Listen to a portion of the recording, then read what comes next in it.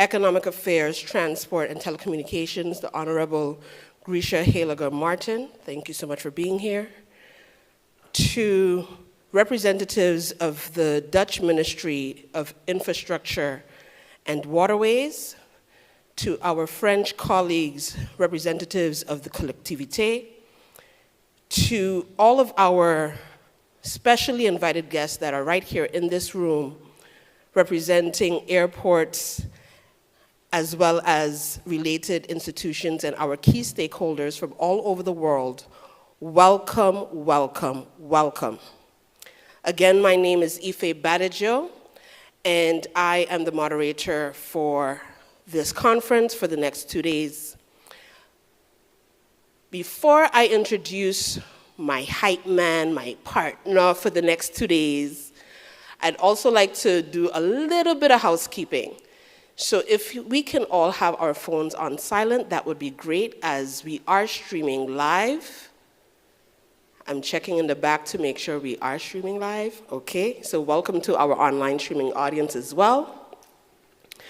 And also, please, if you can kindly avoid walking in front of the cameras so that when people are looking, they don't see your beautiful heads just interrupting the screens. That would be great.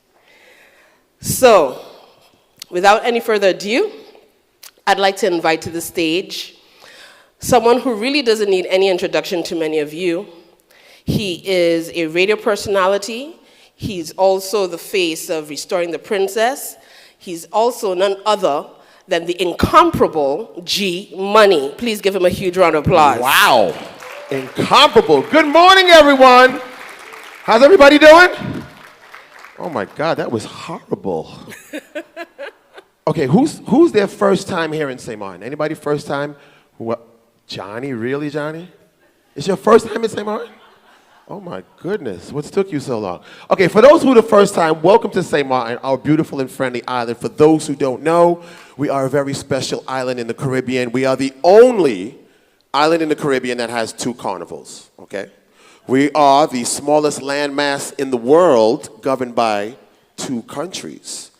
And if you've noticed this morning, we have probably one of the worst roadways in the Caribbean. But we're gonna fix that. It's one of the 5 pillars we're gonna fix. So welcome to the DCCA. Now, when they first asked me to host the DCCA, I had no idea what this conference was. So I was gonna be like, Dutch Cheddar Cheese Association, but no. It's the Dutch, of course, the Dutch Caribbean Cooperation of Airports. And for those who do not know, maybe not be familiar with the airports, that is Aruba. Is anybody from Aruba in the house? Aruba? Yeah, Aruba in the back. Queen Beatrice Airport. You guys are actually doing some construction. Do not take 7 years like we did. Just to let you know. Almost? Oh, you're catching up. Okay, I guess that's the blueprint. Also, Curacao. Anybody from Curacao? Oh, wow. Bon dia, Johnny. Curacao International Airport, which doesn't have a name yet. I don't know why. You guys are still trying to figure that out or something? It's coming soon? I mean, Cure? Okay. I mean, okay. King William is available in case you wanted to know. Just saying, it's still available. Also, from the longest runway in the Caribbean, which is Curacao, to the shortest runway in the Caribbean, actually the shortest runway in the world, commercial runway in the world. Anybody from Saba? Welcome, welcome. Bonaire, anybody from Bonaire? Flamingo Airport, welcome. And last but not least, Statia. Anybody from Statia? There you go. Still can't figure out why they named your airport after a highway in New York, FDR. Franklin Delano Road. Anyway, welcome everybody once again. As Ife mentioned, we are streaming live in the back, so please be careful of the cameras when you're walking by. Actually, can we all turn around and just wave to everybody? Everybody turn around, wave to everybody. Hey. Those are the people who could not afford a ticket to St. Martin. So, yes, it is very expensive to get a ticket here to St. Martin. Sometimes you have to take a loan to get a ticket to St. Martin. And that's one of the reasons why we're here. These are some of the things we need to talk about. These are some of the things we're here for this conference when it comes to sustainability, ticket pricing, of course, here in the Caribbean, our region, why is it so expensive, and other things we want to know about, improvement in tourism. So these are the things we want to get to this 2 days. So we want to have fun. We want to have fun. We want to enjoy ourselves. I'm going to be roaming the floors. If you guys have any questions, you guys want to ask the panel something, don't be afraid. Don't be afraid. I'm going to be walking around, making sure everybody's not sleeping. You guys in the back, I see you sitting back there. So we're going to keep everything lively, and we want this to be a very fun, energetic conference so you guys can, know what's going on. All right. So with that said, how many people were here, not here, but actually last year's conference? Raise your hand, last year's conference. Okay, quite a few, quite a few. So we have a video, which we're going to get to, which is going to actually recap last year's conference. So if we all take a look at the screens, and we're going to take a little recap of last year.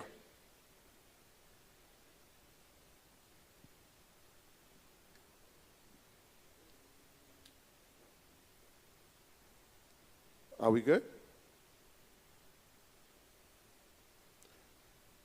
Uh-oh. This is what happens with technology. We're living in a technical world.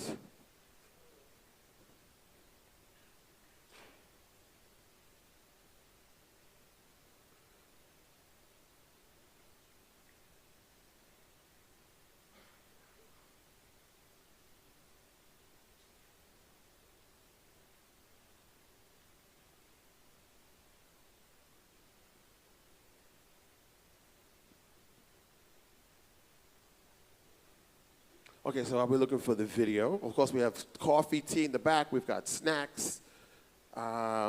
Anybody here from Holland, Netherlands? Okay, welcome. No. And of course, we also, I don't know if we have anybody from the French side representing the French side. Good morning, ça va? All right, so I just want to make sure. All right, so I'm just stalling for time if you haven't figured out because we're trying to get the video to play. Yes. Who? Oh, St. Bart's. Where's St. Bart's? Yes, St. Bart's. Where's St. Bart's? Good morning. Good. St. Bart's. Thank you. Thank you. Thank you. That's why it's good to have the tourist office here, because they never forget. All right.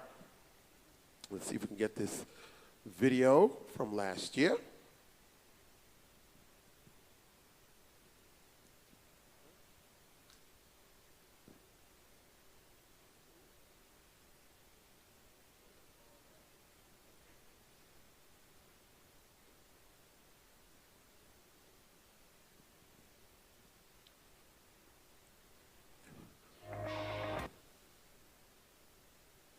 I hear something.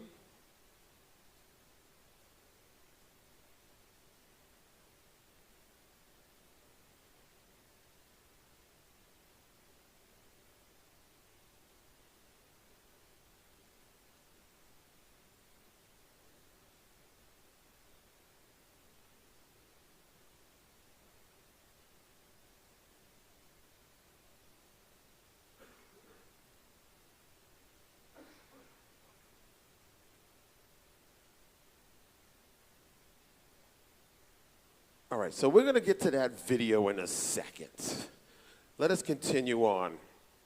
Let us move on, as I should say. Sorry about that. We apologize. So at this point, I would like to bring on the stage and introduce a man that needs no introduction. He was very instrumental in getting our airport back functional, fully functional. Of course, we had the grand opening this week when we had the princess here. So ladies and gentlemen, let me call to the stage our host for this year's conference, host country, Mr. Brian Mingo, CEO of Princess Juliana International Airport.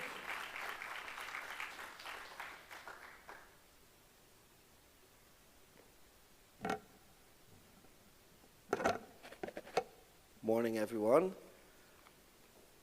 Thank you for setting protocol, by the way, because it makes my life a little easier. But anyway, good morning, everyone, distinguished guests, DCCA members, industry leaders, and colleagues.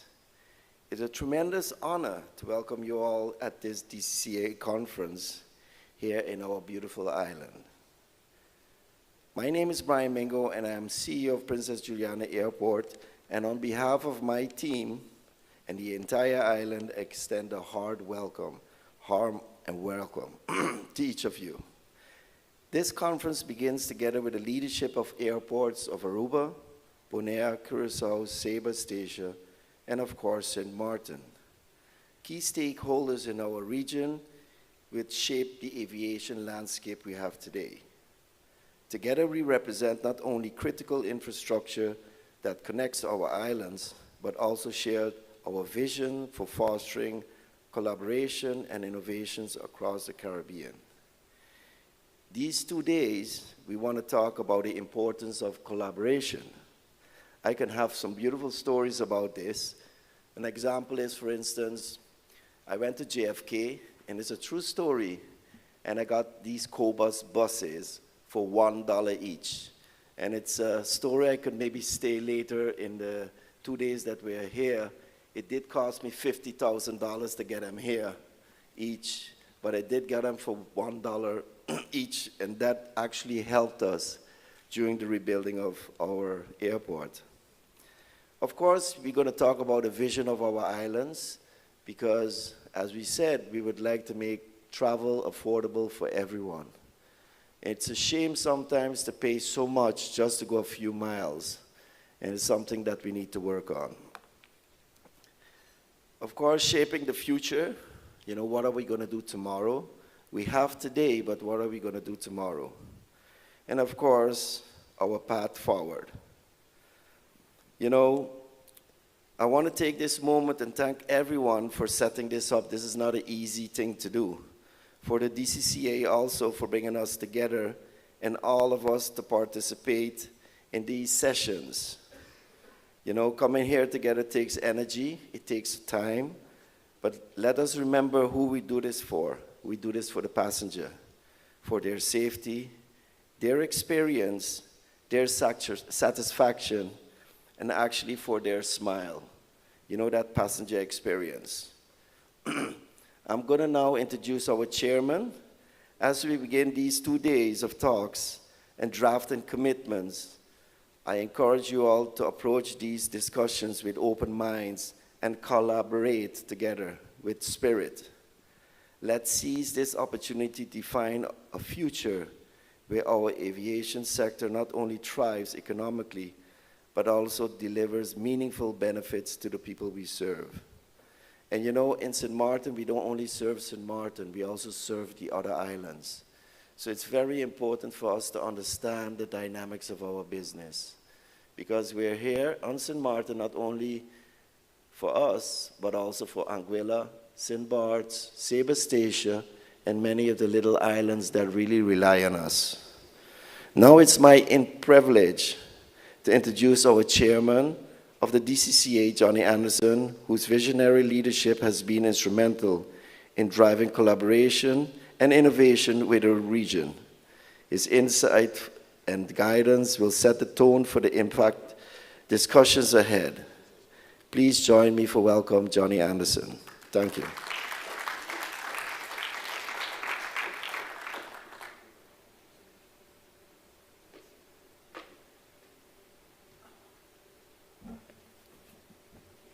Thank you, Brian. Thank you so much for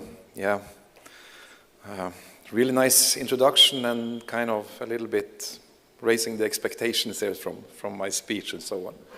Let's see if we have the presentation ready before I will start.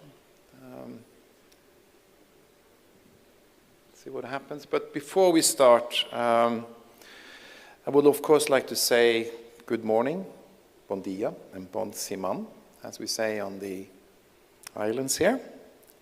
Ladies and gentlemen, and of course all protocols has been observed, but I would still like to recognize Minister of Tourism, Economic Affairs, Transport and Telecommunication, Honorable Ms. Heiliger Martens. Thank you for your presence here today. It's really very much appreciated. Thank you for taking the time. Also, I would like to recognize the Director General of Aviation, Ms. Brigitte Gisbert from the Ministry of Infrastructure and Water in the Netherlands. Thank you so much also for coming here. You have a good delegation with you, and we really do appreciate that one. Thank you. And to all of the other ones, thank you so much for taking the time for being here. Let's see, there we are. Okay, I have a long speech, so you better hang in there. So G will kind of help me keep you awake, you know, when it gets a little bit too boring or maybe too tiring. Anyway, I stand before you today, actually, not just as an advocate for aviation, but also as a passionate believer in the power of connection, you know, between people, places, and the opportunities.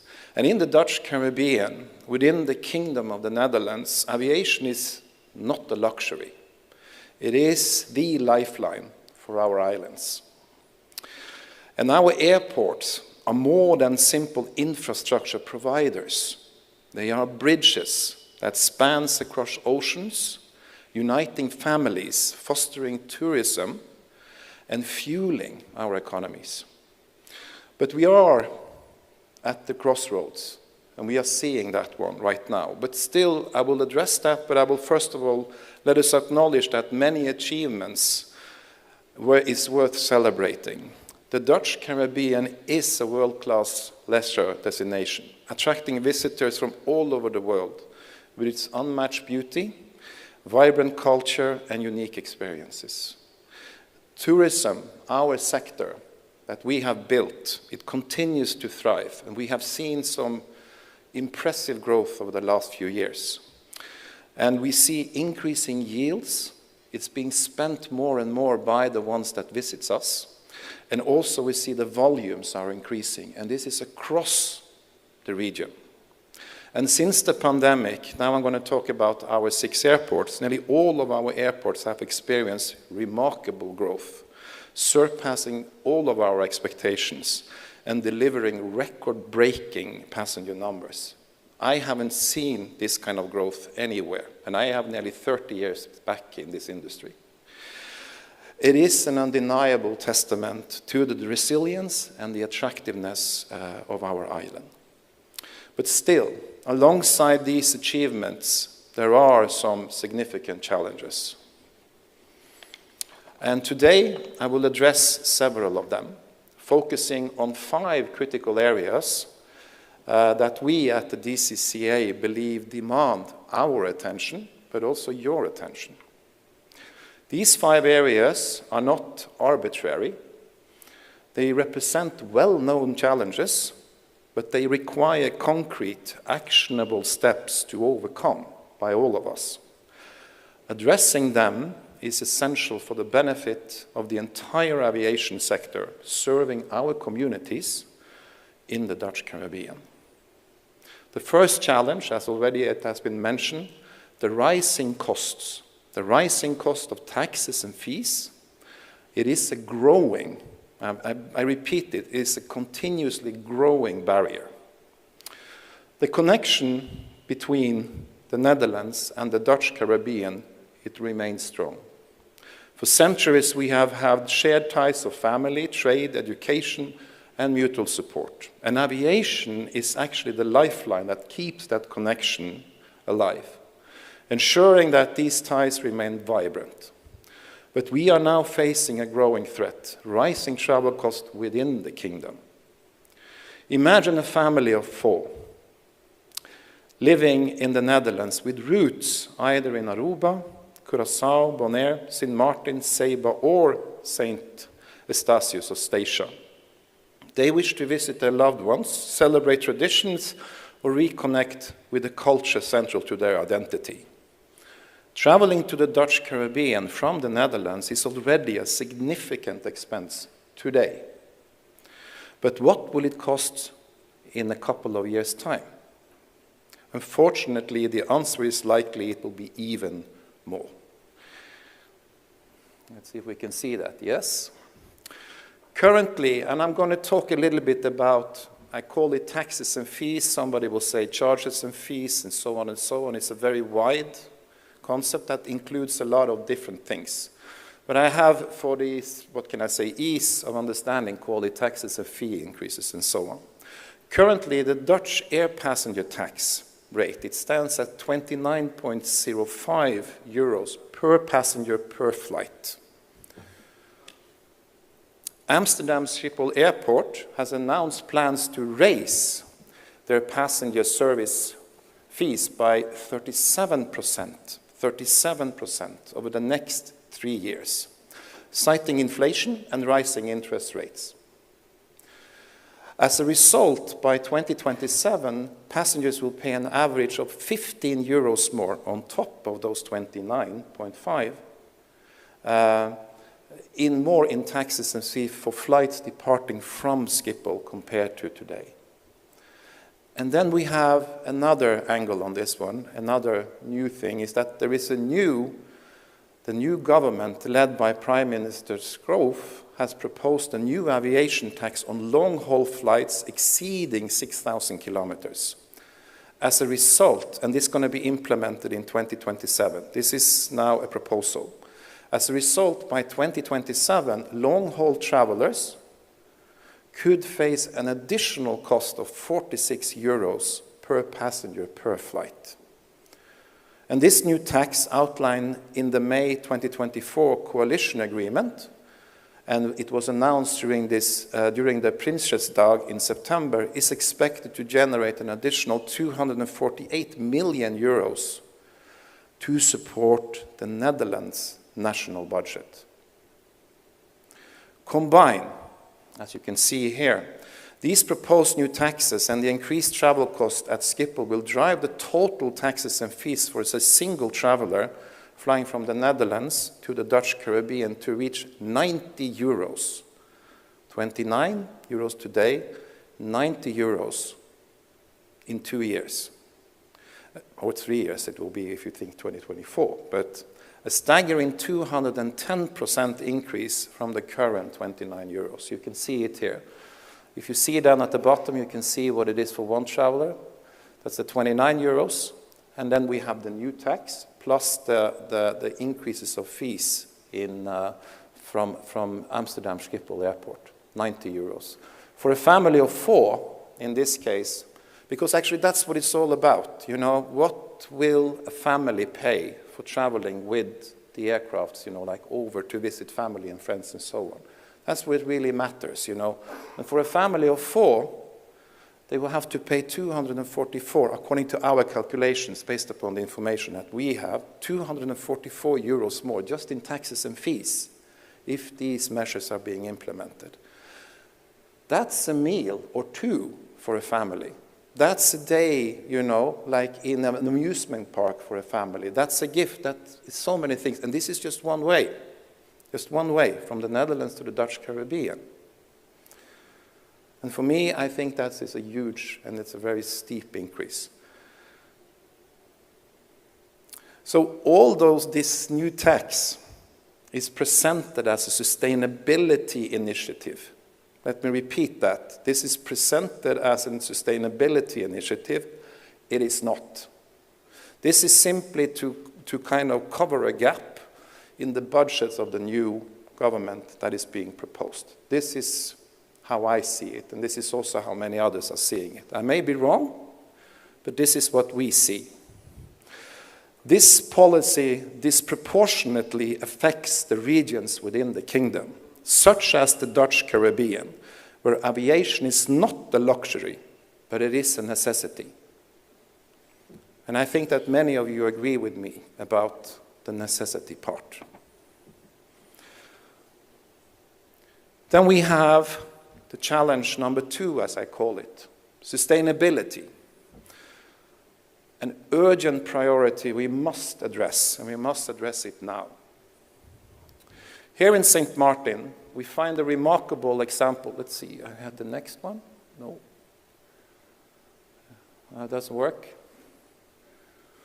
Can somebody help me? Oh, there we go. Sorry. There we go. Yeah. Here in St. Martin, we have experienced a remarkable example of resilience and innovation. Now, just last Thursday, Princess Beatrix officially inaugurated one of the most advanced passenger terminals in the region at Princess Juliana International Airport. So beyond this stunning design and state-of-the-art features, this terminal actually carries also another message, you know. It's not only built for enhancing the passenger experience, but it's also engineered to withstand the challenges of climate change.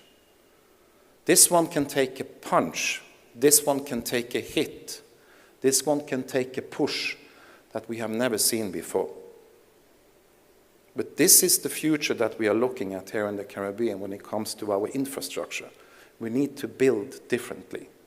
And that's going to be quite the lift, because it's not cheap, as many of you know already, and especially here in St. Martin, that this is an expensive endeavor. If we then look on other sustainability initiatives across the Dutch Caribbean and look to the south, Aruba's Queen Beatrix International Airport further exemplifies the sustainability actually in action. As the first airport in the world, they achieved the Green Global certification. It has also set the global standard for environmental responsibility through this. Aruba is also an ACI ACA, that means Airport Carbon Accreditation member on level 3, which is the highest level that we have here now in the Caribbean. Most of us are below that, but Aruba is on level 3. You have 4 and then let's call it the half on top of that one, but Aruba is really far ahead when it comes to the sustainability. And also in addition, they are advancing a very visionary carbon-free aviation project at their airport, underscoring its role as a regional leader, also as a role model for the other of us in sustainability and innovation. Neighboring Curaçao International Airport, where I come from, has also made significant progresses in the years. Currently, 95% of all of its facilities, our facility, including the runway, is now eliminated by energy-efficient LED lights. And we have changed everything when it comes to lights in our buildings and so on, resulting in a remarkable 32 tons of less CO2 in emissions. This achievement, it actually highlights the effectiveness of renewable technologies in minimizing the environmental impact of our facilities. And looking ahead towards 2025, we do have several additional projects, solar parks and so on, planned for further strengthening Cour's commitment to sustainability. And in collaboration, if we move on to our sister, a little bit to the west, to the east, in collaboration with the Dutch Ministry of Infrastructure and Water, Bonaire International Airport has made significant progress in sustainability. Bonaire has upgraded its aircraft stands and is now finalizing a complete overhaul of the airfield ground lighting systems, including the installation of energy-efficient LED lighting. Additionally, the airport is finalizing plans for construction of an on-site solar power facility next year in 2025. Reinforcing again its commitment to sustainable operations. Ceiba is committed to achieving 100% renewable energy to support all infrastructure on the island. So Ceiba is part of the initiative that goes on the island. And that's, of course, then includes the airport.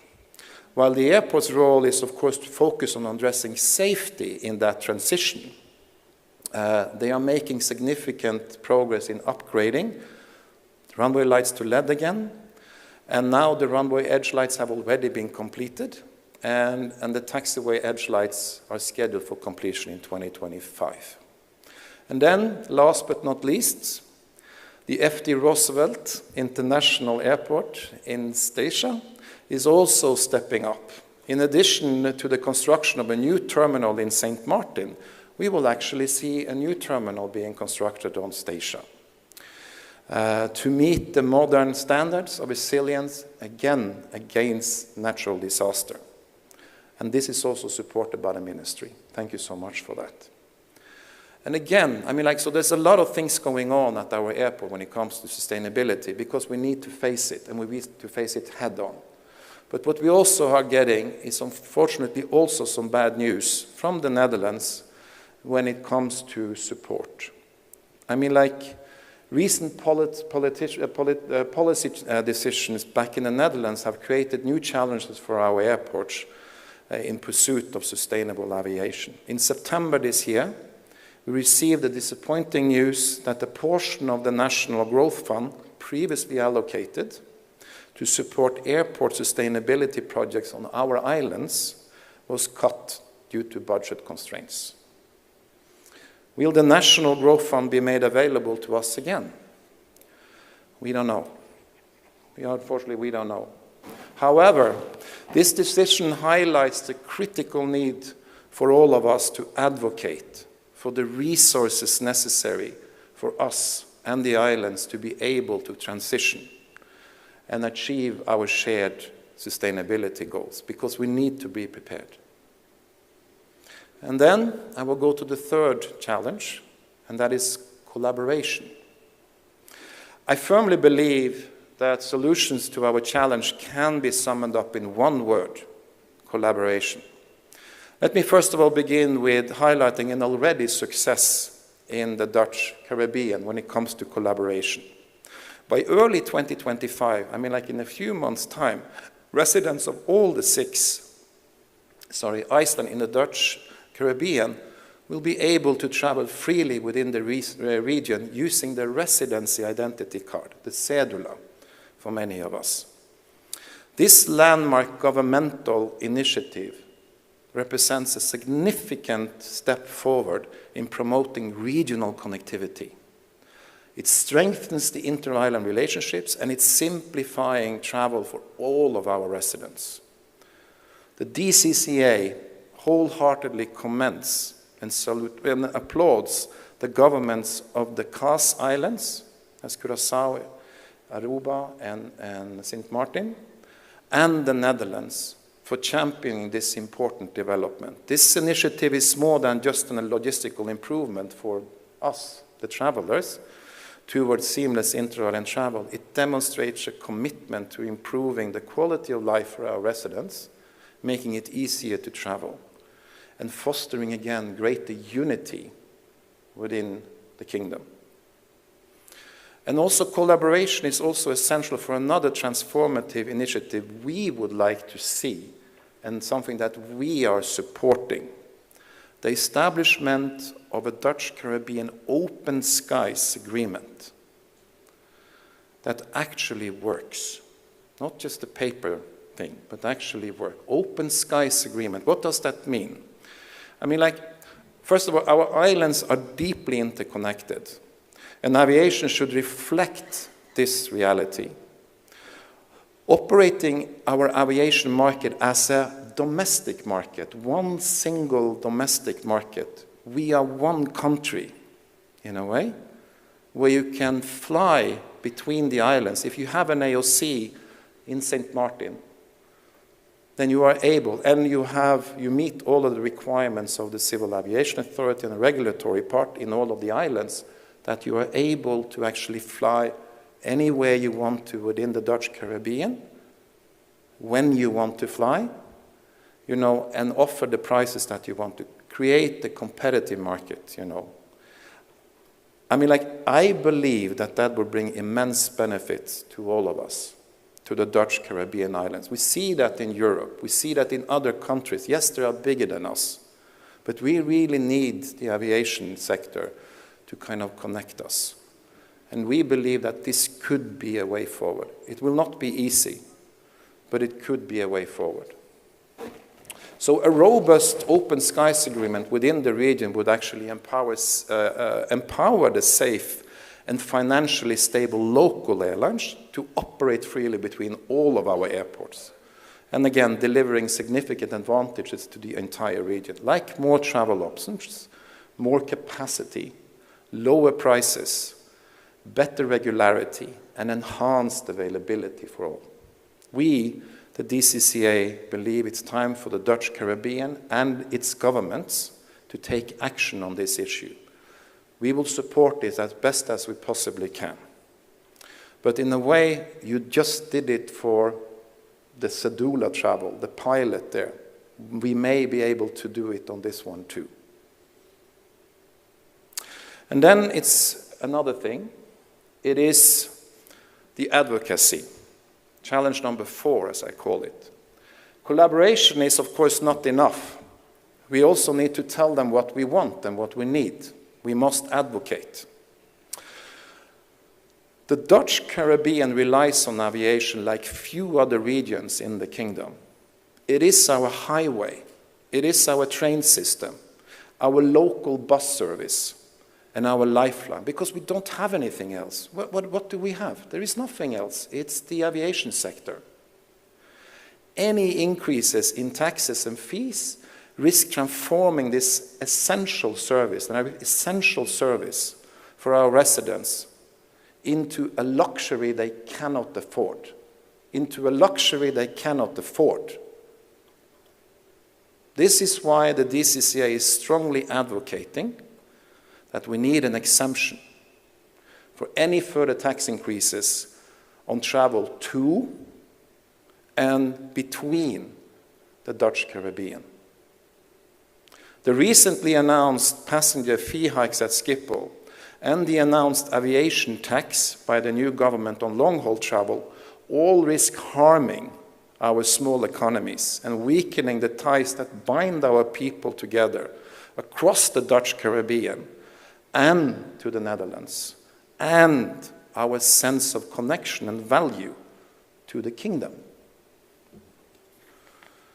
This is not about, really, I'm not asking for this, we are not asking for this, that we are seeking special treatment. Of course, it is an exemption. It's about recognizing the unique and essential role that aviation plays in sustaining our communities, our economies, and our shared identity. We also urge, as previously mentioned, recognition that air service within the Dutch Caribbean should be classified as a domestic market, forming a single domestic sky. Furthermore, we urge our local government, and I'm looking at the minister as usual when I say the local government, I'm sorry, madam, to work in alignment and speak with one voice across the islands in advocating for our common aviation sector. The DCCA has taken steps, and we will take more steps, addressing these challenges that we are facing, and we call on the region's leaders to actively support these efforts. So what is our response? This is our first response. While we call for fairness from the Netherlands, and we call for alignment from the government of the Dutch Caribbean, the DCCA is now taking proactive steps to ensure improved accessibility within our region. And we try to do what we can to lower our prices for flying between the islands. Can I ask the CEO of Bonaire International Airport, Mr. Martin van den Schaar, and then the CCO of Aruba International Airport, Ms. Barbara Brown, to join me on stage as a representative of the ABC Island, because this is an initiative that we will do for the ABC Islands in 2025. And then we will look at the other parts, the SSS, the SSS, next year. Can I also, I see that we have some airlines here today. Divi, Reginald Richard, are you willing to join us on stage? And also Charmaine Durand, please. And also Hans van den Velde from Winner.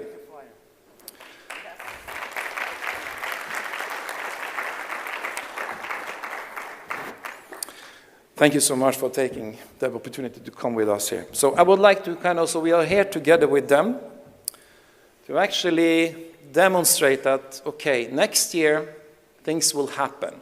And the DCCA is taking an action to make this happen. And we worked pretty long with this one because it needs a lot of approval from local authorities and governments and owners, etc., etc.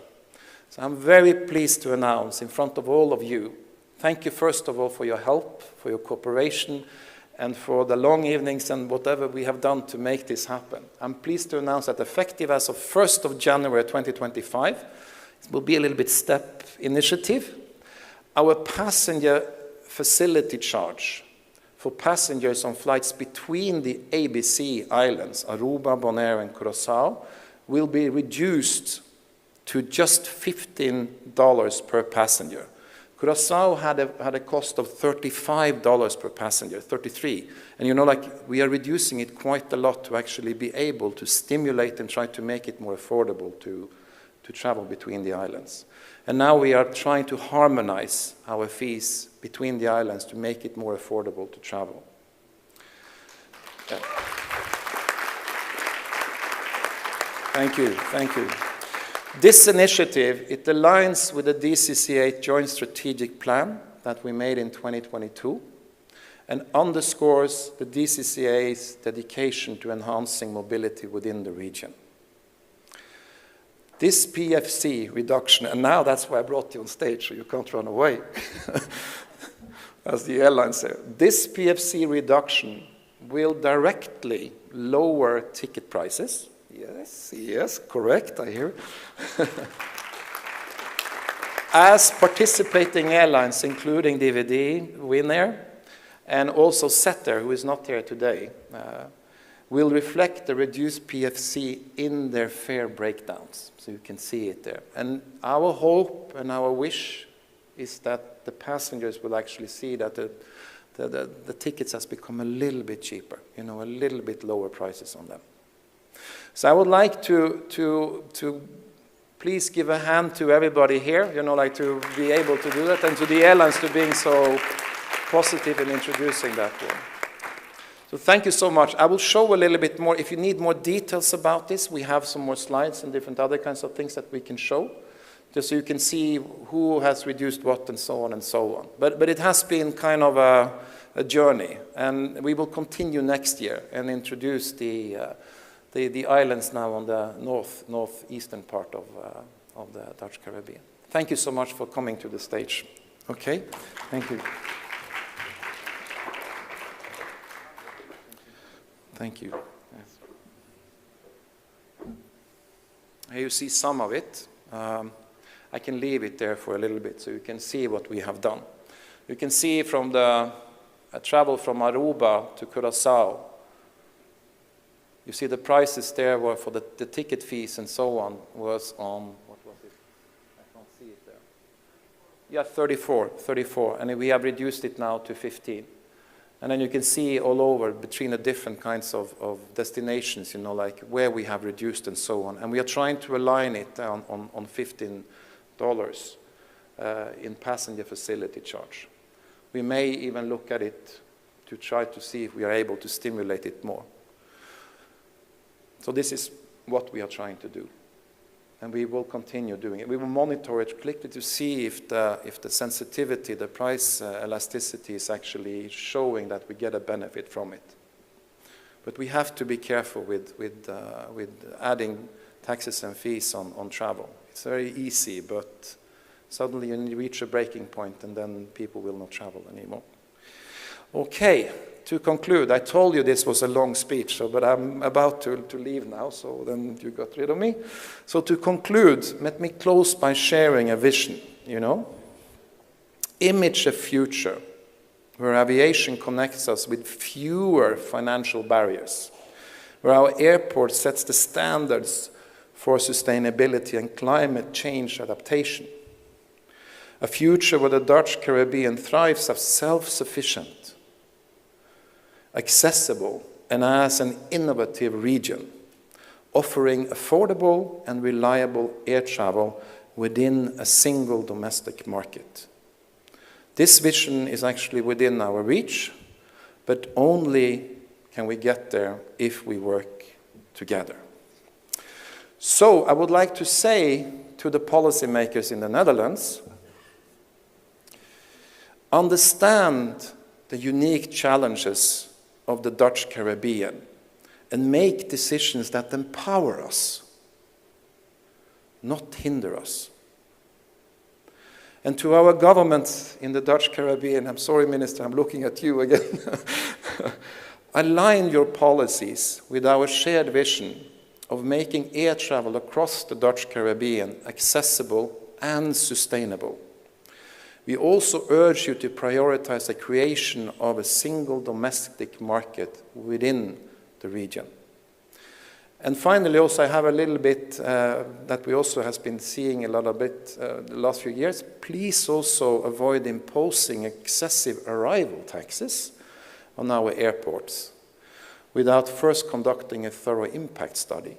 While such taxes that in some of our islands has been imposed offer short-term budget reliefs, they could seriously harm the competitiveness of our islands and weaken our tourism sector over the medium to long term. And to everyone here today, let us work together to make air travel in the Dutch Caribbean more affordable, sustainable, better connected, and accessible to all. Thank you, and I hope you will have a great time at the DCCA conference, Flight to the Future 2024. Thank you for your attention. Thank you for listening to me. Thank you.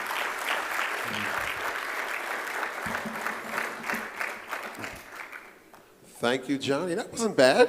Very good. Are you happy? Yeah, you lowered the price. That's good. Anybody else want to lower any prices? All right, with that, we're going to continue on. Hope you guys are still with me here. Going to keep the energy going, make sure we're good to go. I would like to call on stage Ife again, once again, to continue with our program. Thank you, Ife. Thank you so much, G. That was quite informative, Mr. Anderson. Thank you so much for all of that info that is required. One of the highlights were the critical challenges and the importance of air travel as the lifeline for our islands, that it's more than just a luxury, but it is the way that we sustain our economies and our identity.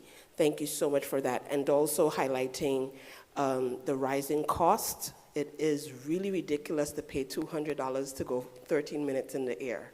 Just saying, asking for a friend, okay? So thank you so much for highlighting that. Also, that the new airport is not just built for enhanced passenger experience, but built to take a punch. I hope it is built to take a bigger punch than Irma. And also the collaboration, and you showcased that today, both collaboration and advocacy. As we proceed in the program, I would like to welcome the Deputy Director General of Aviation and Maritime from the Dutch Ministry of Infrastructure and Waterways, Ms. Bridget Gijsbers. Yeah, I'm working on my Dutch. Gijsbers, yeah. And so she will go ahead and give a short welcome, and after that, we would invite the Minister of Tourism, Economic Affairs, Transport, and Telecommunications to do the same. Please give a warm welcome to none other than Ms. Gijsbers.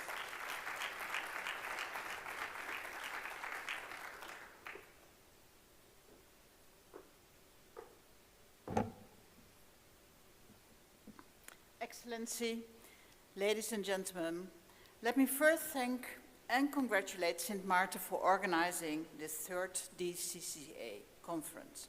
It's an honor to be here for the third time in a row as Director General for Aviation and Maritime Affairs from the Dutch Ministry of Infrastructure and Water Management.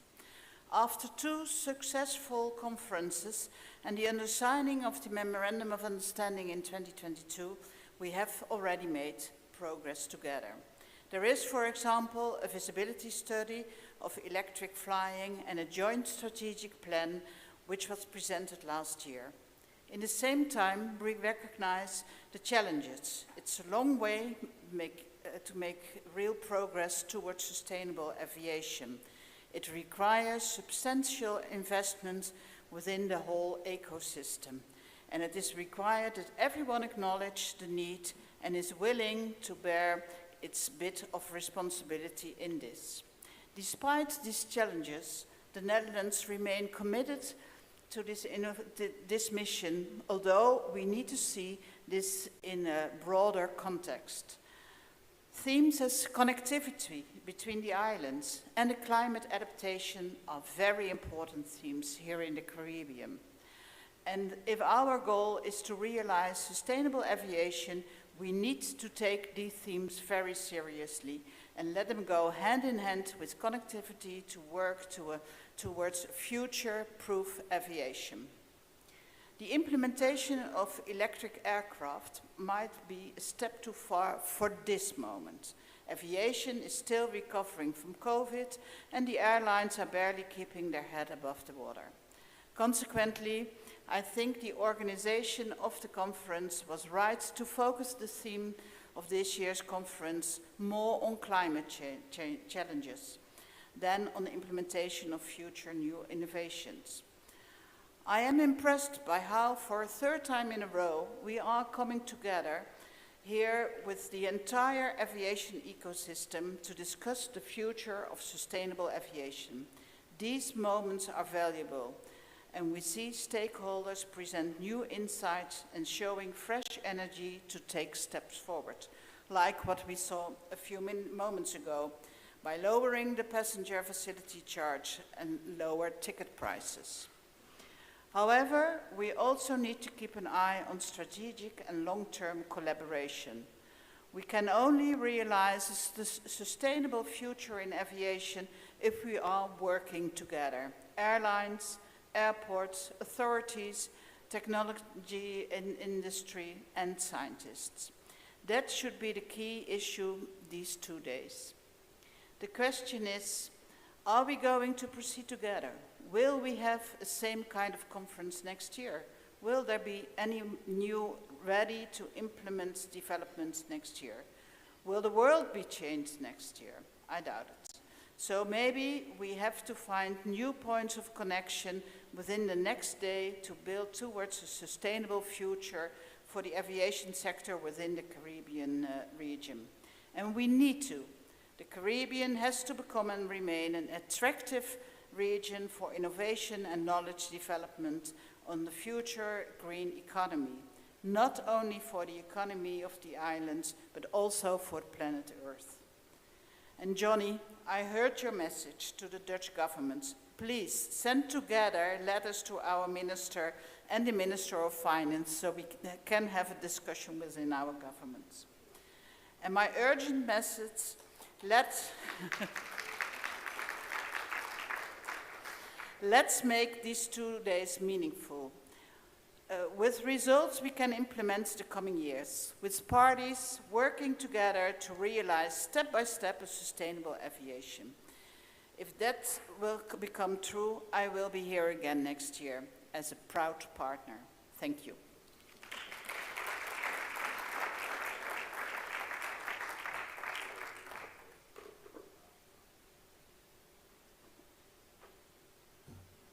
Thank you so much, Ms. Huisbers.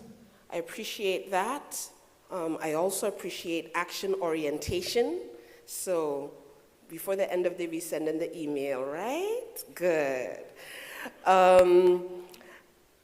As we continue, I'd like to invite to the stage none other than the Honorable Minister of Tourism, Economic Affairs, Transport, and Telecommunications, Mrs. Grisha Haliger-Martin. Please give her a round of applause as she comes to the stage.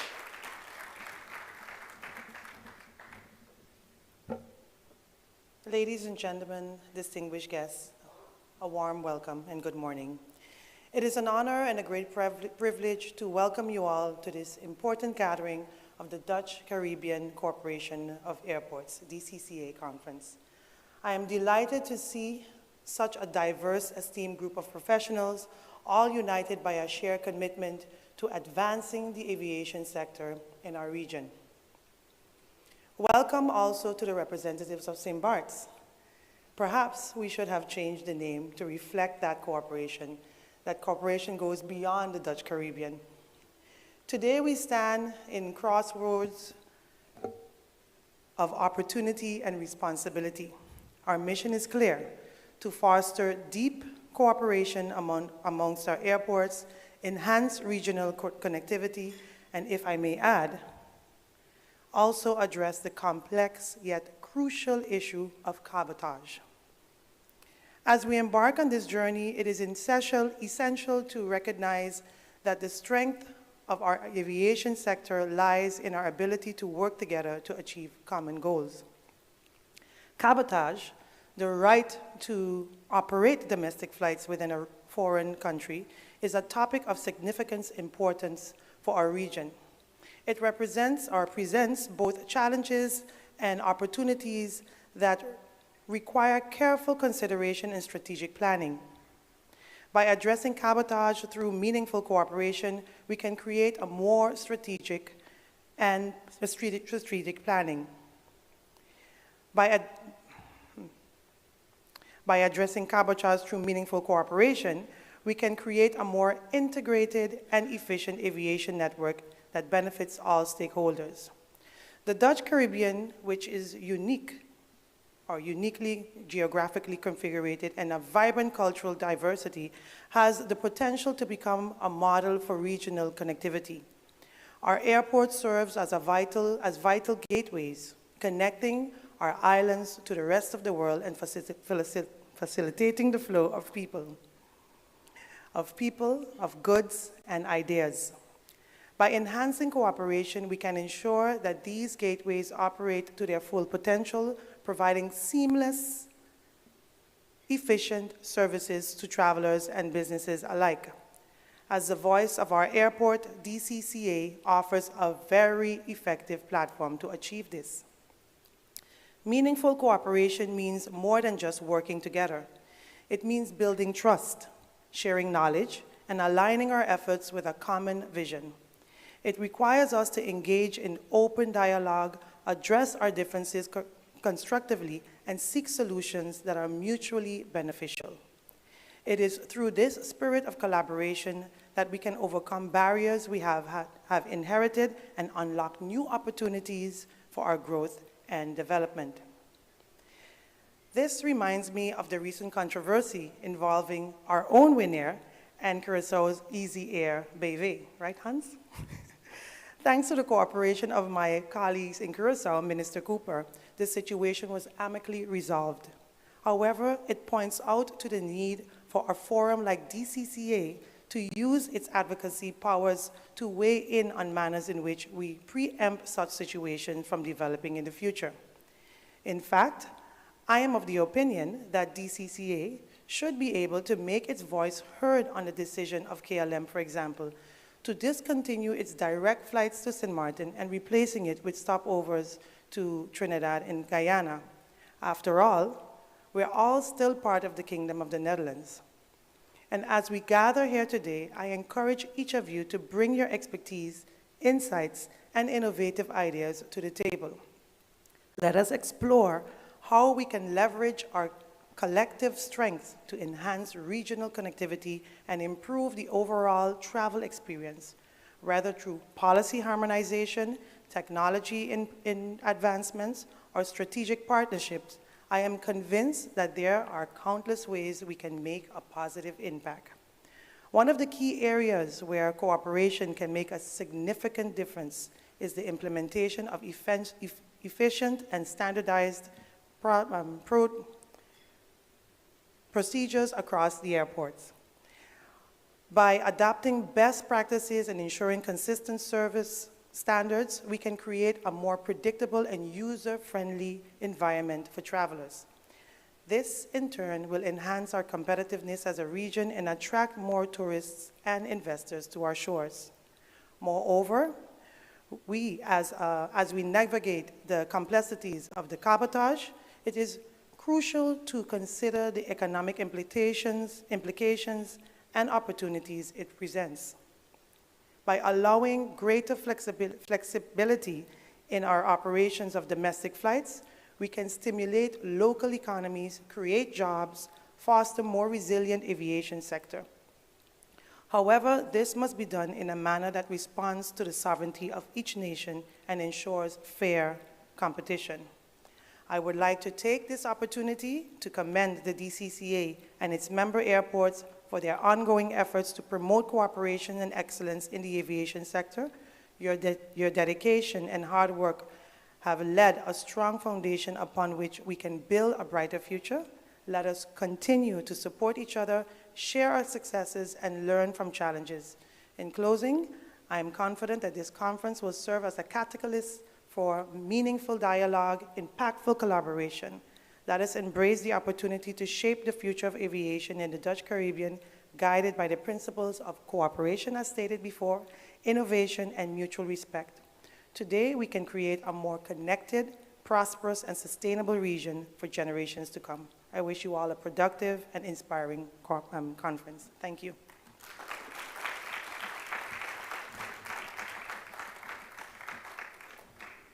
Thank you, Minister. We appreciate those words, the focus on collaborative efforts, increasing flexibility, and still remaining true to each island, and also the role that we play not just for the Dutch Caribbean, but our friends in other islands such as St. Bart's, and of course on the French side of the island. As we move forward in this program, let me go ahead and give you a preview of what you can expect for the rest of the day. So welcome to Flight 1124. We are on the flight to the future at the DCCA conference. And so in that, we've gone through border control, we've gone through TSA, and now we're in the plane and we're about to take off.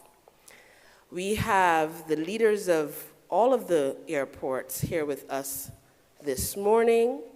And so you've heard already from Johnny Anderson, CEO of the Curaçao International Airport, who is gifted in managing and revitalizing operations of airports, significantly improving their profitability and operational efficiency. I believe he highlighted that in his presentation. We have also none other than Mr. Brian Mingo, who has been a catalyst and instrumental in the 100 million plus reconstruction project. I believe it's the largest of its kind in the region, and also COVID crisis plan to ensure business continuity as we were reconstructing the airport. That was no small feat. We have none other than Ms. Barbara Brown, Chief Revenue Development and Communications Officer at Aruba Airport Authority. Fun fact about Ms. Brown, her grandfather is from Statia, so as we talked about the connectivity of people, she has Statian roots. And so she's here with us and has been with the airport since 1997 as a commercial analyst, and now has been appointed in her current role. Then we have, of course, none other than Martin van der Scheer, who is the CEO of Bonaire International Airport, affectionately known as the Flamingo Airport.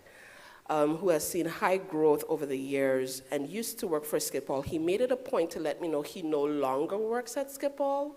He is only now the CEO of Flamingo Airport, okay? Married, and of course is here to support. Then we have Megan Hassel, I believe is Megan Hassel? Yes, Megan Hassel, who's the airport manager of Wancho Irasquin Airport. I hope I pronounced that correctly. We have a similar street in St. Martin, and I always mispronounce it. You would think that I would know how to pronounce it since I say it all the time. With 15 years of experience at the Saba Airport, it is the smallest commercial airport in the world. No, she does not dive, even though Saba is known for diving. And she's very proud of the resurfacing and also the LED lighting on the runway that was mentioned. Saba is small but mighty. Then we have, of course, Ashley Vliese from the Franklin Delano Roosevelt International Airport. Now, G was saying, why is it named after a street in New York? Fun fact about Statia. Statia was the first territory in the world that acknowledged the United States as a sovereign country, and it just celebrated Statia Day. And for that reason, there's a very special relationship, particularly with the then President Roosevelt and Statia. So that's why. And then there's, of course, daily flights, and Statia is the hub for medical care, having the medical helicopter based in Statia, and none other than the special moderator himself. I call him the celebrity moderator. Mr. Michiel Parent, who is also very instrumental in putting all of this together, very knowledgeable, has a wide experience. He told me to let you know that he's handsome. Where's Michiel? Is he? Oh, yeah, I was like, where's Michiel? Not only is he handsome, he's very knowledgeable. He is the commercial director of the Princess Juliana International Airport and has a vast experience in business development, among other things. So he's the perfect person to have the conversation with our esteemed panelists here for the CEO panel. Please give them a huge round of applause as Michiel makes his way to the stage.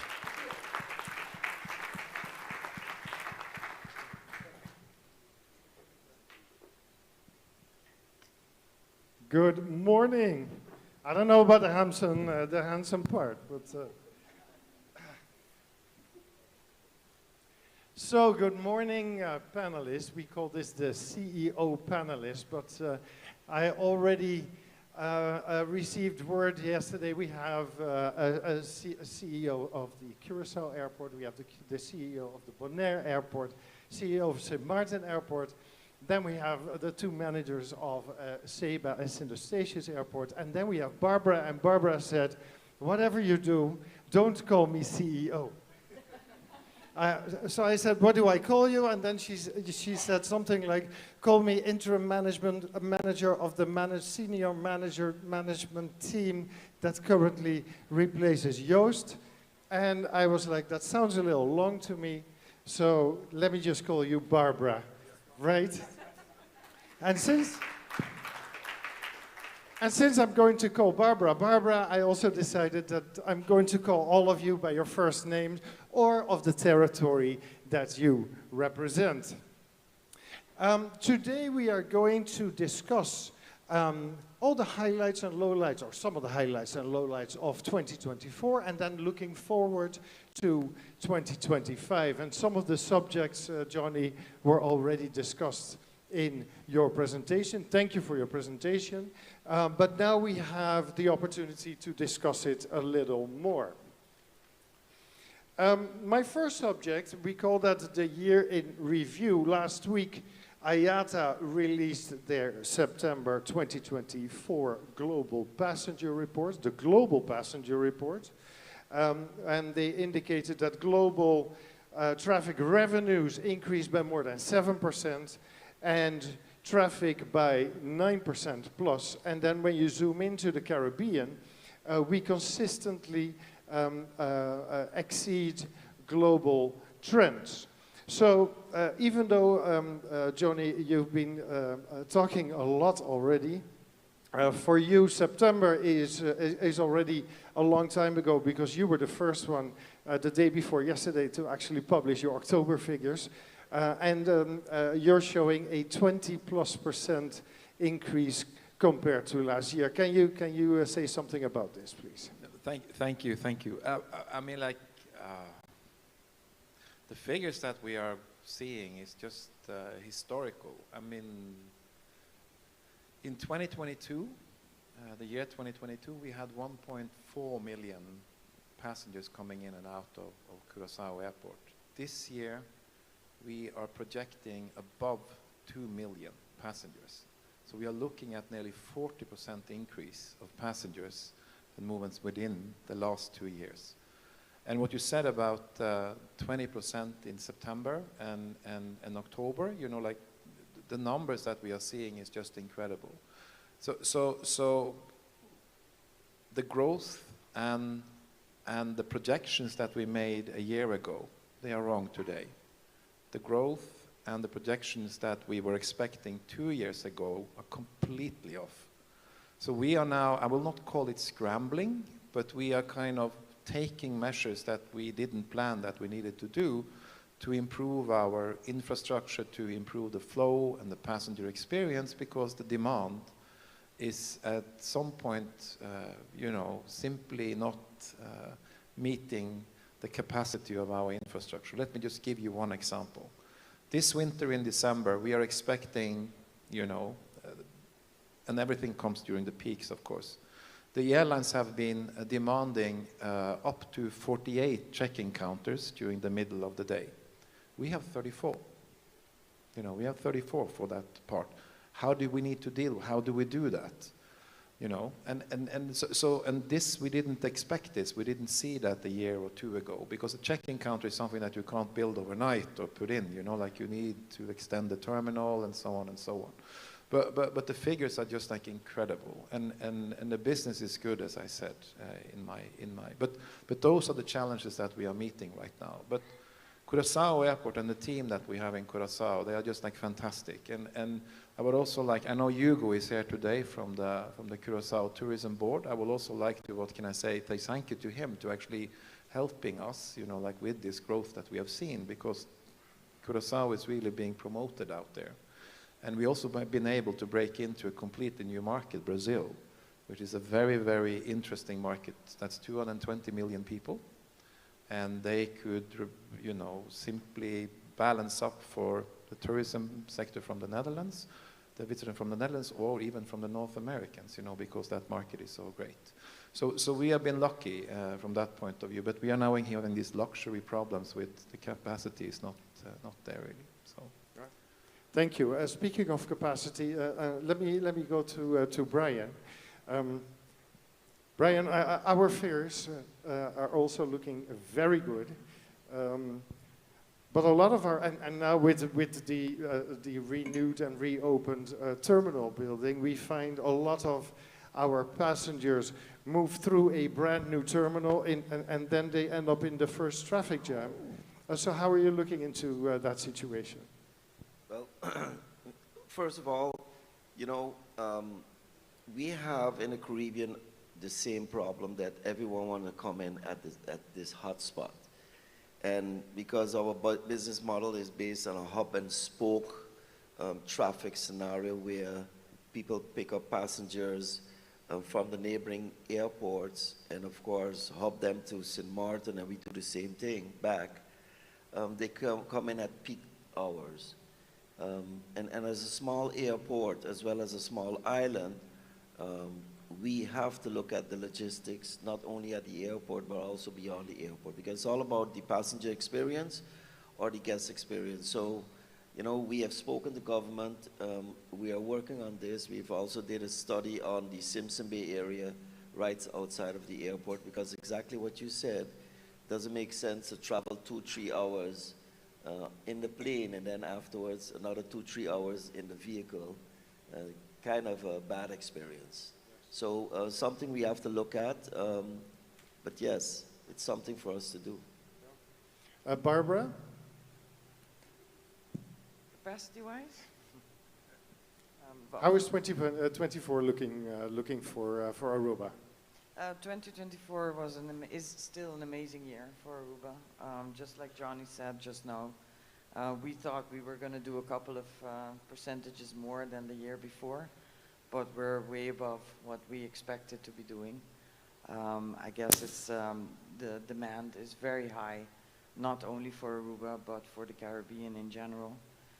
It's one of the safe havens in the world, so to speak, and it's very much high in demand. So yes, we're very satisfied with the numbers that we've seen up to now in 2024. And of course, very happy also that our Gateway project is moving along, because we are very much in need of that extra capacity with that building that we're constructing now. So phase 1A was delivered this year. We start operating it next year in February, and we are already starting with the works for the next phase. So it's going to take a couple of more years, not 7, but maybe 4, 5 years more. We'll see about that. Megan, your island is referred to as the unspoiled queen. How many more tourists do you want on the island? Well, Michiel, before it becomes spoiled? yeah, definitely not spoiled.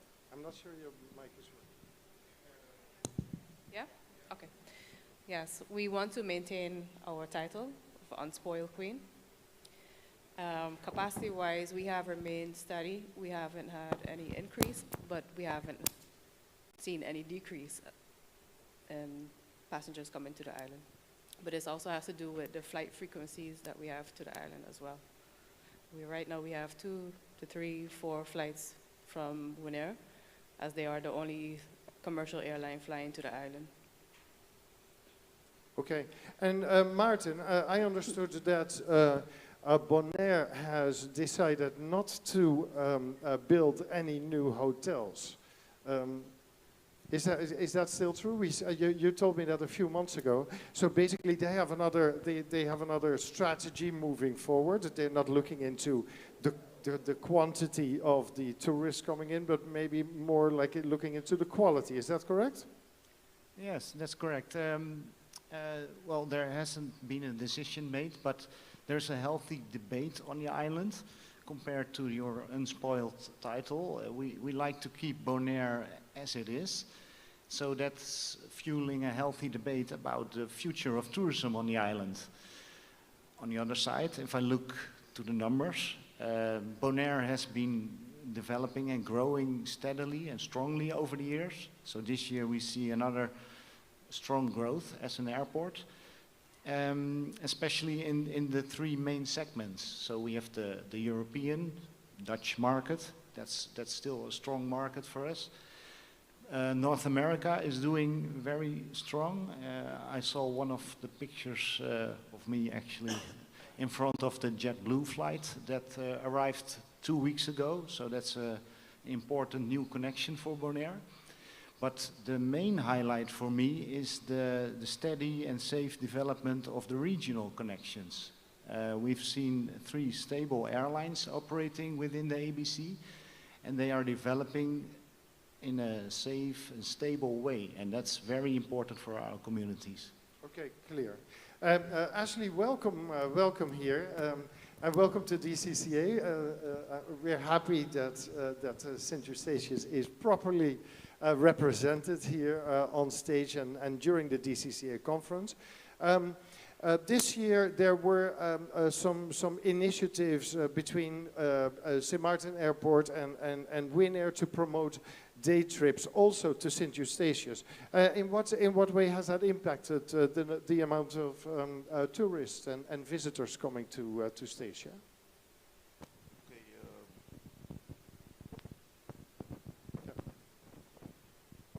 Everybody hear me? Okay. The day trippers, we've seen an increase in the amount of day trippers. I think it was for a certain period only, but we've seen some growth during that period. And it wasn't only Winair.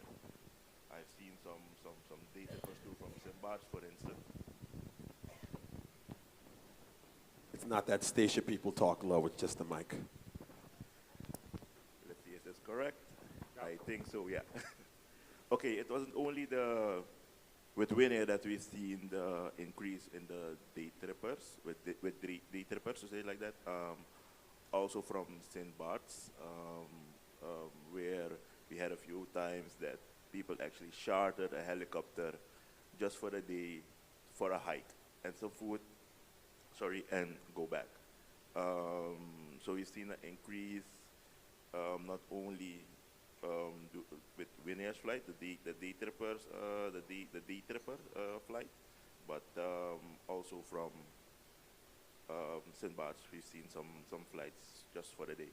Yeah. And for those of you who have never been to Statia, it's a beautiful gem, and unknown to a lot of people. And you've recently opened the Golden Rock Resort, right, Brian? The Golden Rock Resort, which is absolutely beautiful to go to. So for people who still have plans, please do not forget St. Eustatius.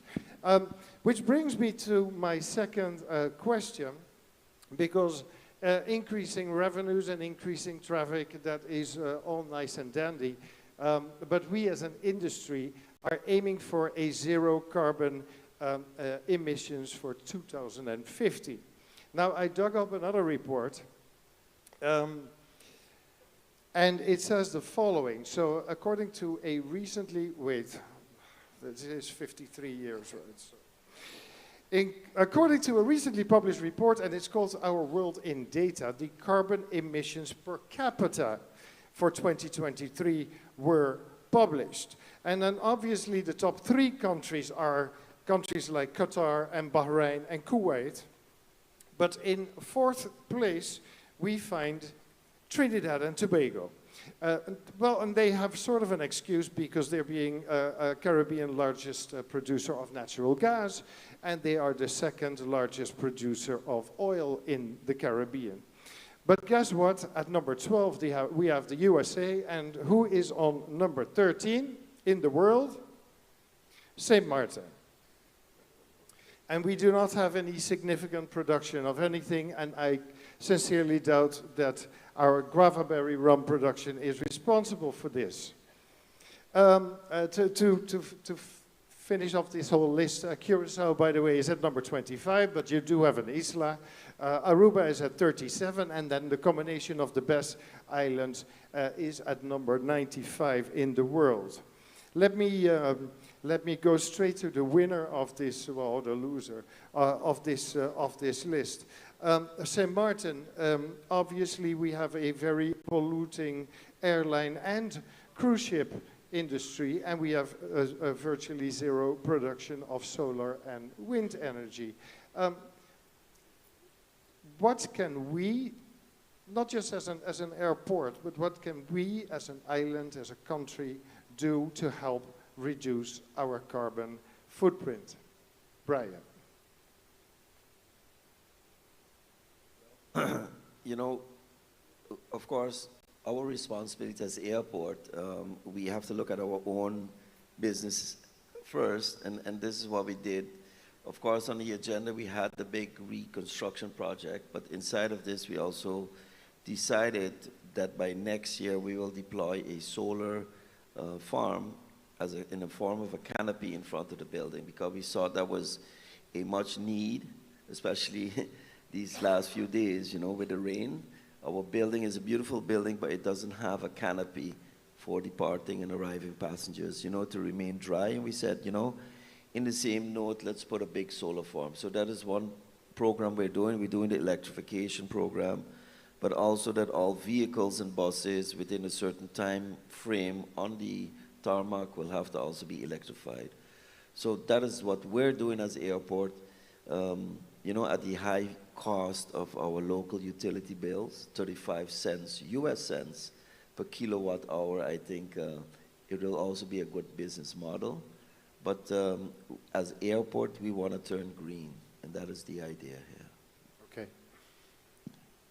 Yes, Martin. Michiel, so this is the first time somebody is building a solar farm because of the rain.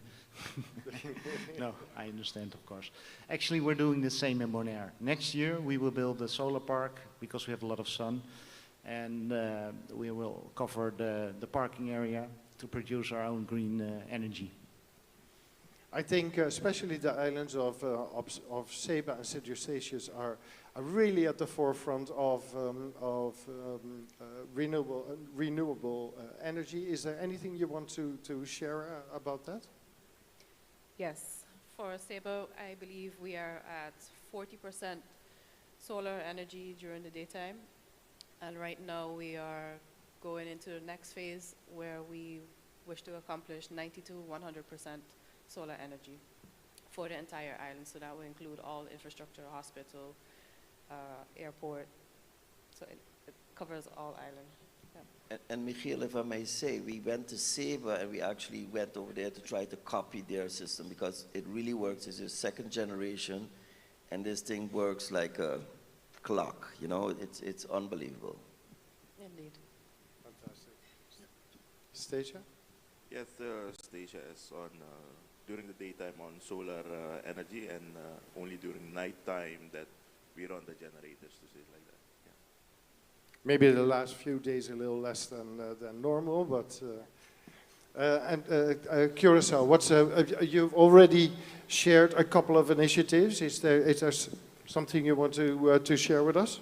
Yeah, no, I mean, like one thing that I also think as airports that we can do when it comes to sustainability is that we put demands on the concession holders, or the ones that we choose to bring into the airport or to the airport to work together with us, and put demands and requirements on their sustainability. Let me just give you an example here. For example, the ground handlers.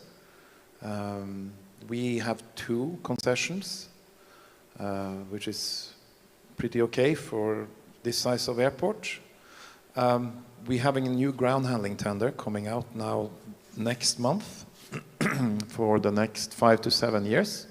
And in that ground handling tender, we are putting up pretty strict requirements for them to phase out whatever kind of, let's call it, carbon emission equipment that they are using, meaning that the future for us will be to simply only allow low carbon emission or electrical, no carbon emission vehicles and equipment inside of the fence.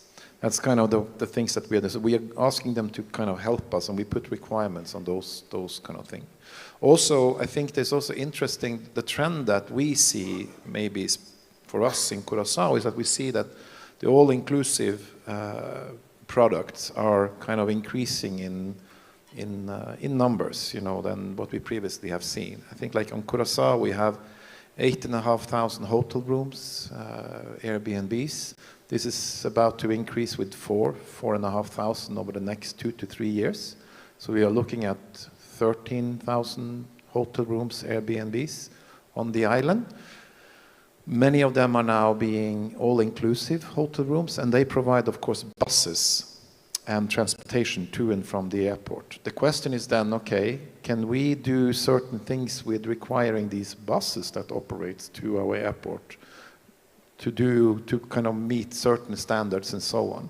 So those are also, so kind of use the concession. We are trying to use also the concessions and the contract, the commercial part of the airport and the ones that wants to work with us to try to force them or enforce them or motivate them to kind of help us reduce our footprint, but also the island's footprint.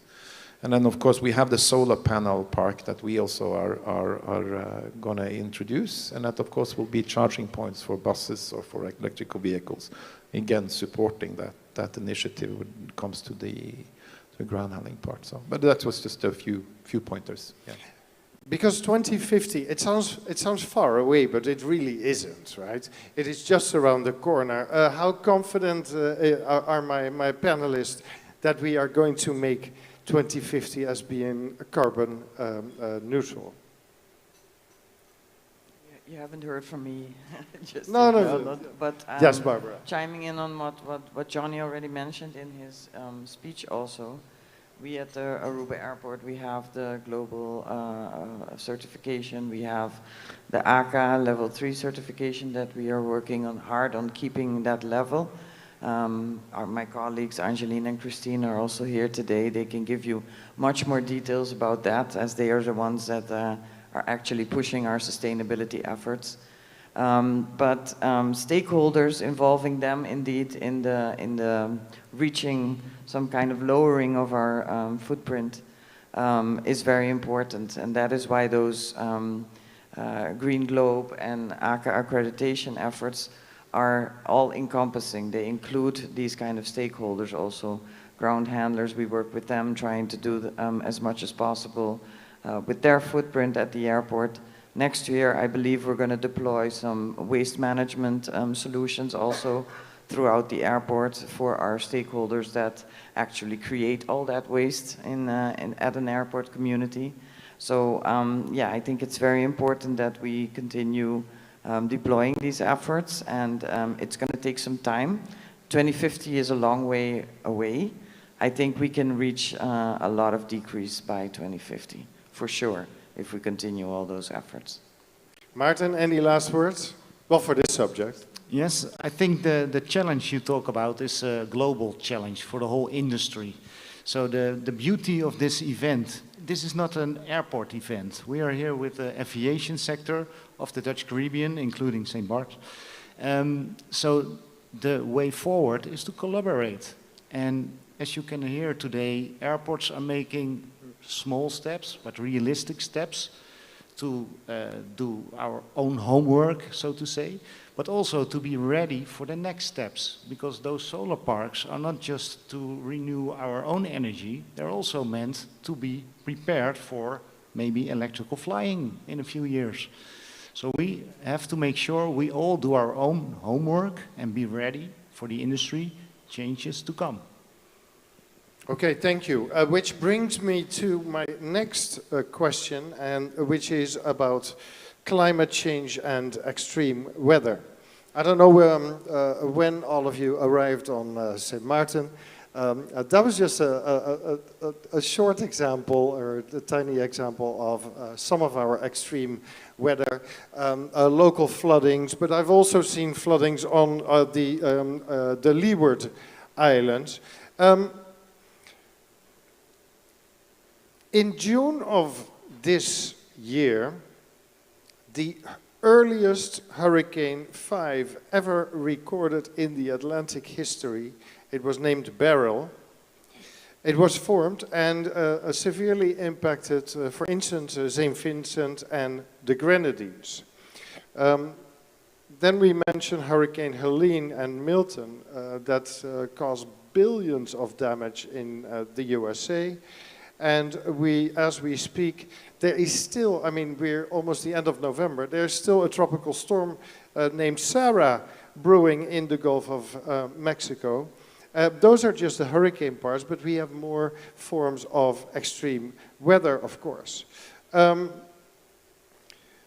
My question to you, Brian, is whether we like it or not, St. Martin also has become sort of an expert where it comes to dealing with hurricanes and the after effects of hurricanes. In your opinion, what can DCCA do where it comes to sharing its experiences? You know, we went through it. You know, they could come see the materials we used, the strengthening, of course, of the building, because it's the same building, but we made improvements.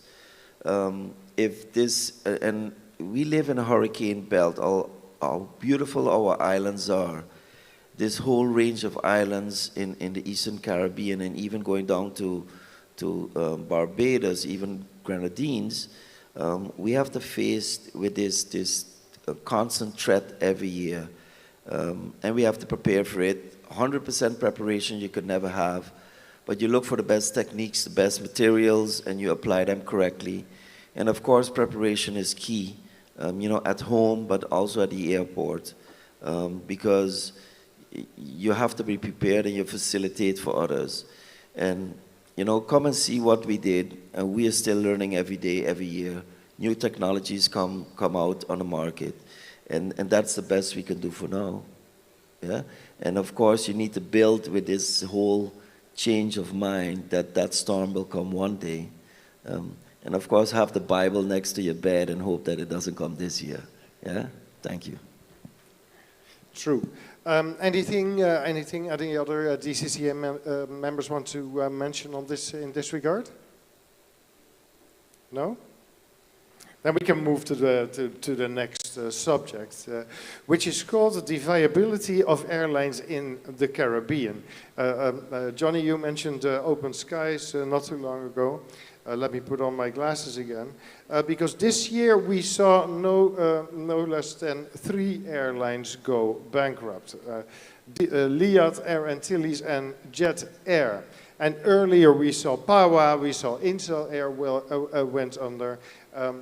Fortunately, Liat 2.0 was launched, and Air Antilles was also restarted under French government management. I have a couple of questions about this.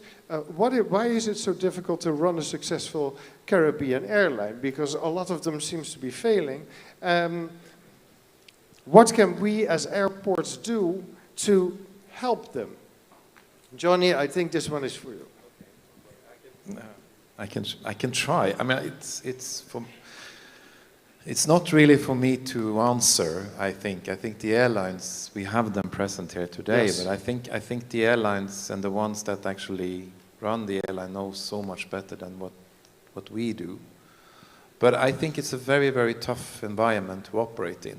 You know, the climate, the short routes, the demand, the markets that we are operating in. You know, like if you look at the Caribbean in total, you know, like if you include Cuba and Jamaica and so on, you're looking at, I think, 44 million people in total. And most of it, you find it in the north, you know, Cuba and Jamaica and Puerto Rico and so on. And then you have the islands and so on. And all of these islands that kind of goes down, they are very, very small.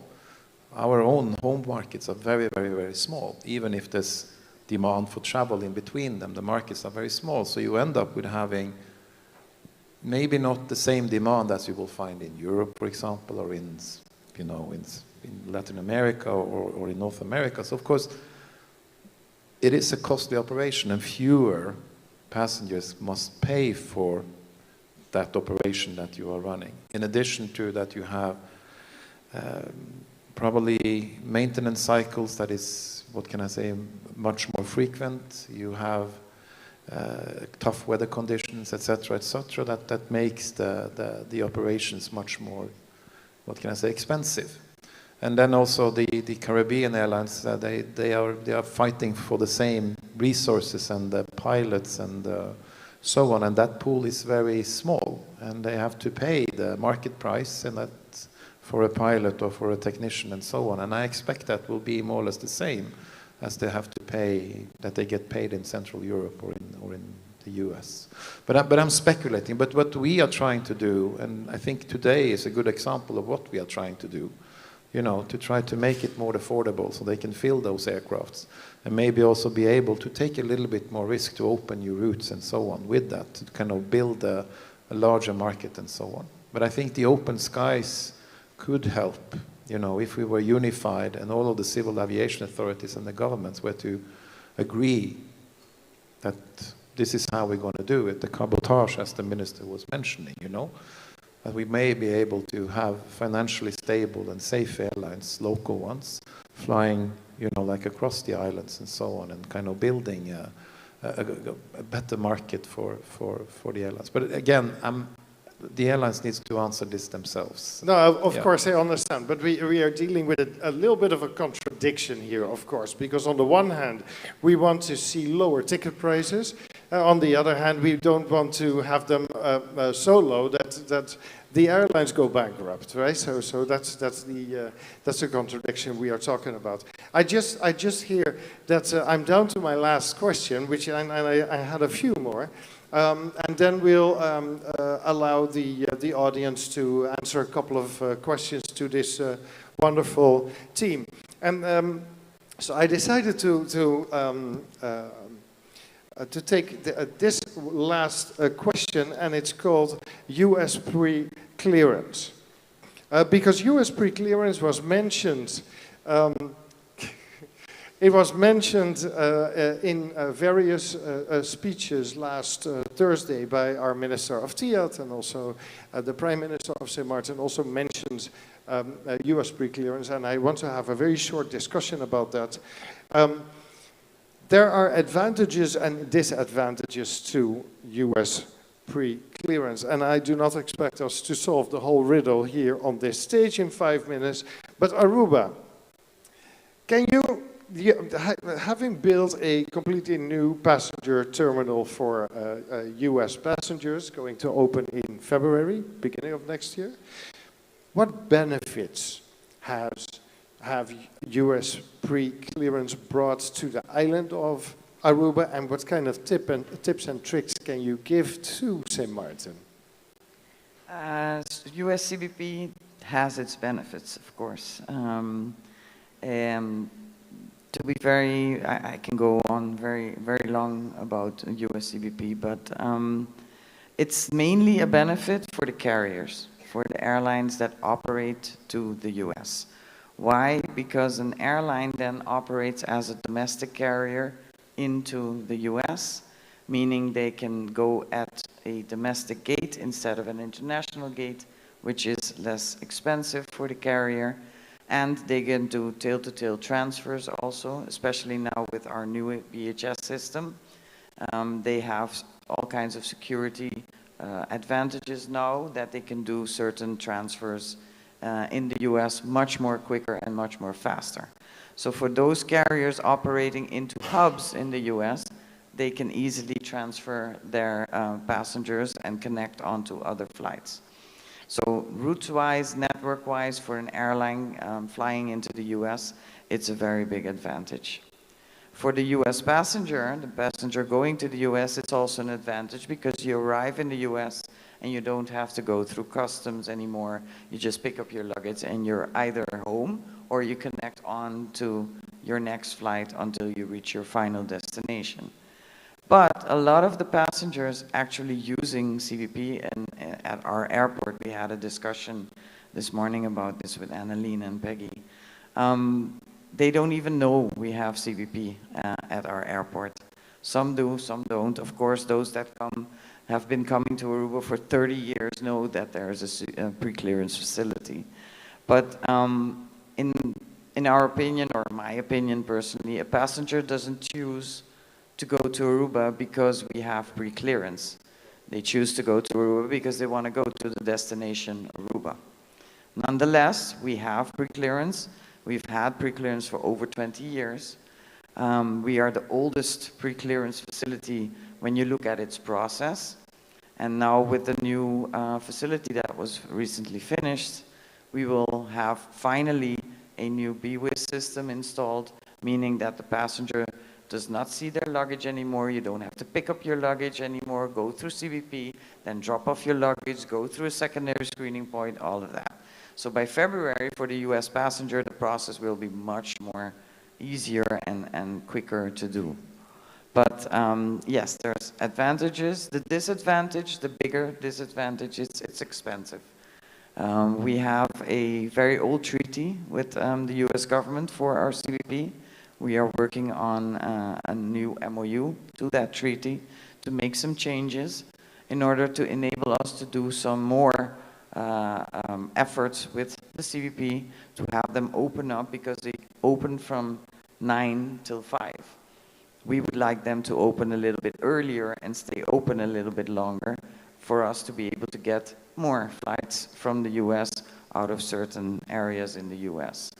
But the current treaty does not allow for us to also invest in having those hours being open longer.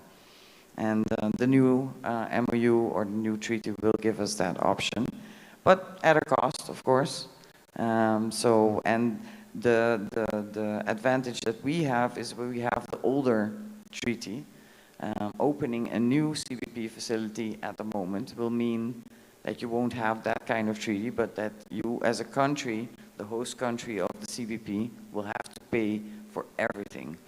All your facilities that you would require for CBP, all the costs of separating your terminal, because you have to segregate your arrival and your departures in the terminal. It's quite an investment, but yeah, it all depends on the country's wish to increase that demand from the US for the carriers especially. So. Thank you. Brian, any words on that? You know, for Sir Martin, it's about the numbers. I mean, there are benefits on one side, but there's a cost.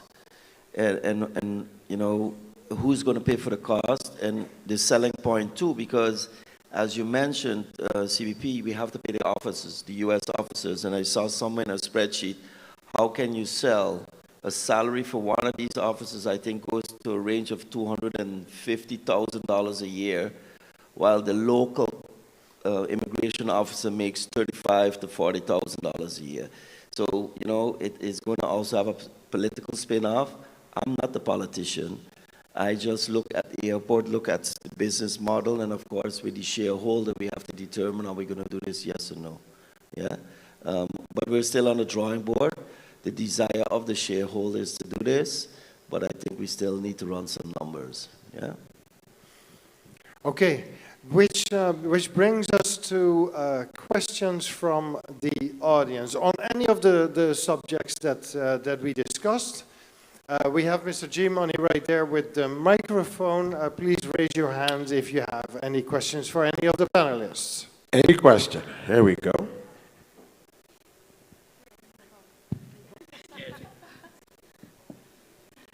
Hi, my name is Marianne van Giesen. I'm from the Dutch Ministry, and you can understand that we have so much to give you.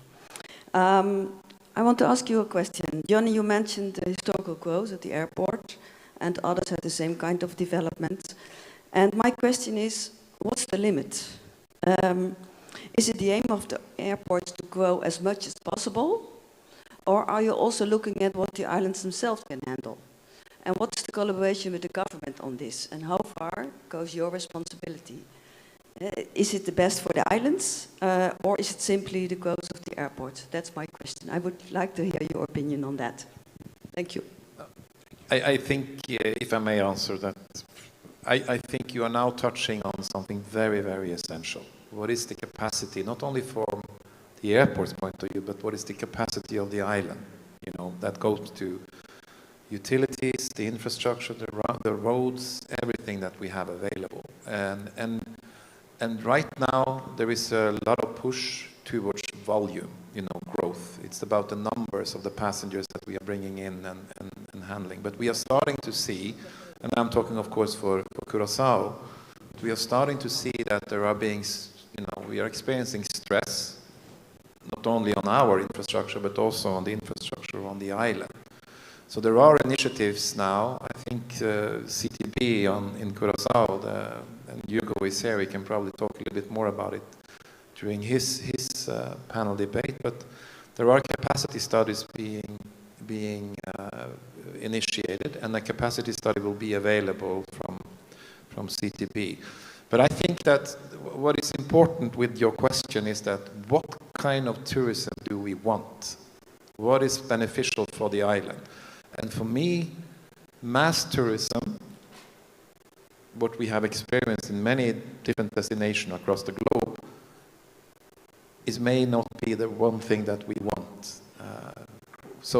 But the politicians and the governments and the islands themselves have to tell us what is it that we want.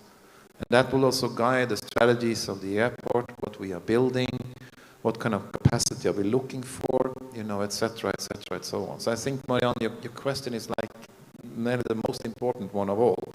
What do the islands want? What do we want with our airport and with the tourism sector that we are building? Martin? Yeah, it's a very essential question and a good question, and it's actually an easy answer. Airports should facilitate, and islands should decide on their future. So the debate on every island is a little different. For Bonaire, I can say it's about limiting growth, about quality growth, and that's what I, as an airport, try to facilitate. And you can see this in our tariff announcement, for example. We try to stimulate local markets because that's important for our community. We're not giving a discount on the tourism markets. So we're trying to stimulate demand in order to also help our local airlines a little bit with robust demand and lower costs. So we are serving our communities. I think what is also very important is that not only the airports facilitate and of course we are building a huge expansion, but it's mostly also to improve the quality of service we want to provide to those passengers going through.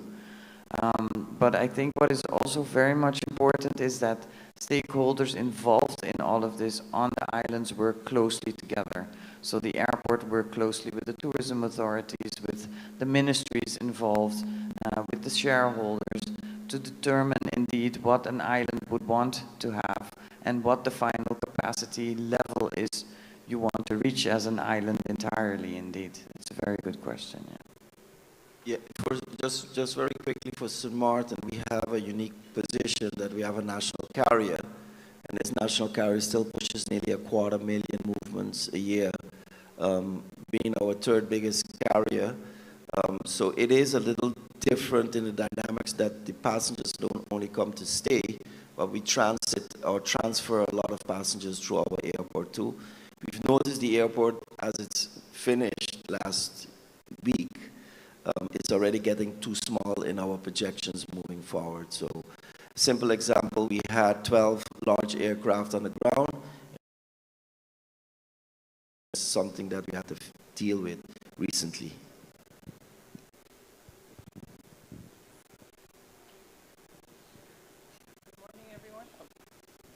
Good morning, everyone. Zaida Richardson, Terminal Manager at the Princess Juliana International Airport.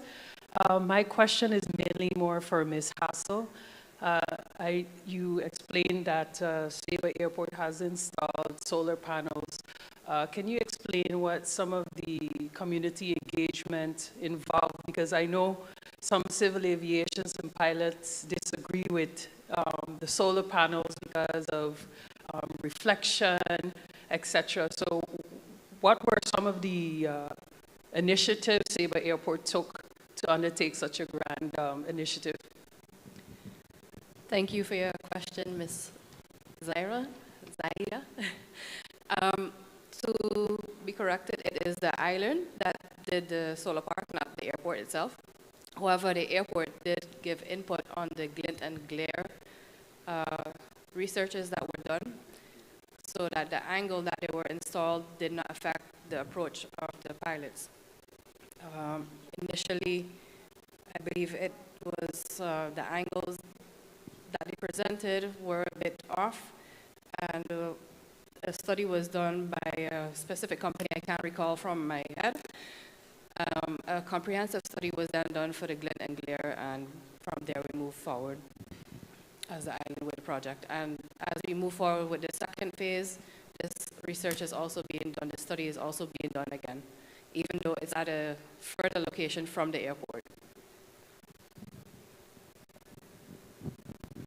Anybody else have another question? Just raise your hand. We got some CEOs up here. Now's the time to ask. Maybe you want to raise or something. I don't know. Now's the time to ask. Going once? We have one? Ah, there we go.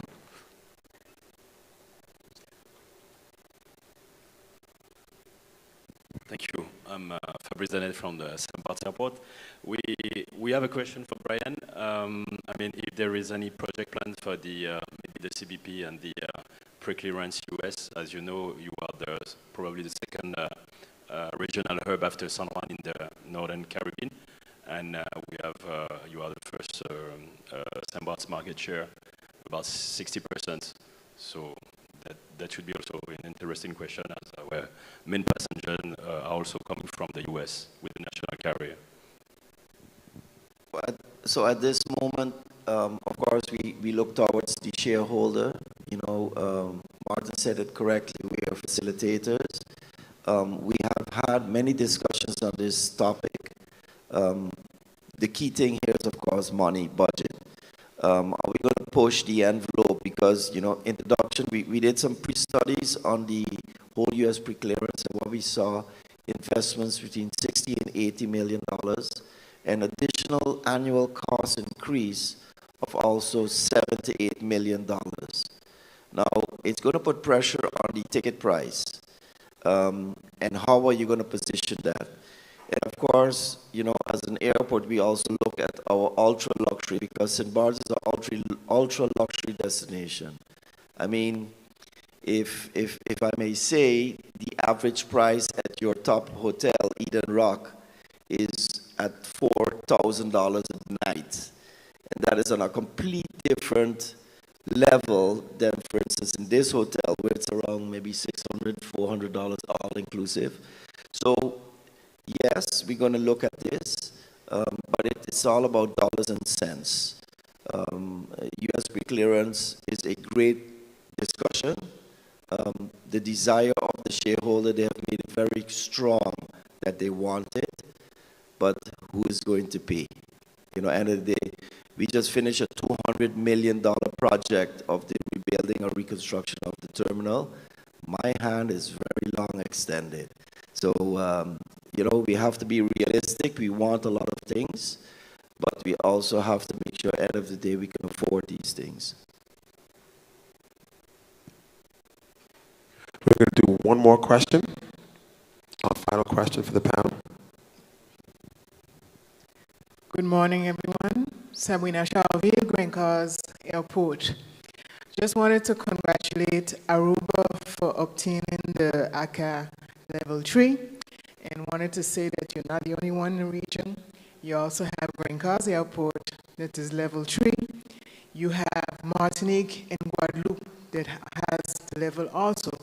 It would be interesting to know if our panelists will be following the same certification communication, and how can we come together and work in collaboration on that level. So I just wanted to let you know that we here in the southern side, the southern islands, Guadeloupe, Martinique, the northern side of St. Martin is AK3. I do believe there's some representative here from the ACI LAC, and it would be nice to know how we could come together. I think they're here. Oh, you just wrote me, Francisco is here. So how can we come together and work as a team, as one, to maintain and to go higher up, whether it be 3+ or 4? How can we do it as a group? Thank you. Maybe I can start with an answer. Good question, and also we recognize there are other level 3 airports in the region. That's very good. For smaller airports like Bonaire or even smaller like Ceiba and Stasia, it's very difficult to reach certification. But we still planning to do that in 25 on Bonaire. Luckily, we have a lot of help from the International Airport Council, so that's Francisco, ACI is here. Thank you for your help, because that's helping smaller airports to reach that accreditation. And once you have that, you have a complete picture of your current footprint, and you know what to do to reduce your footprint. So that's the real benefit of an accreditation. So in Bonaire, we're working on it in 25. Yeah, and if I may, it was me who said that Aruba was the, but I meant the Dutch Caribbean among the. But I think you meant the Green Globe one. Yeah, no, yeah, but what I wanted to say is like Curaçao is applying for level 2 this year, so we hope that we will make it now in December. So we are level 1 and we are applying for level 2 this December. So coming together, as you say, yes, we would like that to see where we can benefit from the cooperation. So, but we are going to level 2 this year. With that being said, I would like to thank our panelists, Mr. Ashley Viesen, Johnny Anderson, Maarten van der Scheer, Brian Mingo, Megan Hassel, and Barbara Brown. Thank you, everyone. Thank you very much, Michiel. Thank you very much. What we're going to do right now, we're a little bit behind schedule, but that's okay. We're going to take a 5-minute break. If you guys want to get some coffee, go to the bathroom, put some powder on your nose, call your husband, call your wife, call somebody. We're going to do a 5-minute break, and we'll see you back in 5 minutes. Thank you.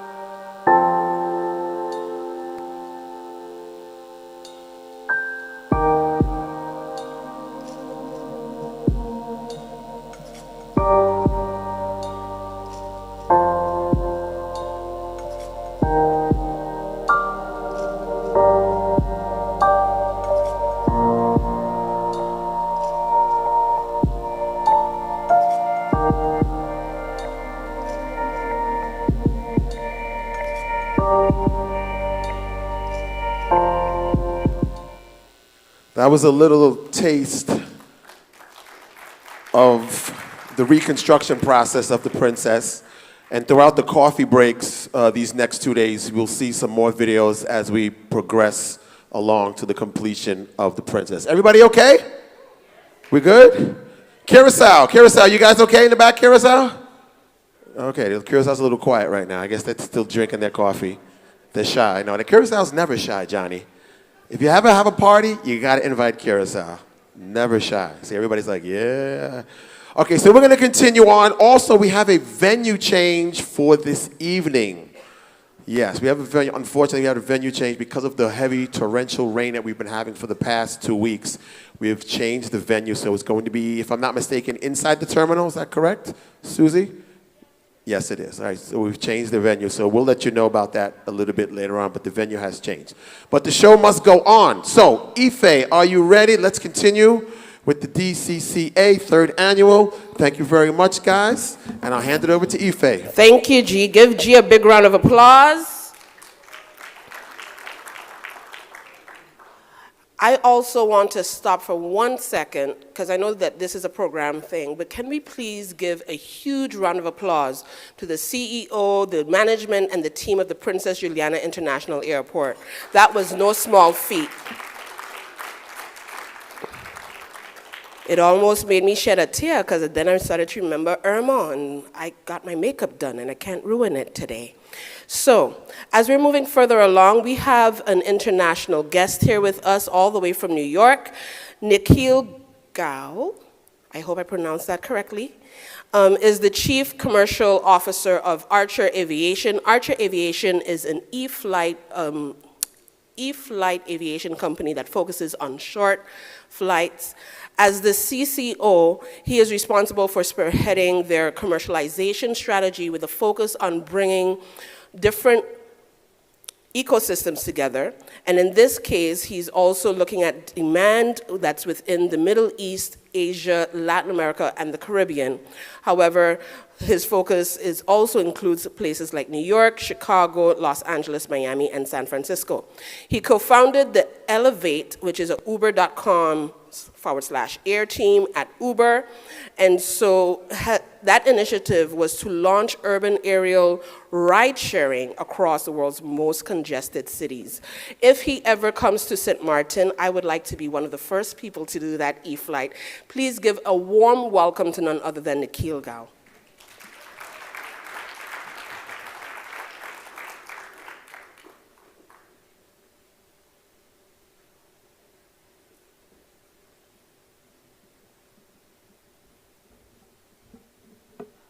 Well, thank you so much for that warm introduction, and you have my word, Ife, that you can be our first passenger when we come to St. Martin. So thank you, everyone, for joining us. Thank you to the speakers this morning. My name is Nikhil Goyal. I'm very excited to speak to you today about urban electric air taxis and the potential uses here in the islands. So a little bit of background on me. I spent the better part of my career at Uber, where I started almost a decade ago. And at Uber, I was focused initially on emerging markets. And one of the big insights we had is that today, about half of the world's population lives in cities. They live in urban cores. And by 2050, about 2/3 of the world population will live in cities. That's 6 billion people living in just a few sort of congested epicenters all over the world. And even though cities are getting more populated, transportation options are holistically getting worse. They're getting more congested, more slow, more expensive, and worse for the environment. And so we asked ourselves, we said, look, buildings have sort of alleviated residential and commercial congestion by going to the air. Why have we not done the same with transportation, at least in our cities? And so we looked at cities all over the world, whether it was New York or London or Paris or Tokyo, and said, how are people moving in and around these cities, and could there be a way to take advantage of the third dimension? So our first guess was helicopters, which sounded like a phenomenal idea, and it turned out we learned that helicopters, as great as they are for what they do, are just not scalable at their core. And there are 3 reasons why helicopters can never be a mass market business. The first is noise. So helicopters, because of how they work, the rotor on top of a helicopter has to spin so fast that it breaks the sound barrier every single rotation that it does. And that causes the noise to be untenable for most cities. In fact, nearly every large city other than New York and Sao Paulo has all but banned helicopters for everything other than the most urgent needs. The second issue is safety. Inside of any helicopter, there are hundreds of what are called single fault parts. So if any one of those parts were to fail, the flight would be catastrophic. And then third is cost. Because of the maintenance required to keep that helicopter safe, the cost is fairly exorbitant for most consumers. So we said, look, helicopters are phenomenal as machines. They do serve purposes, especially for the VVIPs and for emergency services, but they cannot be a scalable solution for mass transit travel. And so that's when I first started working with NASA on electric VTOL technology. And this was actually a breakthrough that NASA pioneered over 30 years ago using technology called distributed electric propulsion, or DEP for short.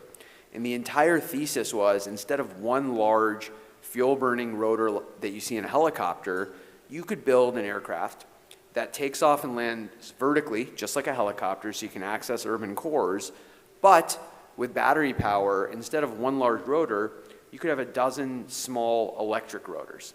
And the reason that's important is it solves all three of those issues I just spoke about. First of all, the noise. It allows you to be 100 times quieter than a helicopter and nearly inaudible when you fly overhead. And that's really big for how you integrate these aircraft into urban cores. The second is safety. So instead of one critical part, you have no critical parts across the entire aircraft. You have full redundancy on every rotor, and then you have a wing so you can always land safely, even in the worst of circumstances. And then finally, cost. Because you don't have any single points of failure, you have much lower maintenance burden, and you're able to fly at a cost that is up to 1/10 of that of a helicopter. So our goal, and I'll talk about this in a few minutes, is to be just as affordable as an Uber and a fraction of sort of existing fuel-burning aviation solutions today. This is the Archer Midnight. So I left in 2020 to go join the Archer team. And this is our aircraft Midnight. We're building this aircraft today, and our goal is to launch into commercial entry into service next year. And so Midnight here has 4 passengers plus a pilot, so it carries about 1,000 pounds. It's got a range of about 160 kilometers, and it's fast. It's about 250 kilometers per hour. So here's just an example of what this future could look like in the Caribbean. Now, of course, there's so many solutions there today. Of course, you can take the ferry. In fact, we were looking at the ferry schedule just earlier today. Very affordable, but because of the economics of a ferry, there are only so many times per day where the ferry would depart a location such as St. Martin. Of course, there's airplanes and helicopters that fly today. The helicopters are a great solution for VVIP travelers. They're expensive, and they have the problems that I listed above. And so as we look at the map here, you can imagine routes like St. Martin to Antigua. That's sort of the maximum range that batteries can handle today. That's a route that would just take 20 minutes by one of our aircraft. And the rest of them you can sort of see here. So Archer was founded in about 2018. We've raised about $1.5 billion to date from some of the top investors in the world. And that's allowed us to really push forward progress on our aircraft. Just this year alone with Midnight, we've done over 400 test flights, and we're well on our way to FAA certification. We just hired the former FAA administrator, Captain Billy Nolan, and then our CTO, Tom Muniz, has been building aircraft like this for over 15 years, originally with Larry Page. We have over 6 aircraft that we're building today. These are what they call conforming, meaning they conform to the FAA type definition. And that means also that we've effectively locked our design, and we're now proceeding on the final stages of certification. In addition to that, this is our high-capacity manufacturing plant located just outside of Atlanta, Georgia. This plant will ultimately have the capacity to produce about 2,000 aircraft per year. Phase 1 will produce about 650 aircraft per year. And we're building this in coordination with Stellantis, the world's 3rd largest automaker and owner of brands like Jeep, Ram, Maserati, and others. And then finally, cost is super important to us. When we first started this initiative at Uber, the founder looked at me and said, listen, electric air taxis or flying cars, as some people call them, those are cool, but we're not in this to be a rich person's toy. We want to build sort of the next wave of transportation that everybody can access. And so we did the math and we looked at the physics and said, this can be a mass market solution. And here's how. The way to think about it is a helicopter today costs about $10 to $15 per passenger mile. And as I said, a large reason of that is the maintenance. So the fuel is obviously expensive, but then for every hour you fly a helicopter, you need about 5 to 6 hours of maintenance. And that leads to a cost that's very, very high and very difficult for most consumers to afford. On day one, our goal is to be less than half of that, about $5 per passenger mile. In the US, that translates to roughly the same price as a premium Uber or a black town car service. And that's because we're all electric, so we have a very tiny fraction of the energy cost because the battery power is so much cheaper. And then we have a tiny fraction of the maintenance cost because there's so much less complexity in the vehicle. Over time, we'll scale that and get higher utilization on the aircraft. That'll get us to a point where about $3 to $4 per passenger mile, comparable to an Uber or to a taxi. And then over time, our goal is to actually compete with car ownership. Now, that's probably less applicable on the island here, but in places like the US, that is our ultimate goal to sort of compete against. We've seen phenomenal demand all across the world for our air taxis. We've built an over $6 billion order book all over the world, from the United States to the Middle East and parts of Asia.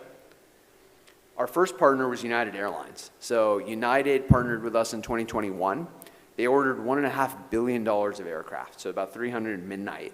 And we've been working with them day in, day out at very popular airports like Newark, SFO, LAX, Houston, and others. And then just earlier this year, we announced a partnership with Southwest, who's the leading carrier in California. So we'll work with them in places like San Francisco or Los Angeles. And all of these sort of early operations will really help us refine what that customer experience looks like and work in some of the largest cities in America. Here's just an example of what Los Angeles may look like one day. So we announced this earlier this year. This includes a network built up of the largest United and Southwest airports, places like LAX, Orange County, Hollywood, Burbank, and others. It includes FBOs from our two partners, Atlantic or Signature. Of course, there's a Signature here at SXM. We had the joy of getting to tour that airport yesterday, and it's such a beautiful renovation. And you can imagine that airside connection at a place like SXM where you land on a commercial flight, you're able to get an airside transfer over to the FBO and then go take one of our aircraft potentially to another island. This also includes proprietary infrastructure. So we partnered with SoFi Stadium. It's one of the largest stadiums in the world. And it's also going to be home to several major sporting events over the next several years. The World Cup, the Super Bowl, and of course the 2028 LA Olympics. In the UAE, we're very excited. We talked about this earlier this year. Our goal is actually to launch commercially by the end of 2025. Now, this is an ambitious goal, but it's been made possible because we have the support of the royal family in the Emirates. We have the support of so many partners, both commercial and governmental, across the country. And so that's what we've sort of announced as our first public market. And that's where we'll go to really refine those early operations. Some other markets that are very interesting. Korea, we were recently there earlier this year. We had the pleasure of meeting with the Minister of Transportation. They've taken a very interesting approach where the government top-down has said to all of the major corporations across the country, like LG, who we're working with, and others, to say, hey, we'd like you to go participate in air taxis. Go work with the local air taxi OEMs and bring us to the market. And then finally, earlier this year, we announced our partnership in Japan. This was with Japan Airlines, who's the leading airline in Japan, as well as Sumitomo, who, of course, is one of the largest aircraft distributors in the world. And so this is just a small sliver of some of the commercial progress we're making globally. But, of course, I want to bring it back here. We're here today and sort of this week to meet all of you, understand what the air taxi market looks like here in the Caribbean. So far from what we've seen, we see tremendous potential to sort of open up more routes and to bring down kind of the cost and the noise of the existing routes that are there today. So, my teammate Phoebe is sitting over there. We'll be around for the rest of the day. We would love to meet any and all of you. My email is also ng@archer.com. And I think, Yifei, we're doing a little bit of Q&A, if I'm not mistaken, as well. Awesome. Cool. Thank you. Anybody have any questions? I see a lot of intrigued faces, including myself. Anybody of these CEOs, airport managers, anybody want to have a question? Hi, this is Bonaire. Thanks a lot. Very impressive, especially your time to market. So you have a lot of faith in your certification process. That's very interesting. This is a question actually for our local airlines, but I'm asking you, what is the price of one of those? Yeah, so what we've talked about publicly is, the United order, which was about $1.5 billion for 300 aircraft. So that was a sticker price of about $5 million a piece. Now, that may sound high, but there's sort of two ways we think about it. One is compared to a helicopter of equivalent safety, you're talking about an Augusta-Westland 139 or a Sikorsky. Those can range between $5 to $10 million. And so we see ourselves as comparable in that price point. But then the second is really the utilization. So a helicopter, to utilize it 10 to 15 years, the amount of maintenance required for that helicopter would far exceed its cost. For us, we have a fraction of that maintenance from day one, and so we believe you can utilize the aircraft almost 2,000 hours a year. So imagine sort of a ferry between St. Martin and St. Bart's going back and forth, again with zero operating emissions and almost zero noise. So that's the sort of utilization we imagine. Hi, good morning. Question, what is the capacity of the aircraft and how do you deal also with the battery usage? How quick can you do a turnaround with the battery if it's used on so many flights? That's a great question. So the range is about 100 miles or about 160 kilometers. That's purely dictated by battery power. And so from a payload perspective, on day one, we're targeting about 1,000 pounds, so about 600 kilograms. So we've spec'd that to be, 4 passengers, a pilot, and a carry-on bag per passenger. Now, the good news is that will only increase year over year because we get the benefits of increasing battery power density. So batteries have sort of empirically improved about 5 to 8% per year. We expect them to continue doing that. So over time, range and payload won't even be an issue because you'll be able to carry far more weight or travel further on those batteries. You also asked about recharge time. That's another critical piece of how we design the aircraft and really the entire system, because everything is built for rapid recharge. So the way to think about it is most of our flights take an average about 8 to 10 minutes.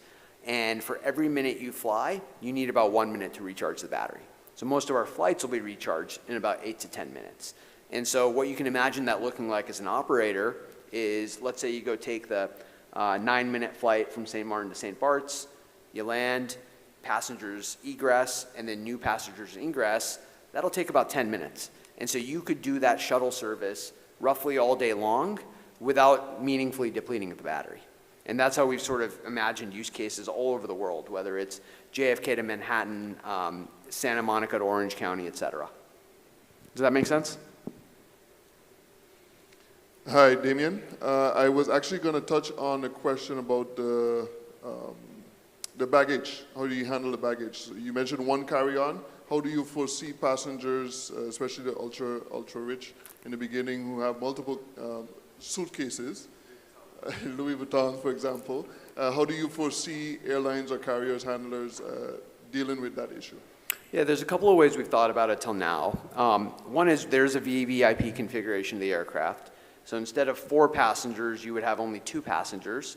And then you would use the remaining, call it 400 pounds for luggage, which hopefully you don't have too much more than that. That's one. Obviously, that's more expensive, but that's a way to get all your luggage on the aircraft.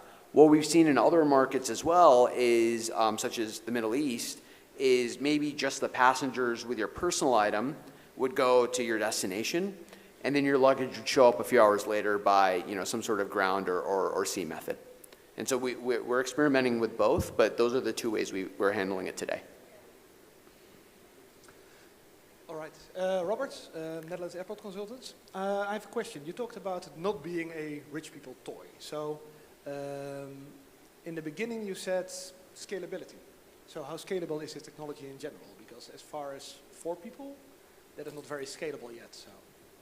No, it's a great question. So the way we thought about it is, if you go look at the capacity on these routes today, whether it's St. Bart's to St. Martin or JFK to Manhattan, those technologies certainly have not reached what I expect to be a maximum point of scale based on the demand. We were looking even at flights for the following days or for this week, Win Air, which is such a reputable operator, those flights are filling up fast.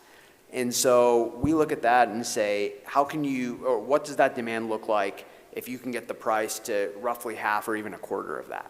And so JFK to Manhattan or Newark to Manhattan is a route that we study quite often. On that route, there are only about 7 or 8 helicopter routes that happen every day because the price point is so high. It's about $300 to $400. And so if you think about bringing that price down to $100, we expect the demand could 10 to 20x. Now, this is not a solution that'll go replace cars, but we do think it's a solution that can start to augment and even supplant over time some of the air routes and get an order of magnitude more scale. And so, again, it's not a mass market solution. It's never going to compete with, say, the ferry.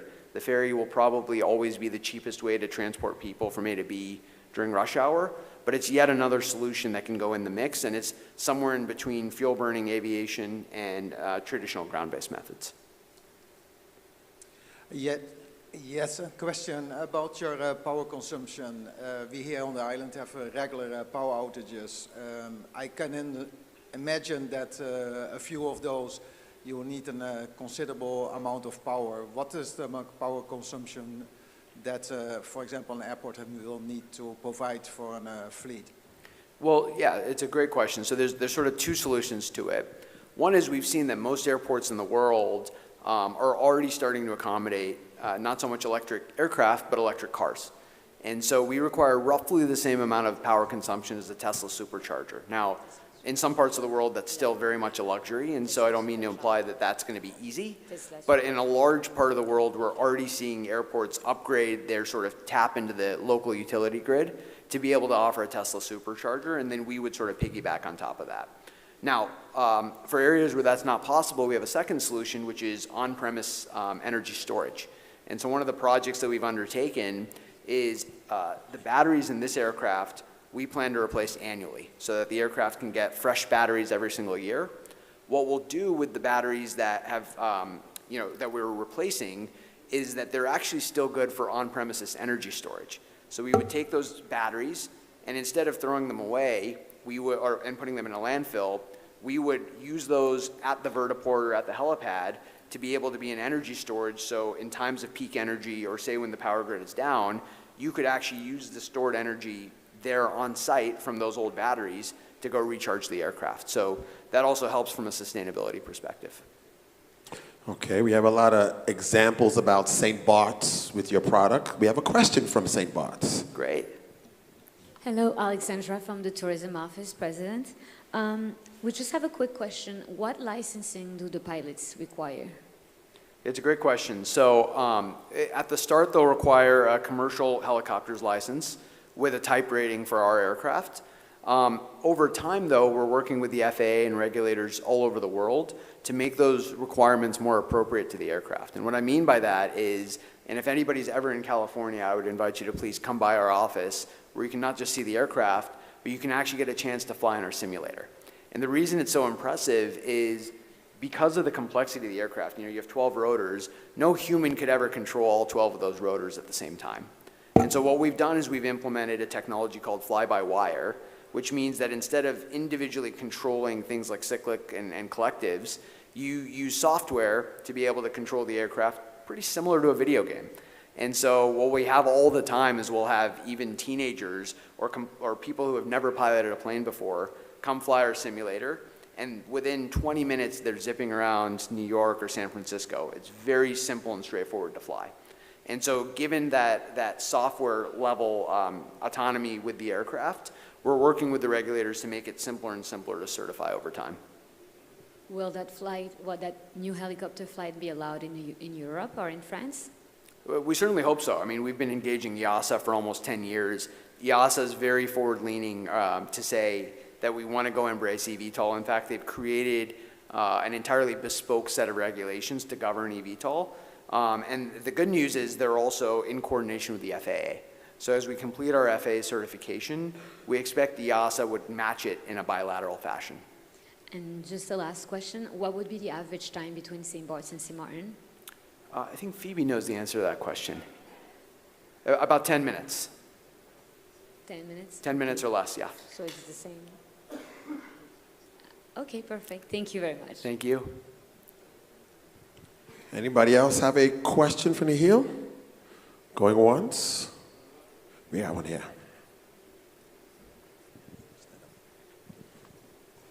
Are there any vertical limitations to the aircraft?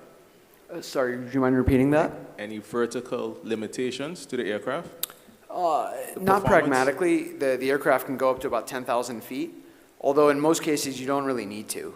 In most urban environments, we would fly at between 500 to 2,000 feet.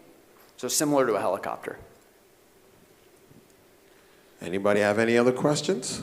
This is a very good discussion. Great questions, guys. Really great questions. Anybody else? Just raise your hand.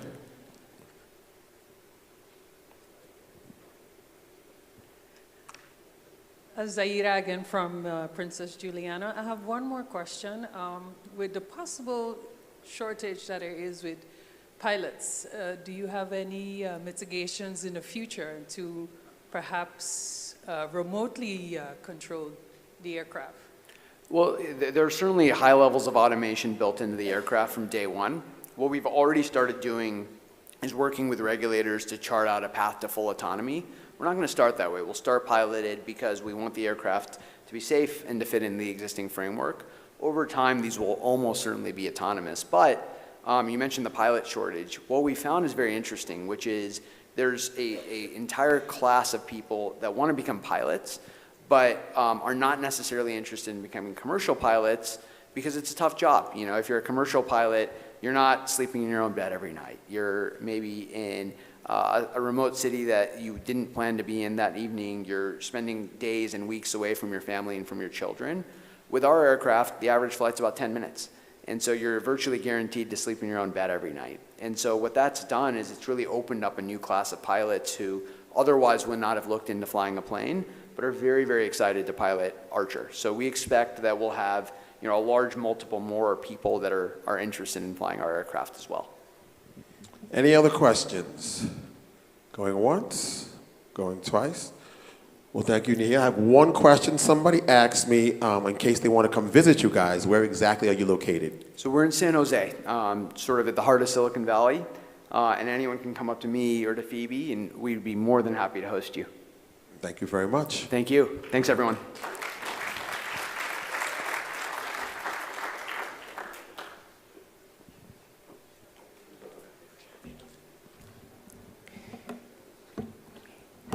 Thank you so much to Nikhil. Can we please give him another round of applause for sharing with us what's possible? I thought it was really smart that he gave you the visual of the eVTOL, I believe the official title is, yeah? Landing over the waters. So I'm looking forward to that. And you heard it here first. I'm going to be the first pilot. Well, not the pilot. I'm not flying the plane, but you understand what I'm saying. Also, that was the session, Engineering the Future of Transportation, today with him. And you are welcome to, of course, connect with him on LinkedIn, and also his teammate will be here for the rest of the day. He has other engagements, so he will be here for a few minutes more and then would have to leave. Thank you so much again, Nikhil. Following up that session, we have Navigating the Future, the Societal Impact of Mobility and Innovations in Aviation. This is being hosted and facilitated by the Dutch Ministry of Infrastructure and Waterways. The Deputy Director General previously talked about the challenge of electric flight, so I'm sure she's happy to see that there is a possibility that will happen sooner than later. However, in this session, we have none other than Marika Smit and Veronica Kerstemaker. I want to make sure that I said it correctly. And Marika is the head of strategy for mobility at the Ministry of Infrastructure and Water Management. She began her career as a consultant and manager for investments and spatial projects at the Royal Haskoning DHV, where she worked on projects in road, rail, aviation, and shipping. And then she moved to the Royal Schiphol Group as senior manager of strategy and development. Also, we have with her, and they will do it together, Veronica, who has a background as a health scientist with more than 10 years of experience within the Dutch government and has always had a passion for aviation. Today she works with the Ministry of Infrastructure and Water Management, where her expertise in policy and passion for aviation come together, currently working on the acceleration of energy transition, climate policy, and innovation for aviation. Please give the both of them a huge round of applause.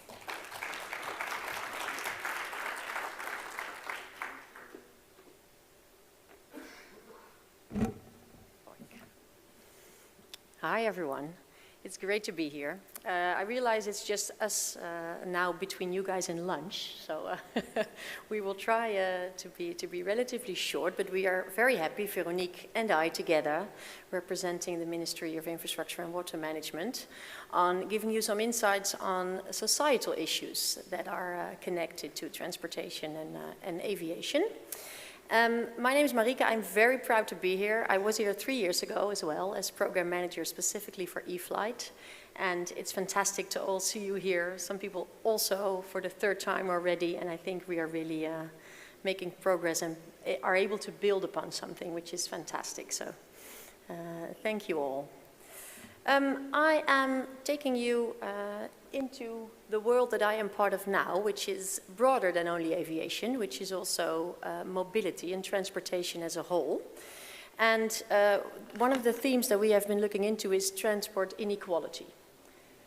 And where does this come from? Well, basically we are looking into mobility and infrastructure in a new sort of way, whereas we don't see it only as a means, but also as a way to reach certain facilities. So we are focusing more on accessibility, bereikbaarheid in het Nederlands, which means that it's not only about making sure that there's a road or a bus or an airplane, but that we also look at facilities and how are they scattered, what's their quality, how can we make sure that people are able to actually be included in society because they are able to go places and to be part of work, healthcare, education systems.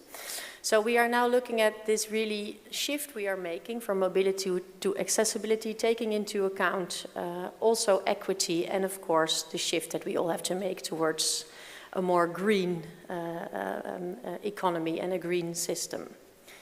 We have been working on our national vision on mobility in order to do this. And this vision encompasses this shift that we are trying to make. We are focusing not only on welfare, but also on well-being, which is a broader definition. I will elaborate a bit later on. We have set accessibility as a central goal, and not only for people, but also for goods. So focusing on the right to access to vital and economic functions for everybody. And this means that we are focusing more and more on different areas, different regions, and also different target groups, because we feel that segmentation is important in order to understand what problems and what issues we are trying to solve. As I said, this is we call this well-being, brede welvaart. Again, one Dutch term to the people who are more familiar already. And we are trying to set some goals for the future. We are looking at a collaborative government. So through all layers of government, we feel that we need to have better understanding of the problems both on a local, a regional and a national level, and how can we combine in order to make sure that we get everybody to a certain level of quality and everybody included in society, as accessibility is key also for this region. So one of the things that we identified is transport inequality, sometimes called transport poverty, but I think that's a very negative term, and I think we should make sure that we understand better what this transport inequality means. It's built up of a couple of different layers. It's not only about money, it's about a lot more. So, for example, it's about rules and regulations. It's about the working of the transport system. Are there any alternatives? What do people have to choose from? and what is the ability to travel. So for some people, a car is the only means they can use. For other people, it's possible to use public transport as well. It's also money, of course. So we're also talking about a lack of funding for to take public transport, to use it, to take a flight, or to have a car. And then the last one is the social side of things. I think this is also one not to skip or to take easily. It's also about people who are unable to use the IT systems that are necessary. It's people who have not been educated in order to organize their own lives, or to make sure that they have the right connections to the people that can help them. So there's a lot of layers to transport inequality. And in the Netherlands, this was something that was identified already a couple of years ago. We started to work on a number of activities. So form alliances, make sure it got on the agendas, undertake some initiatives, and foremost, knowledge development. I think we were initiator of a lot of studies that now have been done. I think it's still not completely finalized, everything that we need to know about this issue in order to tackle it in the right way. I will be relatively brief because this is all about the Dutch situation, but I do think it can form an example, and I think it will help us in order to understand the depth of the problem. So we've been organizing conferences, which have been called Accessibility for All. We've been being part of these studies, and we are now for next year also organizing some knowledge sharing events. And we are making sure that we try to really look into the different target groups. Forming alliances, we have several other entities in the Netherlands which are involved, such as the New Mobility Foundation. We do specific projects where we can offer help in order to make sure we have innovative solutions. So we're not only looking at public transport the way it used to, but also in new forms where we can mix certain transportation in order to taking children to school. It can also be the same bus can be used for elderly people to bring them to a hospital. So make sure we link all the mobility systems together in order to get to the best result for the whole of society. And then there's also initiatives on a higher level. So for example, with the EU, we are now trying to work together for the Social Climate Fund, which is a fund which is available to help the energy transition be a bit more easy on the people who need it the most. So these are kind of things that are in place in Europe, but I think it would be a fantastic idea if that would be more worldwide as well. And then there's a lot of studies. So we have been working together with TNO, with the Knowledge Institute for Mobility, with the NIBUD, and I won't take you through all of them, but they really identify this issue and give us more and more insight about how big is the group that needs help.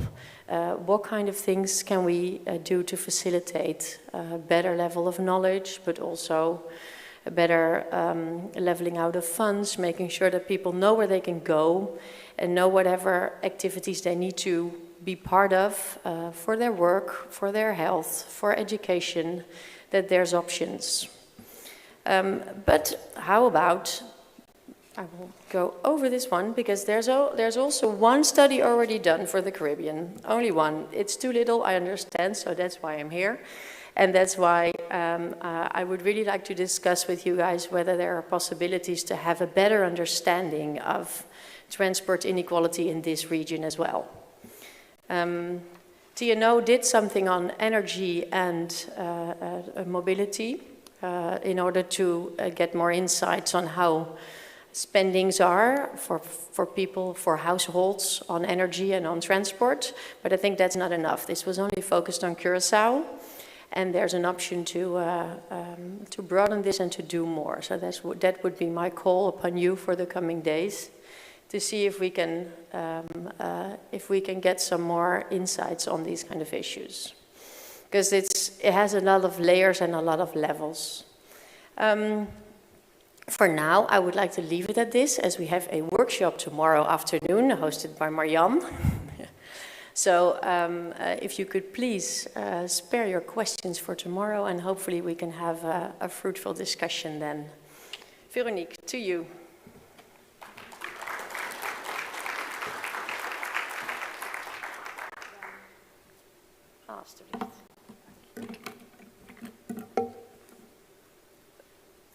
Hello everyone.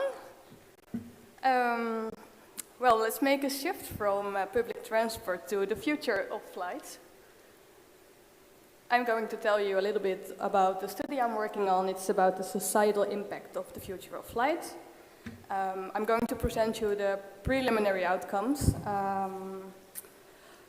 And this is the outline of my presentation. I will start with a short introduction of myself. My name is Veronique, and I'm working as a senior policy officer. I'm working on aviation innovation, especially the new propulsion technologies, battery electric flights and flying on hydrogen.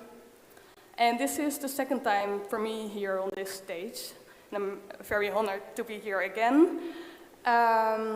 Last year I presented the feasibility study of Ampere's Cessna, hybrid electric Cessna Caravan, which learned us that it is possible to do demonstration flights between the ABC Islands, and that it will lower the direct operational cost, and it will have positive effects on the CO2 emissions. But what we don't know is what the impact is on the society as a whole when we're going to make a shift to these new propulsion technologies. And I'm very happy that we have a study consortium of ECORUS, NACO, and NLR working on this question. I'm trying to keep it very short so we can have a discussion later on in tomorrow's workshop. But the goal of the study is to, as I said, assess the societal impact of sustainable aviation, especially the battery electric and hydrogen technologies. We do the study for both the Netherlands and the Caribbean part of the Kingdom of the Netherlands. And it is work in progress. We expect the final report in the beginning of next year. This is our study roadmap. We start the study with a connectivity analysis to gain insights in which connections there are now. And then we're going to analyze what routes can be replaced by electric planes, what routes can be replaced, and are there probably additional routes to add to the network. But then the main question is, if we replace those flights, what is the impact on the society? And we're looking at a few aspects. We're looking at the cost, of course, but also looking at the connectivity, travel times. We're looking at the climate effects, the CO2 effects, and the non-CO2 effects. We are looking at the local air quality, for example. We're looking at the noise, but also the indirect economic effects like employment, trade, tourism. And I have it's important to say, we're working on two different scenarios. Scenario one is a minimum scenario.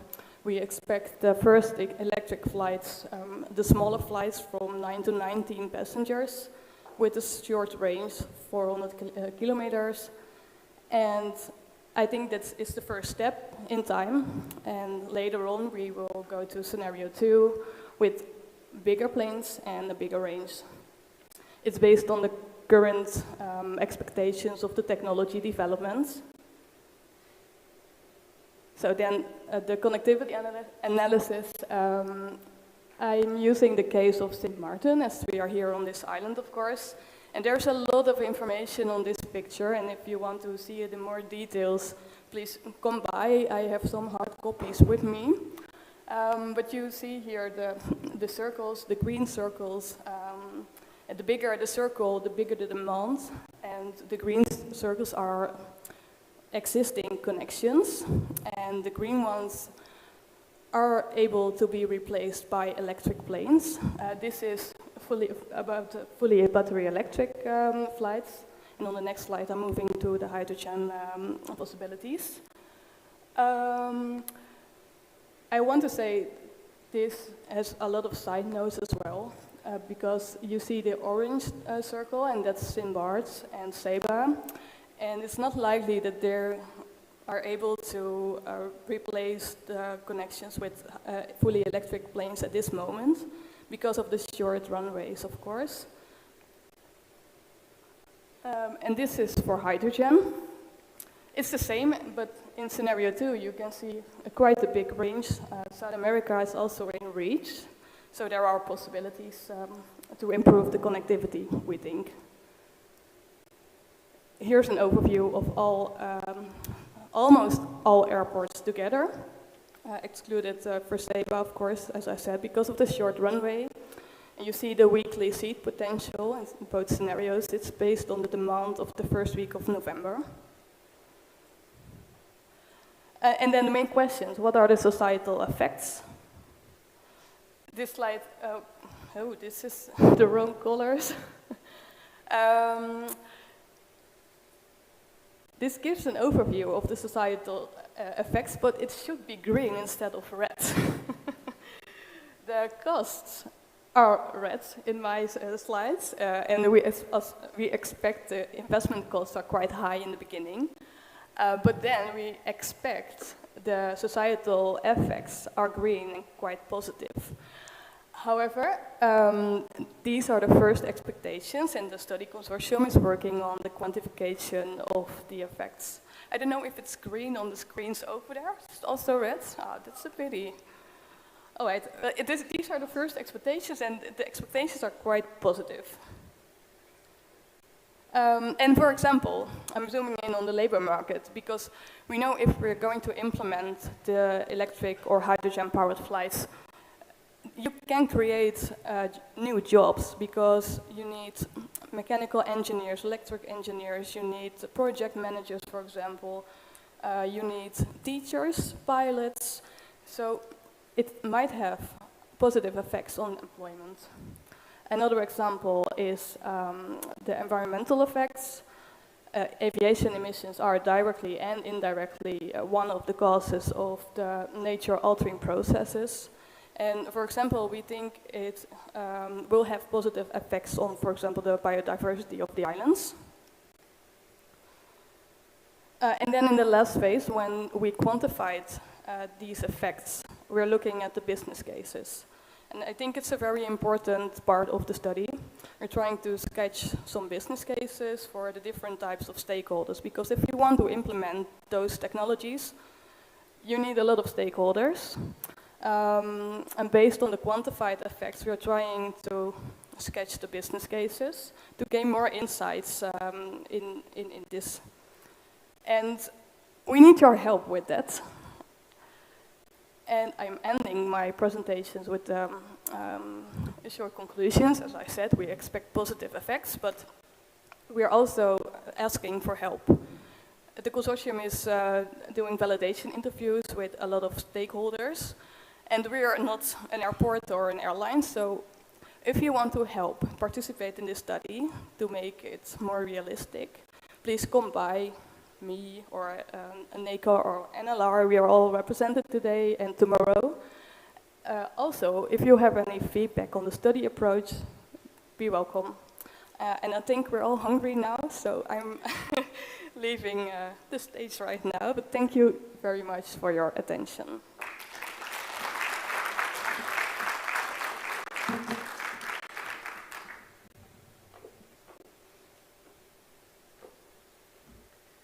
Thank you so much to the Dutch Ministry of Infrastructure and Waterways, represented by Marika and Veronique. And so we are at the time for lunch. And just a couple of highlights quickly before we break, that transport inequality is really about accessibility and having a right to access vital social and economic functions. And also from the perspective of e-flight or hydrogen flights, that it can have a positive impact on our society, the direct effect being labor, creating new jobs, and indirect for tourism, although I firmly believe that if there's e-flights, you'll see an increase with the more concerned travelers that are around. Now for that, it is time to eat. Everyone's hungry? No? Oh, we can continue. So it's time to eat. We will break. We will return back here at 1:45 so that we can gain some time. And after lunch, we have none other than Tatsuo Bervoots, who is going to do a presentation on climate and sustainability. And for the rest of the afternoon, that will be a focus. So please enjoy the lunch and see you at 1:45. Thank you.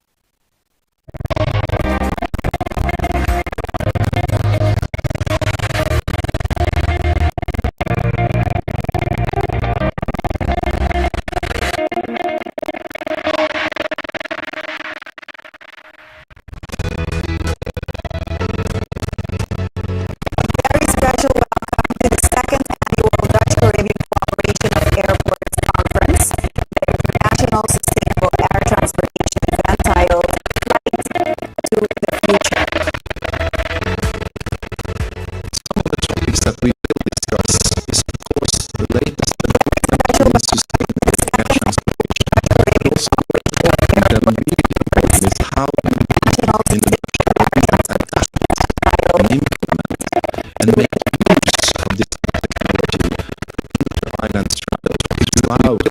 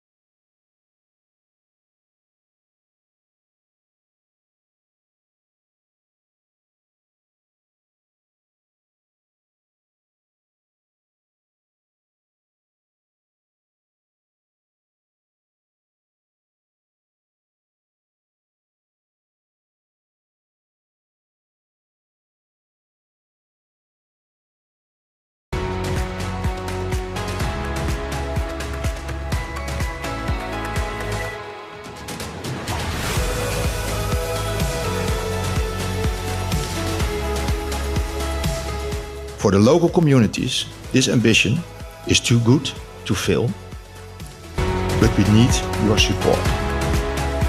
I'm wishing you lots of information, inspiration, thanking again our host airport, and hope to speak to you all personally during the upcoming 2 days. Thank you. For the local communities, this ambition is too good to fail, but we need your support.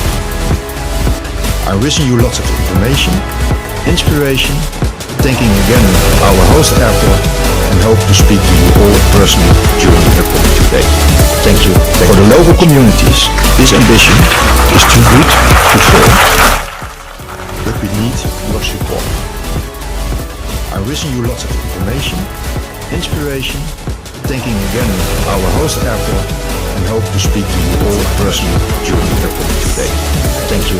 For the local communities, this ambition is too good to fail, but we need your support. I'm wishing you lots of information, the topics are very interesting, thanking again and our it host shows airport, and hope to speak to you all personally during the upcoming 2 days. Thank you. For the local communities, this ambition is too good to fail. the type of people combined here.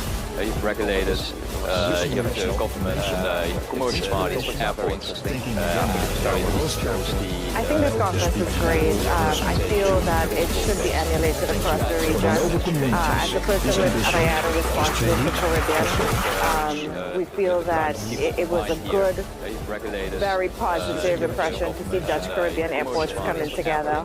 And I definitely feel that it's something we could do a lot more of, around the Caribbean to promote collaboration, especially with all stakeholders involved. It provided a great opportunity for networking. The topics for the region is very applicable today.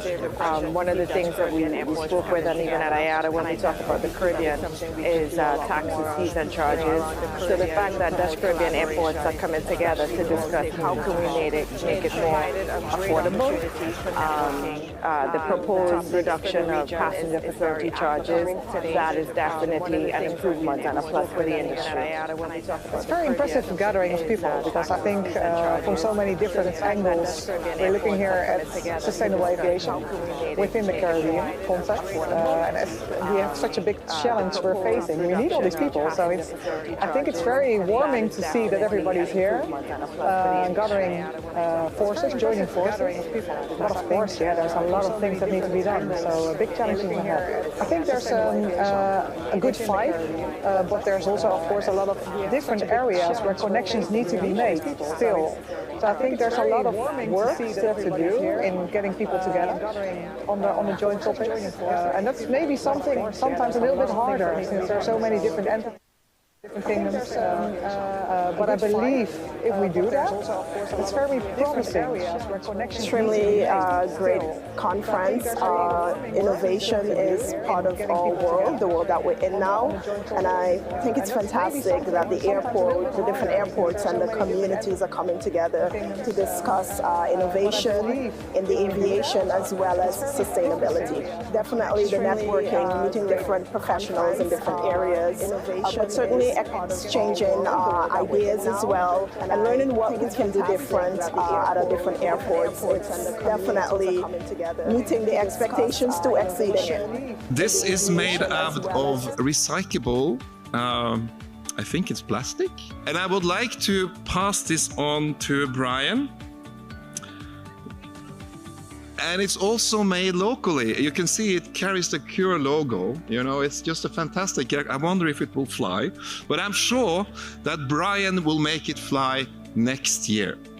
Thank you so much. Best of luck, and may you make a better event than us. Thank you, Brian.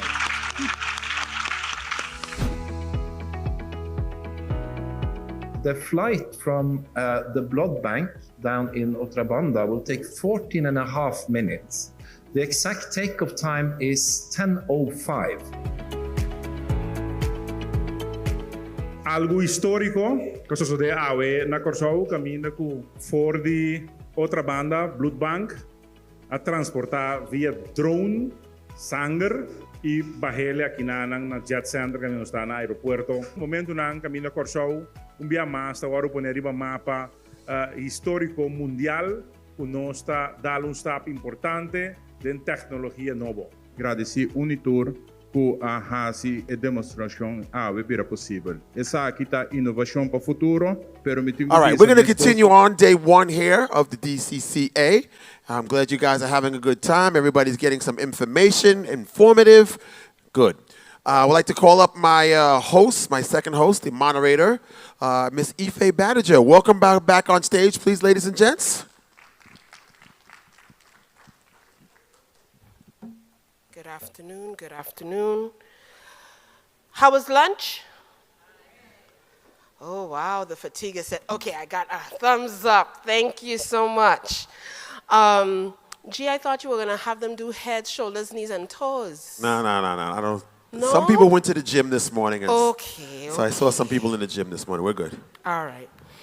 So as we continue with today's program, this segment is really focused on sustainability. That's the recurring theme. And so you're going to hear from none other than Tatsuo Bervoets as it pertains to climate change and its impact on the Caribbean. Tatsuo Bervoets, for those of you that don't know, is a St. Martin-born local, and who is the son of a Belgian father. In fact, that's one thing we have in common, Tatsuo. My mom studied in Belgium, and so, okay, kind of sort of related. Yeah. She went to school with your mom, that's right. And so he earned his bachelor's in international relations and NGO management from the University of South Florida and a master's degree from Vrije Universiteit Amsterdam in environmental resource management with a specialty in coral reef ecosystems. Tatsuo's extensive experience extends from coral reef conservation in Bermuda to marine park management in St. Eustatius to being the former director of the Dutch Caribbean Nature Alliance, a network organization that supports nature conservation on all 6 islands. He has been instrumental in ensuring that the different international treaties and protocols are being adhered in this region. Currently, he is the project lead for the Caribbean Biodiversity Fund Blue EFIN project, which aims to enhance nature-based blue economy opportunities through creative financing mechanisms, focusing on developing regional Caribbean ocean financial mechanisms, engaging with the private sector, and establishing a blue economy hub to aid marine and coastal conservation. If you follow him on LinkedIn or socials, you will find him diving with sharks because that's part of what he does as well. So, yeah. So please give a warm welcome to none other than Tatsuo Bervoets.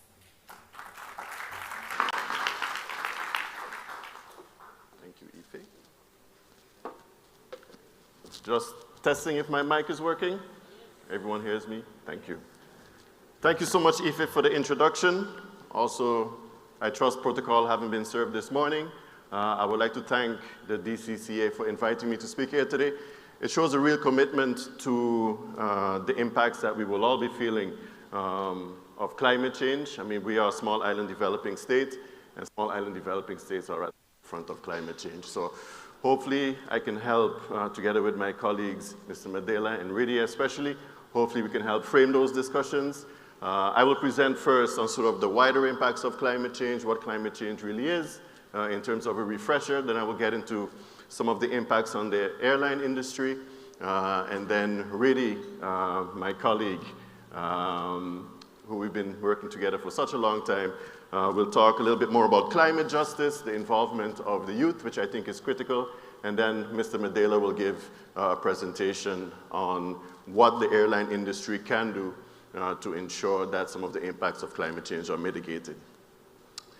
I would also like to give a warm congratulations to the Princess Juliana Airport for the opening of the new terminal building. Warm congratulations.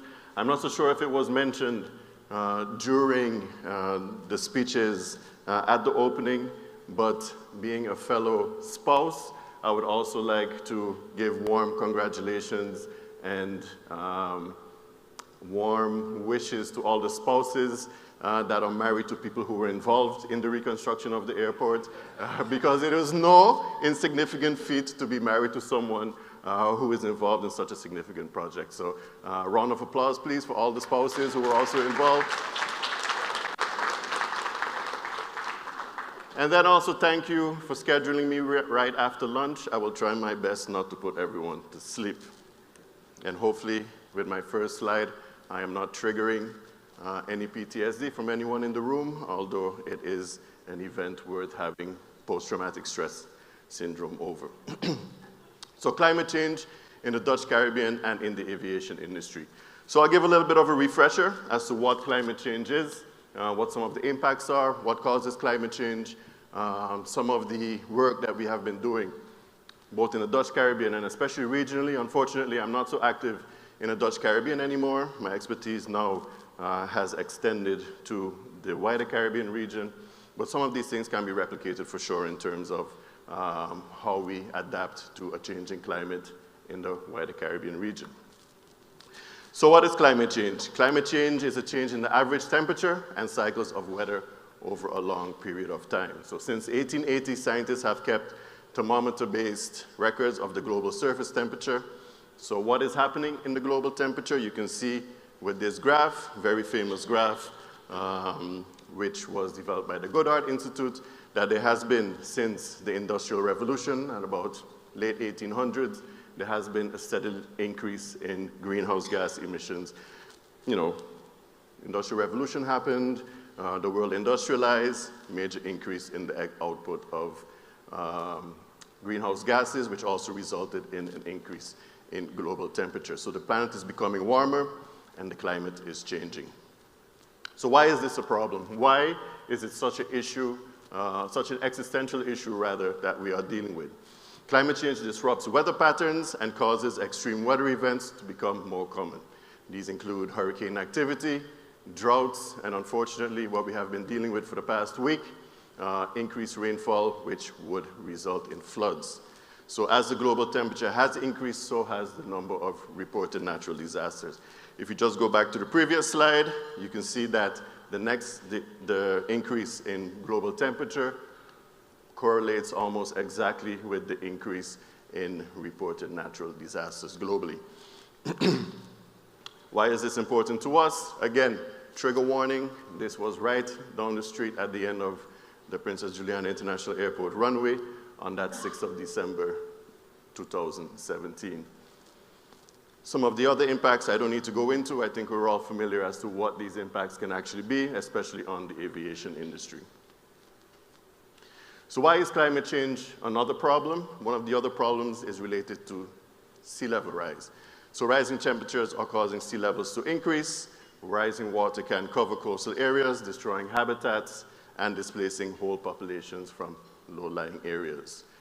This is caused by two main processes: ice melt, don't need to explain too much of that, warmer temperature, causes ice to melt in both the Arctic and Antarctic region. And then there's this weird process that water, especially seawater, goes through. The warmer the temperature, the more seawater expands, and this results in an increase in sea level. Why is this a problem?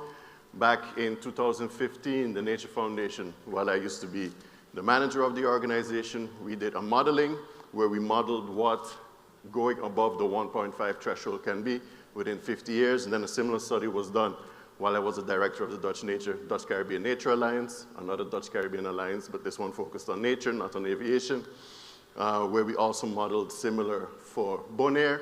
And as you can see, both the Bonaire Airport and the St. Martin Airport will more than likely disappear if we continue to maintain the way that we're heading to now. What causes climate change? Burning fossil fuels, deforestation. Deforestation is a special one, especially for me, because I love trees, I'm a tree hugger. But the destruction of forests releases carbon dioxide and reduces the number of trees able to capture carbon dioxide from the atmosphere. And then also a reduction in biodiversity, same for me. I'm a biologist by training. A reduction of biodiversity creates an unstable ecosystem, and the loss of nature leads to ecosystems that are less able to capture carbon from the atmosphere and less resilient to rising temperatures. This is very important to note. I know Ridi will touch upon this a little bit more in her deck, but it is important for us to realize that the 50 least developed countries are thought to have contributed 1% of the greenhouse gases that cause global warming, while the 3 major industrialized nations/blocs, the United States, China, and the EU, cause 60% of global warming.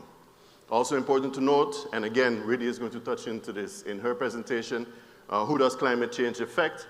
It especially impacts us as small island developing states. Small island developing states, or SIDS, or as they're now increasingly becoming known after the SIDS conference in Antigua and Barbuda, large ocean states, because SIDS also has different meanings in different languages that you may not want to be associated with, but small island developing states are less able to adapt to climate change and therefore suffer the most from its effects.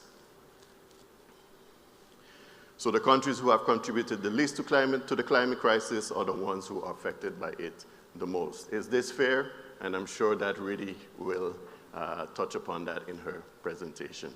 Similarly, also in Ridi's presentation, not to steal your thunder, Ridi, climate justice. What's important to remember in terms of climate justice is that we have the responsibility to consider the most vulnerable when planning for climate action. These groups of people contribute to climate change the least, but they will be the most impacted. So a little bit flashback to 3 years ago when I was still the director of the Dutch Caribbean Nature Alliance, another Dutch Caribbean Alliance. We actually developed the Dutch Caribbean Climate Action Plan, which we shared with all of the governments within the kingdom.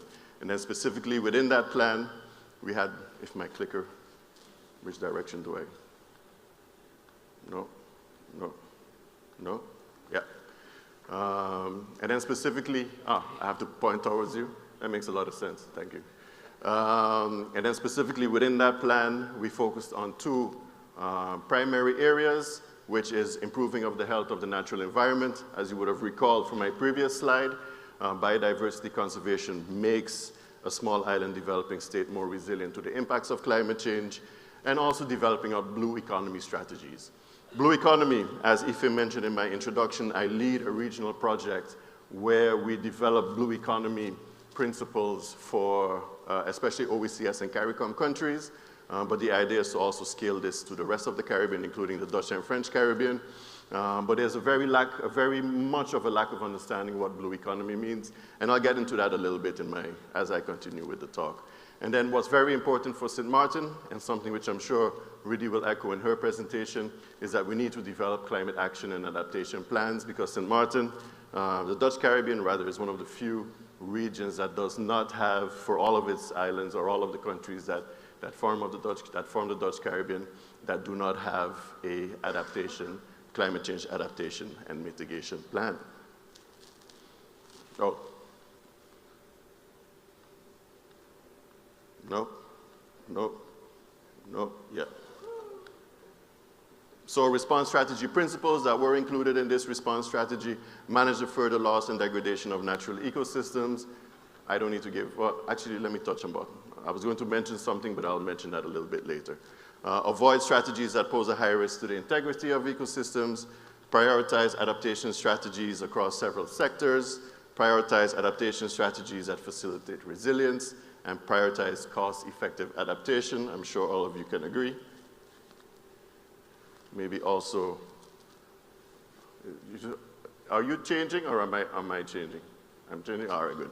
Also, address adaptation strategies at the landscape and seascape, ecosystem, species, and genetic levels, and integrate climate change adaptation and mitigation responses into existing programs.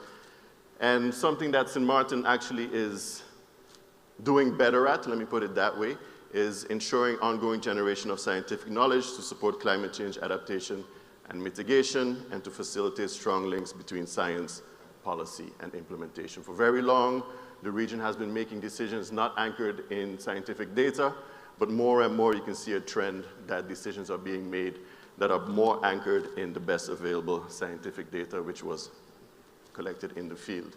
And with all due respects to the Waddenzee and the Hoge Veluwe, the Dutch Caribbean is the biodiversity hotspot of the Kingdom of the Netherlands. So aviation and climate change. I'm going to base the next few slides on the IPCC report, the Intergovernmental Panel on Climate Change, which was drafted by many different people, but under the auspices of the World Meteorological Organization and the United Nations Environmental Program. And a study which I was involved in, Transportation 2050, Pathways to Decarbonization and Climate Resilience in Latin America and the Caribbean, which was drafted by the Inter-American Development Bank. So the reports, both reports really support the following. Bear with me, I'm not throwing the aircraft industry under the bus. I'll get to something a little bit more positive as we move ahead. So aircraft release more than 600 million tons of the world's major greenhouse CO2 gases into the atmosphere each year.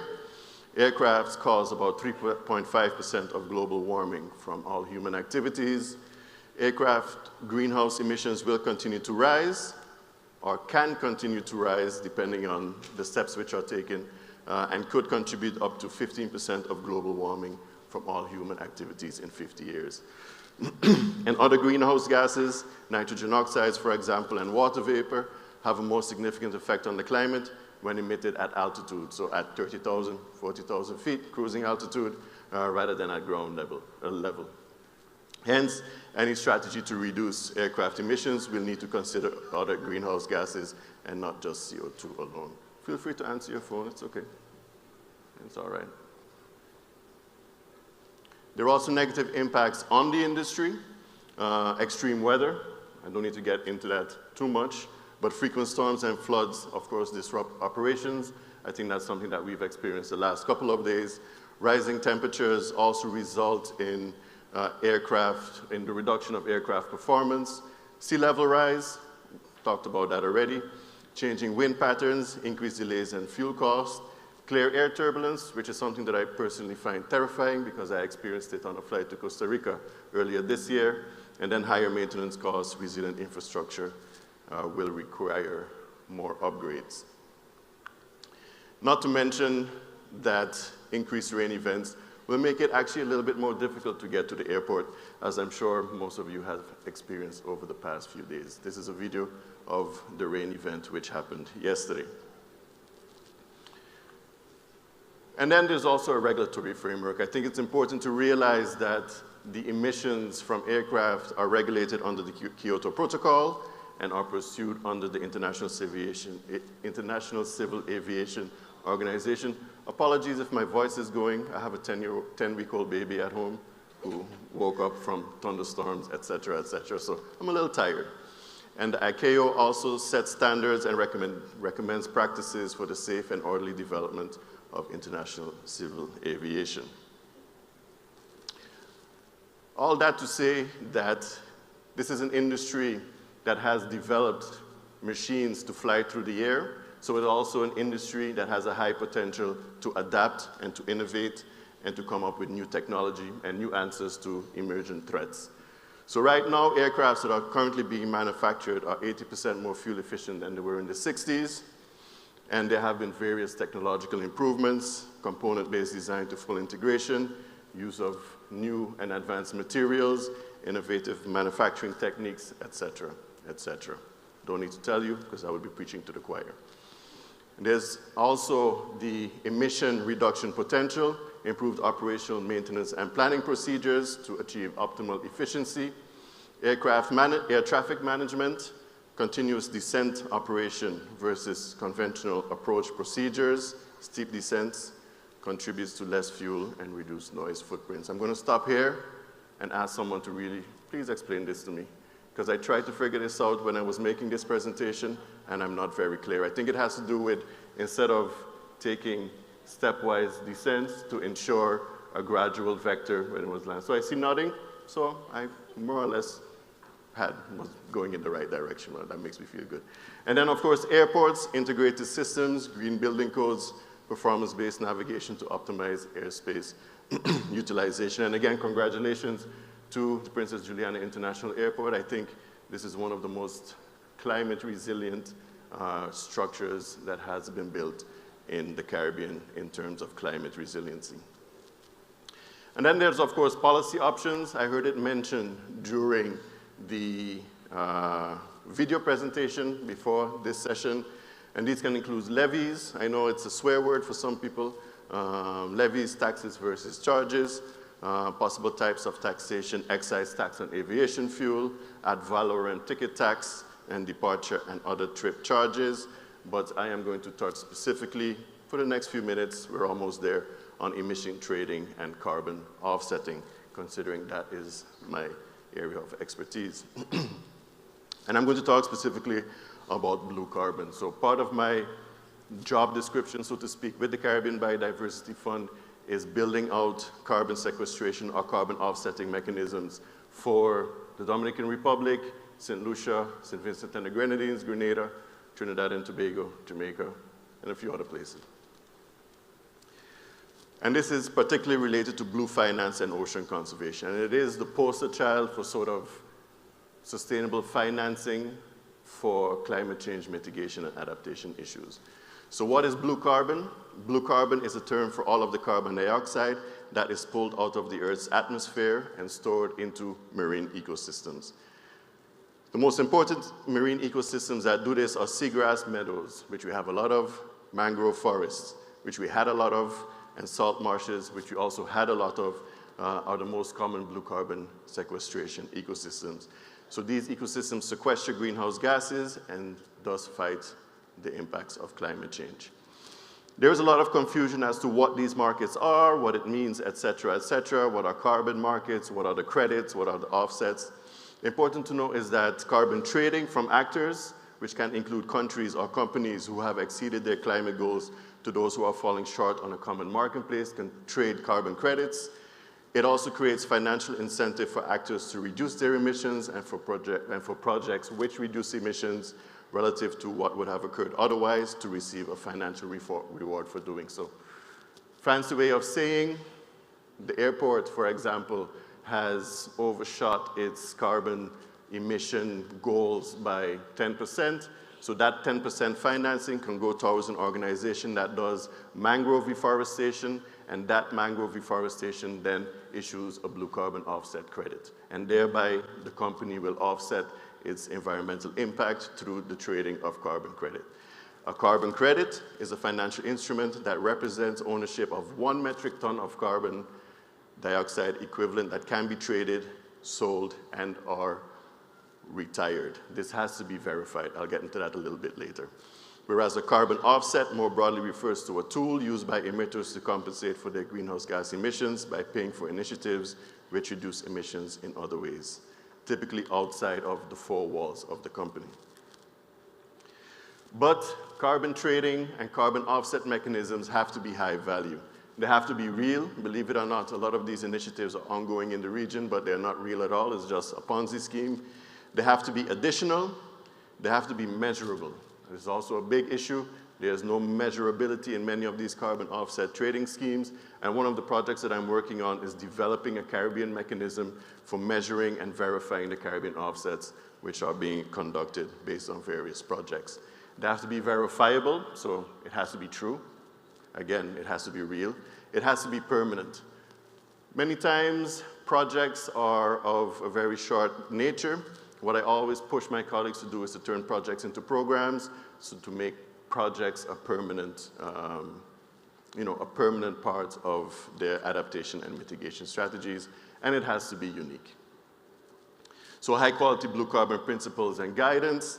It has to empower people. One of the projects that I'm involved in the Bahamas, the revenue generated from the carbon that is offset by their seagrass ecosystem goes into a sovereign wealth fund, and that sovereign wealth fund, I think now the value is at $60 million. That sovereign wealth fund doesn't only support environmental projects or conservation initiatives or what have you, but also supports pension programs, after-school activities, et cetera, et cetera. You have to employ the best information, interventions, and carbon accounting practices. I touched on that a little bit previously, but there are various mechanisms. The World Bank has a mechanism, the Inter-American Development Bank has a mechanism, and we're working with them. I know many of you won't want to hear the mention of anything that remotely resembles bank, but we're working together with the World Bank and the Inter-American Development Bank in developing mechanisms where Caribbean countries can measure and verify their carbon offset trading. They have to operate locally and contextually, although this might change because we're working again on a regional scheme, and it has to mobilize high integrity capital, which is the trick in many of these issues. There are various types of blue carbon. I mentioned mangrove, seagrasses, and salt marshes, but one of the exciting projects that I'll be leading in February is really with the government of Dominica, who are also building a new airport, or who are building a new airport, in figuring out how their whale population, they recently established a whale sanctuary, but figuring out how their whale population could act as a carbon sink. How do whales act as a carbon sink? Yeah, it's basically through their poop. I'll get to that a little bit later. But that's some of the innovative mechanisms that we're working on, especially for Dominica. But there are a few things to note in terms of blue carbon and carbon sequestration. It is just one tool, not a silver bullet.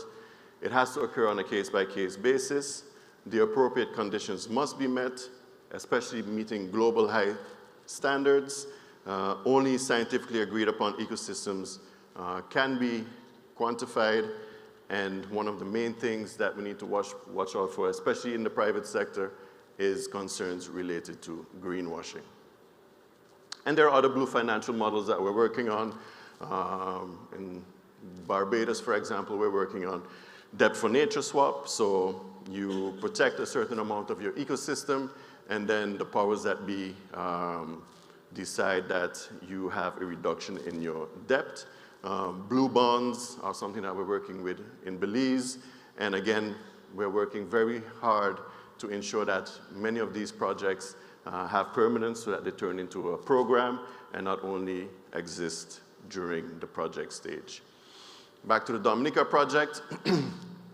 Yes, I will be heading to Dominica with a research team and capturing whale poop. Sounds very exciting. I'm not so sure how I feel about it as yet, but the idea is to quantify the amount of whale poop that is in the ocean, and then to propose to the government of Dominica, who are contracting the Caribbean Biodiversity Fund, to show that the impacts or the carbon generated in country, whether through the airport, ports, hospitality industry, can be offset through the protection of these species off of the coast of Dominica. Maybe something to consider for St. Martin. Every year between January and May, we have this happening, so perhaps that is something that we can also investigate. And then in sort of parallel, what we have been doing, again, together with CARICOM, the Caribbean Community Climate Change Center, and the Inter-American Development Bank, is conducting a blue carbon regional scan. So I went to all of the project countries and, more or less verified their readiness for blue carbon sequestration scheme. St. Martin is actually in a pretty good condition, or pretty good position to also participate in similar schemes. There was a study done last year, 2 years ago, 3 years ago. When you have a baby, time is irrelevant. But there was a study done where the Simpson Bay Lagoon actually was valued, and based on that value, it actually showed that the Simpson Bay Lagoon has a very high potential for the sequestering of carbon. And based on that study, we also went into the field and we actually tracked the amount of carbon, especially around Little Key, that was included in their seagrass ecosystems, and we found that St. Martin actually has a higher potential than the rest of the Caribbean region for storing carbon in their seagrass beds, especially in the Simpson Bay Lagoon, and then especially around Little Key. That's why I was so happy to read when the Princess was here, not only for the airport, but also visiting environmental organizations, that there are some moves in place to protect Little Key for its natural values. And then, as I mentioned, with the project that we're working on in the Bahamas, they have already populated their conservation fund or their sovereign wealth fund from blue carbon up to a tune of $60 million, and they're using that to fund conservation initiatives, but also social programs. And then, in one of my last slides, we're almost there, is the importance of cooperation and coordination in the region. In July, together with my project assistant, we traveled to the UN, where we had various meetings on how we can develop parametric insurance scheme to support the rebuilding of natural and critical infrastructure.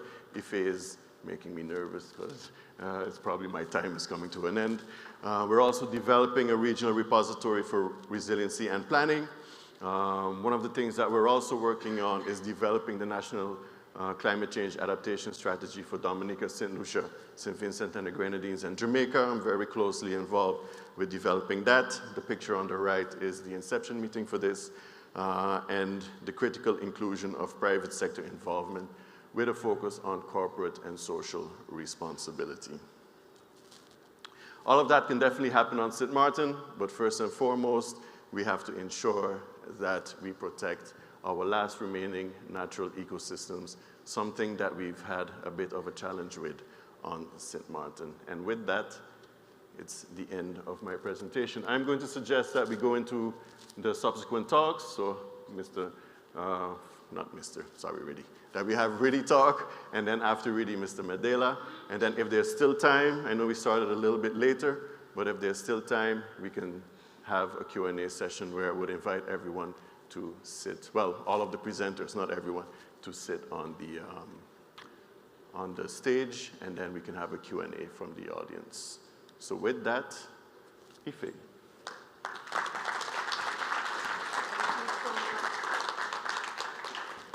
Thank you so much, Tatsuo, for that very informative, there we go. Thank you so much, Tatsuo, for that very informative presentation. I heard some gasps when you said that in Bonaire and in St. Martin, the airports might be gone by 2050. And I'm sure that Mr. Mingo did not get this whole airport going with $200 million reconstruction for that to happen. So I am urging everyone to really take some notes. Some of the things that I thought were interesting was the power of the blue carbon and St. Martin's position for that as a potential economic driver and a way to offset some of the impacts of the aviation field. That being said, I'd like to ask the following presenter to come on stage. As you heard her name several times by Tatsuo Riddy Semtani. She is a dual degree candidate for Bachelor's of Arts and Sciences, or earned that already, in International Affairs and Environmental Studies at Northeastern University. She's a local movement builder, leader in climate justice and climate resilience. A daughter of the soil, she's deeply rooted in St. Martin, and she drew that inspiration on how to understand how small islands in the Caribbean are disproportionately affected by climate changing effects and how that is further amplified by colonial legacies left behind. Her dedication spans the private and public sectors, including the roles at Boston Consulting Group and the National Recovery Program Bureau, which she worked as an environmental specialist on post-Hurricane Irma reconstruction using climate, smart, and resilient strategies. None other, please welcome to the stage, Ridi Samtani.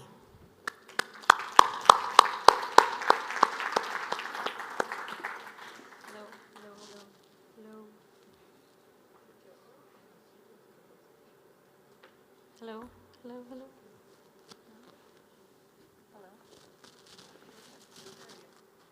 Hello. Okay, hello. Thank you so much for the warm welcome. Thank you, Tadzio, for all the shout outs. I'm super grateful to be here. And yeah, as protocol was established, thank you all for having me, and let's get to it, because I know we're short on time. Oh, the clicker. Which one do you press? No, just left or right. Okay, yeah. So today I will be talking about a little bit about climate impact, disaster risk management, and empowering a resilient future, and the role that youth play in this. Now, the topic, the main theme, or the thematic area for this year was flight to the future, right? Meaning we're forward-looking, we're looking at the horizon, what's to come next, and there is no future without young people, because we are the architects of tomorrow. So today I would love to take you on a little journey, a personal journey, of some of the experiences I've felt with climate change, and what does a flight to the future mean for me and other young people all over the Caribbean region. So Ife gave a great introduction of myself, but what I'd like to show you today is young people, part of the Overseas Countries and Territories Youth Network. Together we had an opportunity to go to the European Union and present a declaration.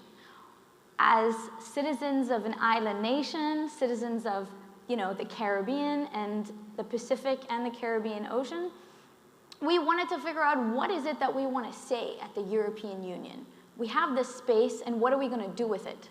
And we decided that one thing that we all love is where we come from. We stood in spirit, mind, body, and pride, sharing little pieces of our home at the European Union stage.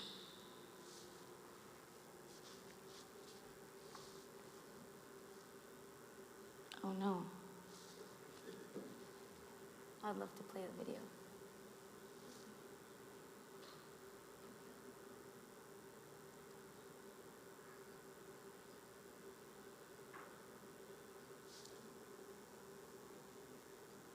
Culture. I am from Saint-Barthélemy, and part of my culture is the Christmas truck, and it is very important to us as it represents the local culture and the local music that we all love. I'm from the OCT of Saint Martin.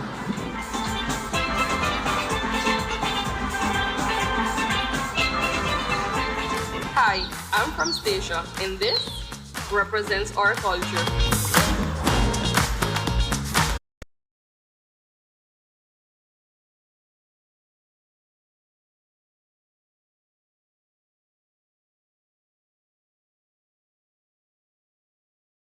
Specifically seafood.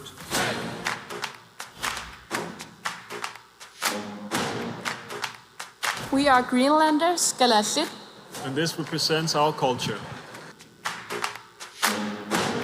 We have seal meat here, all the way down, and porpoise whale, all hunted by our local hunters. I lived in the French Southern and Antarctic lands, and this represents my city.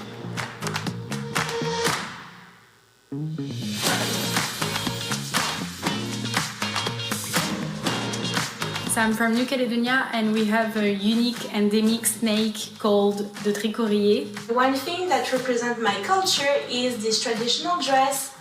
A song in one of your traditional languages, Dreu.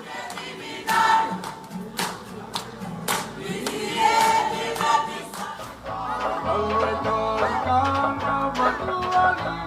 come from Wallis and Futuna, and this represents my culture.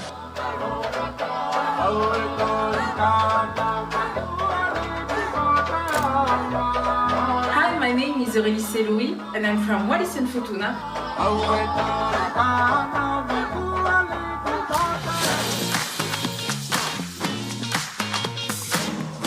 Yorana.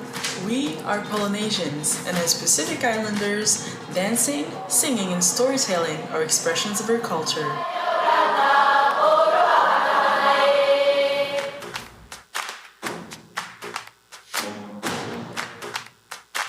Hi everybody, bon dia, bon noche. Hi, I live in Aruba, and here are some of our traditional folkloric dances.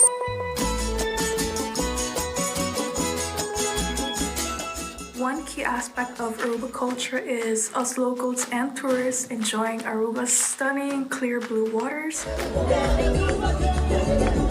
I'm from Bonaire, and a big part of our culture is our yearly harvest celebration called Dia di Rincon.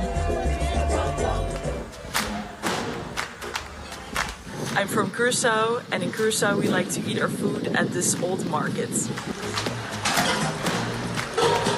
In Curaçao, the music sounds like this. I am from Curaçao, and this represents my culture.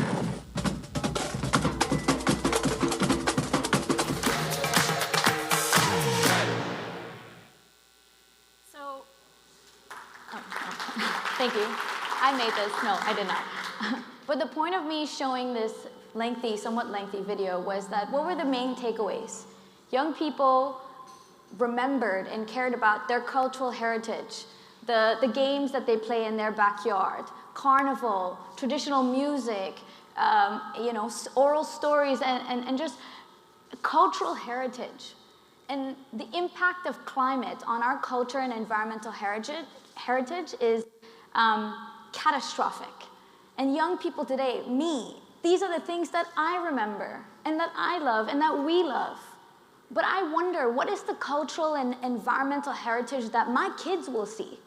Will they remember what it's like to be outside during carnival, or will we have an indoor carnival because of the stress and the heat of heat waves, because of growing temperatures and climate? You know, what does our country's future, our traditions, our way of living, what does that look like? And what I realized was a profound part of me standing here today and caring, and along with the other young people who were in this video, why do they care, is we all have contributed to our home in some way. And for me was community-driven activism. That has left a significantly profound impact on my life. I decided to do beach cleanups to outperform my peers. I wanted to get more community service hours, and that's kind of how it started. So I went to every single beach cleanup that year. And my dad is sitting in the audience, and he's gonna hate me when I tell this story, but there was one Sunday morning where I woke him up at 6 a.m. to go to the International Coastal Cleanup. And he was pretty upset. This is my day off, what are you doing? Waking me up to go to this cleanup? What are you gonna do, pick up other people's garbage? Like, what? So then I was kind of irritated too, so I was like picking up trash, stuffing diapers, flip-flops, styrofoam, plastic in this garbage bag. And I was like, hey, why am I picking up other people's trash? Why is there so much trash here? So I looked to my left, I looked to my right, and I was like, there could be more trash bins. There are not enough bins. I was like, that's an easy fix. Let me go to the organization committee. So there I went to the Pride Foundation, who hosted this cleanup annually, and I told them, hey, why don't we just have more bins on the beach? Wouldn't that solve this problem? And they're like, man, if you knew how hard we were trying. Bins on the beach. And they gave me a platform, and Tatsuya is actually in this photo here. I always say this joke, I knew him when he had hair. That was a long time. But these are my mentors. And so by taking part in community service and being engaged with people who are actually driving change, they gave me a platform. So 13 years old, I found myself sitting in Parliament advocating for trash-free waters. And guess what happened? I didn't know who I was speaking to in the room. Man, I wish my 13-year-old self was here again in my life today. But I looked at some politicians and I said, hey, we need more bins on the beach. You know, this is a serious issue. And then a few months later, we were putting 6 new bins on Mullet Bay Beach. And if you go there today, they are still there. They have withstood the test of time. At least 2 of them. But what I'm trying to say is I witnessed the power of change firsthand at a very young age. I learned through collaboration, through teamwork, through advocacy, through strategy and good governance, things that we want and envision for a country are possible. So there I left the island in pursuit of bigger dreams, right? Because on St. Martin, everyone who can will leave to pursue a higher education. I went to the States, I went to Boston, and I wanted to understand about climate change. I knew we were affected, but it was a fairly new topic. I read Tadzio's paper. It was the only paper on St. Martin on climate change. Very little literature on climate change and SIDS. And I wanted to understand what makes my island, my country, just so vulnerable. I learned we are small in size, duh. We're remote, completely surrounded by water. We're import dependent. We're located in the hurricane belt. Now, these unique characteristics are outside of our control. They make us very, very vulnerable. So how do we adapt to that vulnerability? I wanted to see where else the other developing countries, how did they do this? How are they tackling these unique issues that are exacerbated by this growing climate crisis? So I went all over the world in school, right? That's what they say. When you leave the nest in St. Martin, you gotta go explore the world, because I'd only lived on this tiny dot. I went and I studied ice melt in Patagonia. We have a lot of microplastics there. Studied marine biodiversity in Bali, saw that they also suffered from coral bleaching. I still have the cleanup bug in me. I organized the cleanup in the Mithi River in Bombay.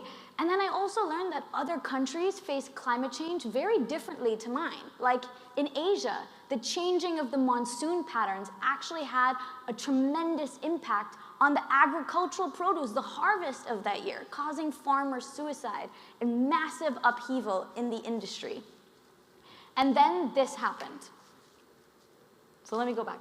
So I studied climate change all over the world, and I was like learning and climate change in the developing countries, and then this happened.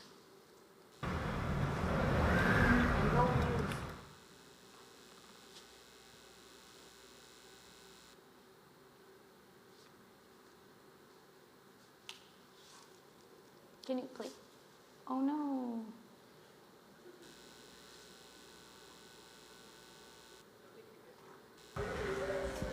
C'est une catastrophe, quoi. L'île est complètement détruite, on n'a plus rien.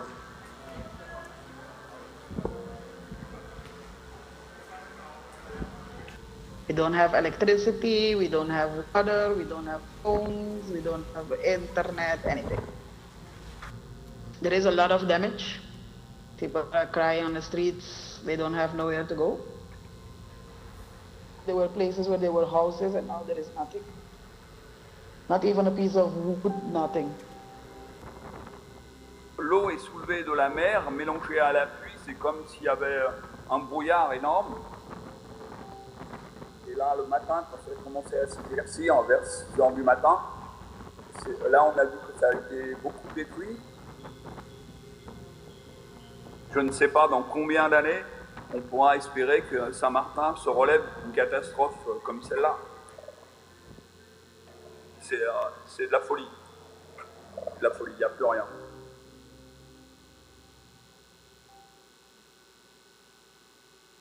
So you can study climate change all you want. You can study it, you can go to other places, and you can research it, but nothing in the world will prepare you for when 185-mile-per-hour winds rip your country apart. So climate change is not an abstract notion. Climate change is a reality, and we've obviously faced that reality, and we are going through it every day, just yesterday and today. And then it begs the question, right? After such a catastrophic natural disaster, how do you understand then the rebuilding efforts and the recovery and the aftermath of such a natural disaster? Because while I was away studying abroad, seeing my loved ones, my mom, my dad, my 7-year-old little sister, I may not be speaking about a lived experience while I was on the island, but I am speaking for the lived experience of thousands of students away from their homes, seeing on the news St. Martin being ripped apart. And I was studying climate change. Could you believe the irony in that? So for young people, we are witnessing this, and it is impacting us very, very deeply. We care because we love where we come from. You saw the video I showed you in the beginning. So while we highlight and try and understand the challenges of rebuilding in the aftermath of a disaster, we also have to highlight the disproportionate impact of climate change on marginalized communities and advocate for inclusive policies. And we did that. St. Martin came together. I mean, you know the Caribbean people. We are resilient. I mean, neighbors were helping each other out. Communities were coming together from the NGO sector, from different walks of life. And that is entrenched in our coat of arms. Semper Progredens, always moving forward. And we did. And around moving forward, we surrounded our reconstruction and recovery efforts in the ethos of building back better.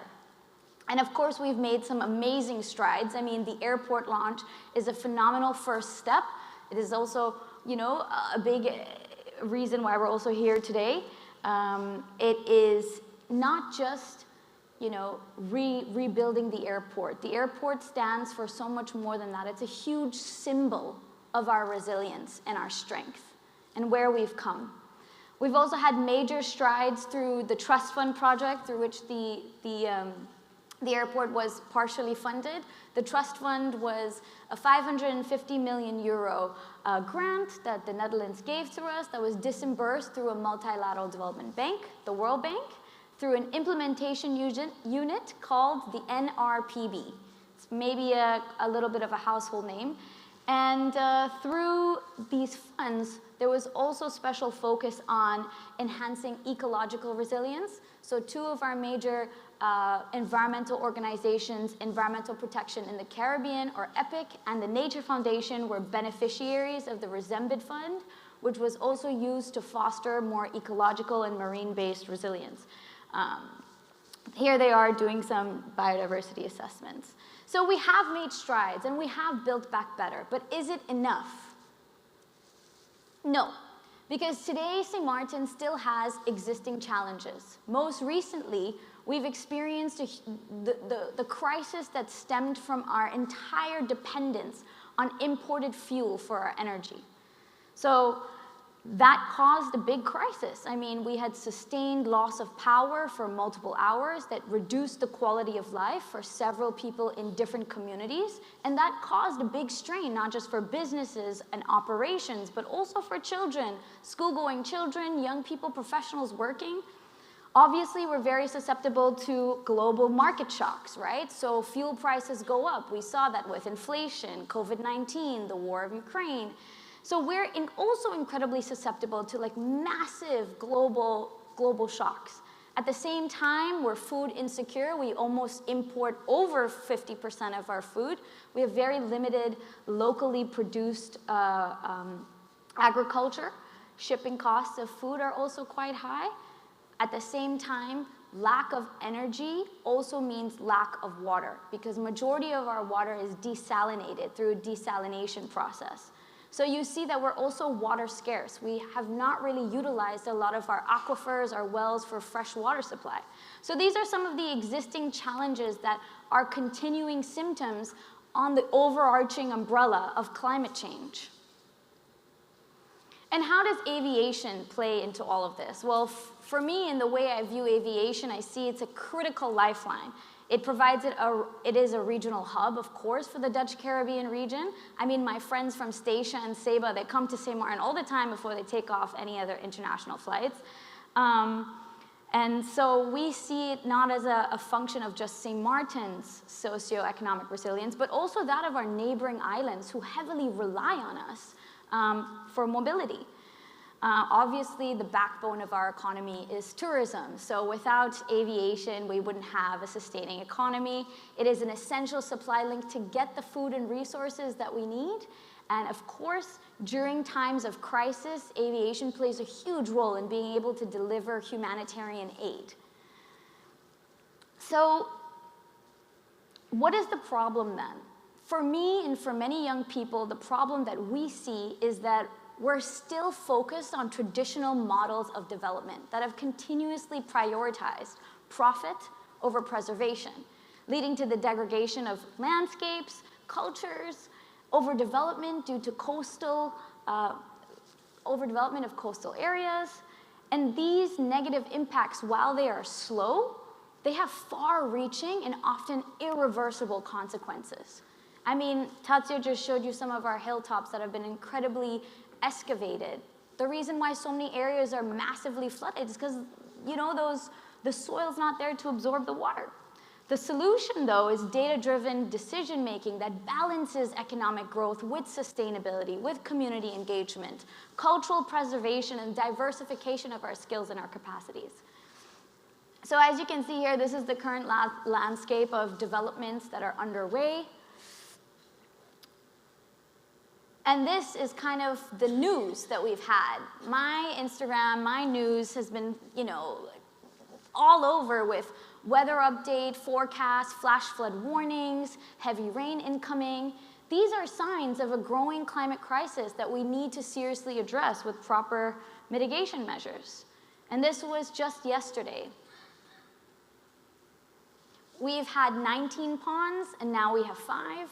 This is just some series of observations that just show how our development is, you know, taking over some of our natural and cultural heritage. And this is a GIS ARC overview of St. Martin in the different districts and zones that we live in.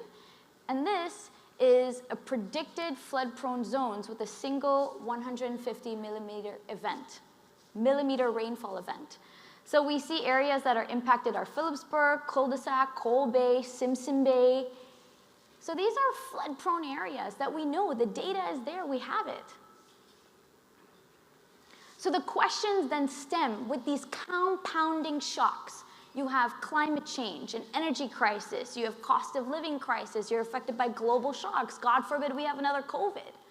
The questions that stem then from these compounding shocks that Caribbean people are faced with is, do people even then care about climate change, or the daily challenges that are exacerbated by climate change, but they just don't understand that link yet? What is the local agency and policy influence of locals? To what extent do Caribbean people have in determining their fate and influencing the policy agenda? Do people even have the capacity to address their own vulnerabilities? And are we just outsourcing our well-being to different MDBs, NGOs to come in here and do the work for us without us even taking a proper decision-making involved in that? And we're not the only ones faced with this challenge.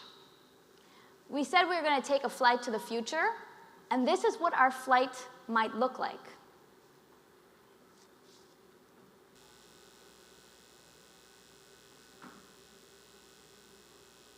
Ladies and gentlemen, imagine standing on the last patch of land you can call home, only to watch it disappear beneath your feet.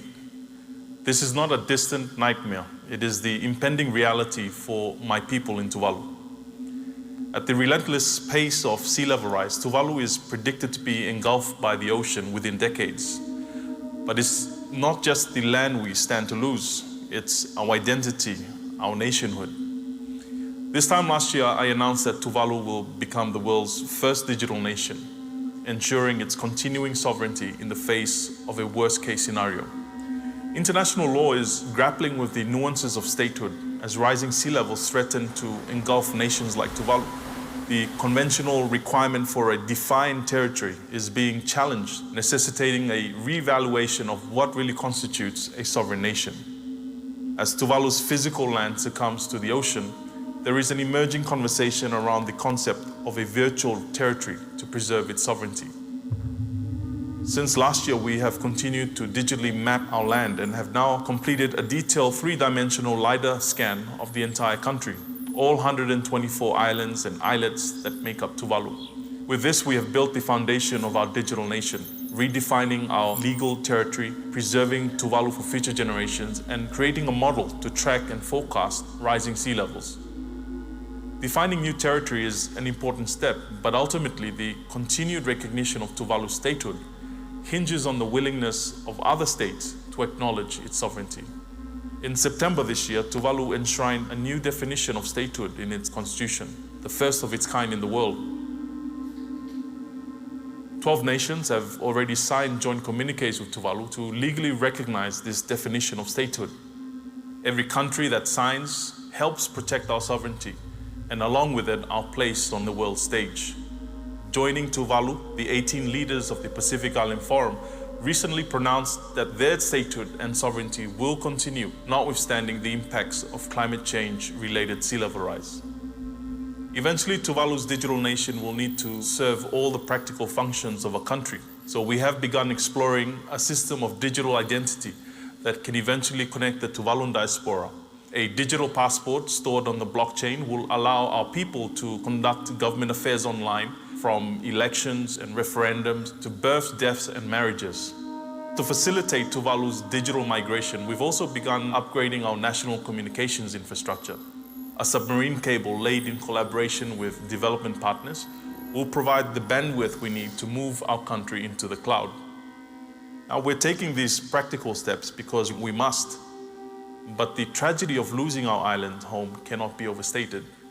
If you were about to lose everything, what is the one thing you would save? We're asking that same question to the Tuvaluan people.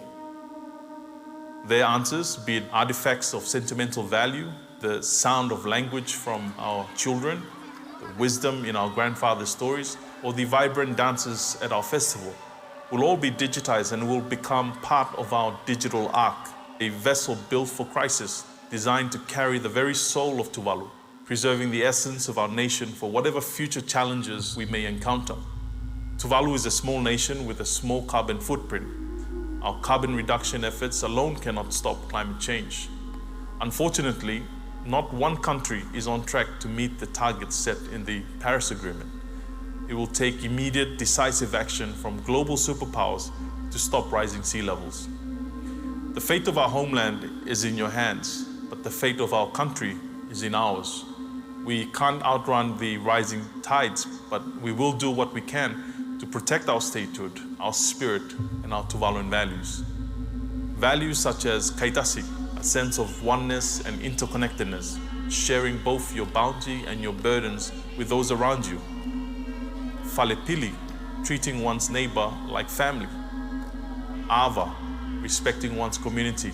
And alofa, showing genuine care and concern for others. I call upon the world's leaders. I ask you to embrace our principles, view our plight through the lens of our shared humanity, act not only as neighbors, but as family. And together we can turn the tide, not just to rescue Tuvalu, but to save the world. Faftailasi, Tuvalu Monteatua. Okay, so who had the chills? Right. Yeah, oh, sorry, yes. I mean, that is, if we are not on track to take the proper planning, the decision-making that we need to do in all forms, whether it's in aviation or in the field of the hospital, climate change is a multifaceted and intersectional issue. It is going to affect all walks of life. And what I think was incredibly powerful is the agency that he took and that Tuvalu is taking to secure and safeguard their cultural heritage and their people. And I think that if all of us are not working collectively towards reducing greenhouse gas emissions, being sustainable, but also putting pressure on those nations who should be taking accountability for this, this is where we're going to have to be. So tackling the climate crisis is really guided by what are the innovative tools and practices that we need to embed in society in order to come to the climate solutions that are inclusive. And how can these solutions then create better informed disaster risk preparedness and adaptation strategies, not only within the region, but also with global significance? And these key areas are focused on an integrated approach that young people like myself are truly believing in. So as a result of working in the region, a few of us started the Dutch Caribbean Social and Environmental Alliance, through which we are advocating for each of our 6 islands. We have 30 young people from all 6 islands. We come together, we meet every month, and we talk about what does it look like in the Dutch Caribbean? What are key areas of focus? And we agreed on integrated water resource management. We were talking about sustainable food waste, spatial planning, zoning, infrastructure, the nexus between food, water, and shelter, and digitization and innovation. And we wanted to focus on this integrated approach in a collaborative way, working together not only with government partners, but with NGOs, with educational institutions, research, and also the participation of local, youth, and indigenous groups. And we would like to see these solutions through a multidisciplinary approach, because not one field is able to answer all the questions, and I think not only one area of expertise will be able to solve the climate crisis that is tailored for our individual islands. And so where these kind of ideas convene is a global conference of parties called COP. And it is the Conference of Parties on Climate Change. It is the annual gathering of 198 countries who together have ratified the Paris Agreement. And COPs have led to groundbreaking climate agreements. And the 4 things that you should know, it was adopted in 2015, that is a typo.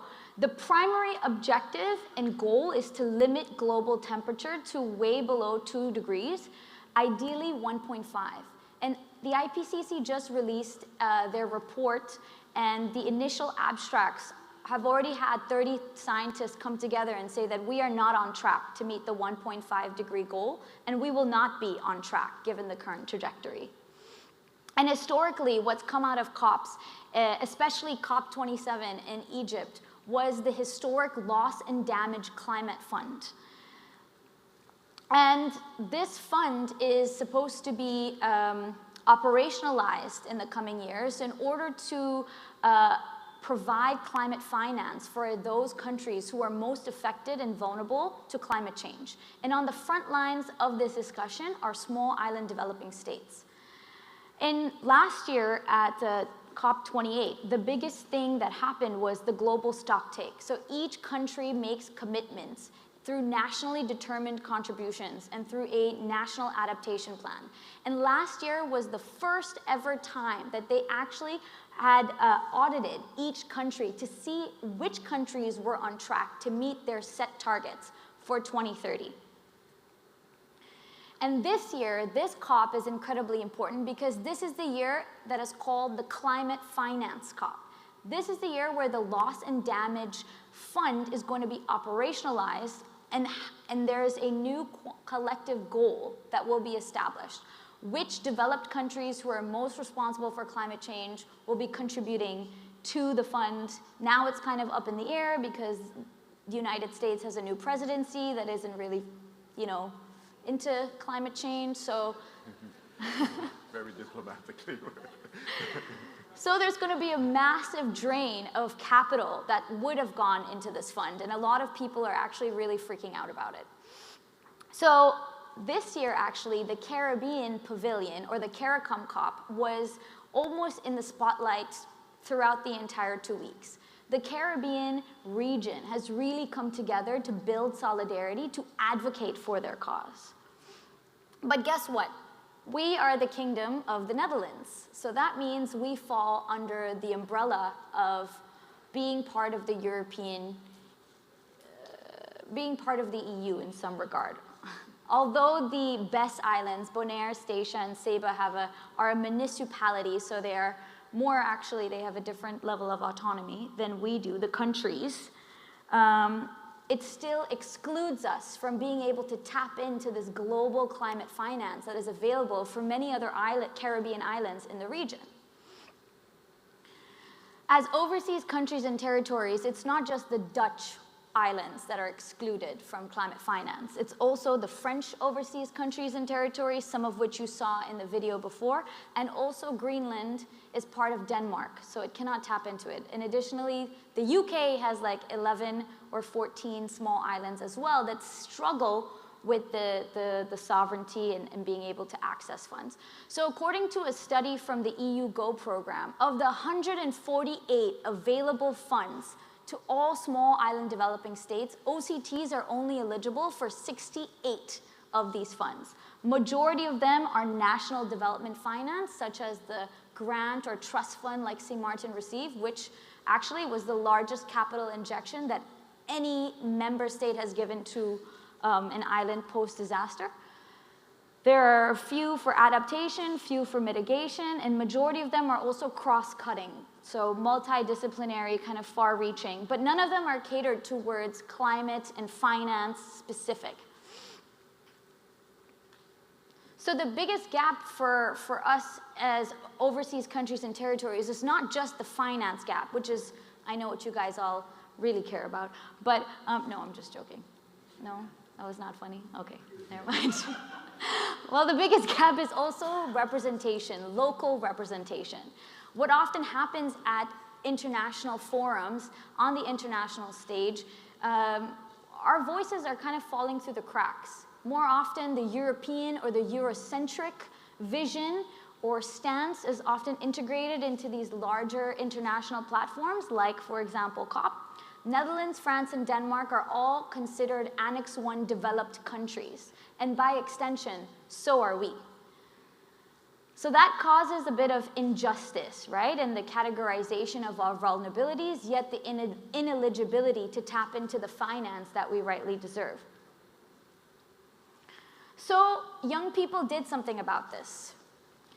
Last year, we had the largest youth representation from the Dutch Caribbean, from St. Martin, Aruba, and Curacao. And we went to COP28 and we decided that we are going to share this on the international stage. We're going to talk about this injustice and we're going to represent our voices and our future voices. And we did so. We wrote several op-eds, we were in several interviews, and finally the topic of climate finance and accessibility for OCTs came about.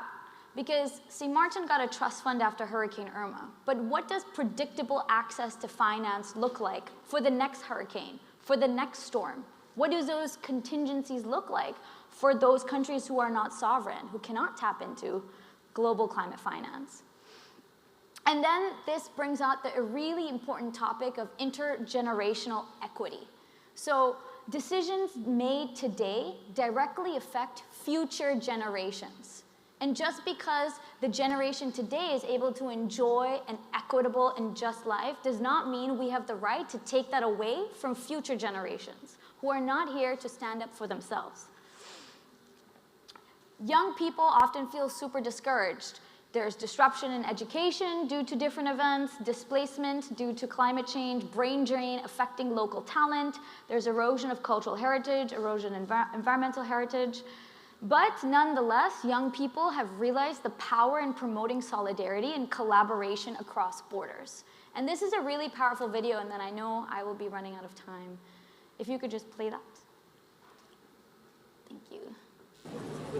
This moment here was outside the negotiation table, the final day of negotiations at COP. Please do the right thing. Do it. And young people made a human chain, encouraging negotiators and politicians to make the right decisions. Good luck. And this is a pretty powerful moment at COP, because without the technicality and the suits in the room, what this boils down to is people. There's going to be loss of life and damages, and people are at the center of that. So how do we minimize loss and damage? And so we did a bunch of advocacy. And we believe that in order to navigate uncertainties with climate change is to simply understand that climate change is a multifaceted, and because of all of these interdependencies, we really have to decentralize decision-making from the top down, but as a collective. We need to have inclusive stakeholder decision-making. We need to tap into local communities. And I think I'm gonna pass through that. And in an effort to bring together expertise, in an effort to decentralize decision-making, a few of us organized the first climate justice camp in St. Martin, bringing together 120 young leaders from the Caribbean in St. Martin to do something about climate. And it was an amazing moment. Last video, I promise.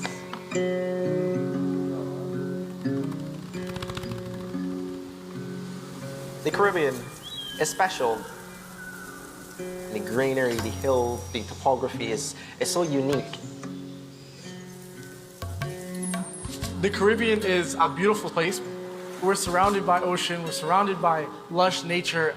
Everyone in the Caribbean has a really strong connection to the land, but also the Caribbean bears the brunt of a lot of the climate change. We're gonna be the ones to experience the worst aspects of climate change and also the first ones to experience it. Small islands in the Caribbean, we are remote, small in size. We are very much tied by sharing the same sea. We share the same air. So the Caribbean is a multi-hazard environment, and we therefore are affected by a range of different hazards, right? So it ranges from flooding to droughts to hurricanes. If you go on our beaches, it looks beautiful. You see the white sands, you see the sun that is shining on the water, it's so blue. But if you really go under the surface, then you start to see all of the trash. We are one of the entities hardest hit by climate change.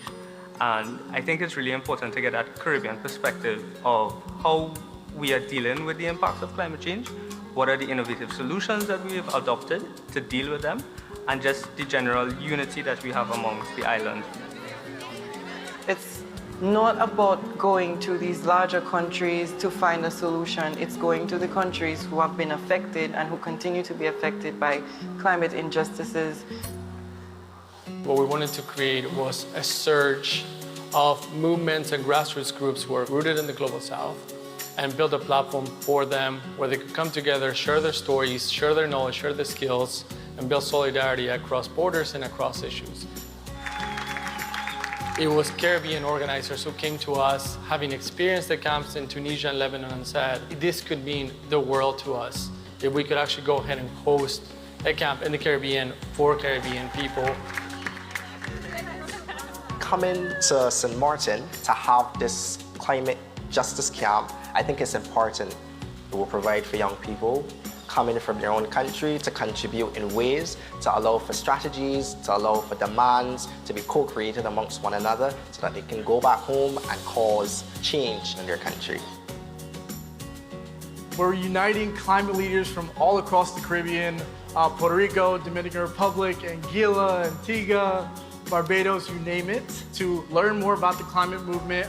So things like this, especially bringing together young leaders, is a good step towards making sure that the Caribbean works together, not only now, but for the next few decades as well. Collaboration is honestly the catalyst for change at the end of the day. Once we work together as a team, our voices will then become stronger, and that's all that we need to really create positive change in the region. Collaboration is always a positive thing to do, and why not use, the intellectual capacity that we have that is right around us. And here you get to commune with so many people from various walks of life all over the Caribbean, which is amazing. It's really nice to see that we have people right here in the region who are just as passionate. We don't need to be operating in silos and separate movements because it doesn't work in anyone's favor. I think in order to really have the Caribbean unified requires collaboration. Really about amplifying the work that any one entity is doing and trying to really connect it among the Caribbean people. If you are just to connect and collaborate, then the overall output is going to be exponentially greater.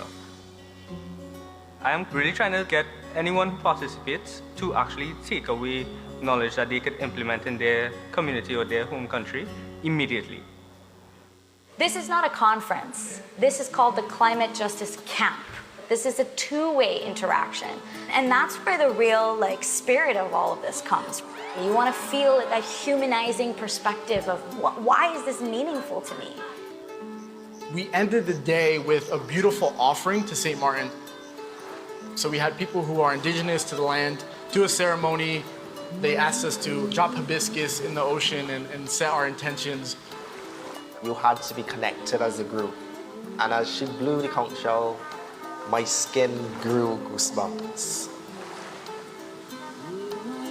We're not just here to talk about climate, we're here to also honor the land and also kind of help revive indigenous values and indigenous spirituality, which I've really enjoyed. This camp has totally renewed, I think, my passion, and I'm just really excited to get home and continue working now. The energy is palpable. You can literally feel the passion and sharing stories, the knowledge exchange that's happening, the networking. I mean, people are really coming together. There's amazing people in this camp. I've met Trinidadians here in St. Martin, not in Trinidad, that are doing amazing work and I want to work with when I get back home. There are a lot of young persons who have a lot to say and who have the best opinions and the best solutions. Our hope is that now, beyond this camp and with the connections that we're building, we can reach out to our governments and really have our voices heard. There should really be nothing stopping us from regional collaboration. It will only strengthen our call to action. Building community is not just nice, it's not just important, it's essential in achieving systemic change. So get out there and build community. I'm here to build community and demand justice. I'm here to build community and demand justice. Build community and demand justice. Build community. Build community. Build community. Demand justice. Thank you.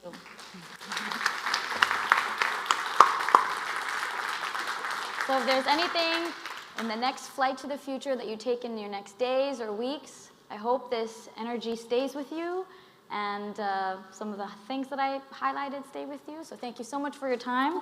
Thank you so much. Not fall down. Oh, yes. Thank you so much.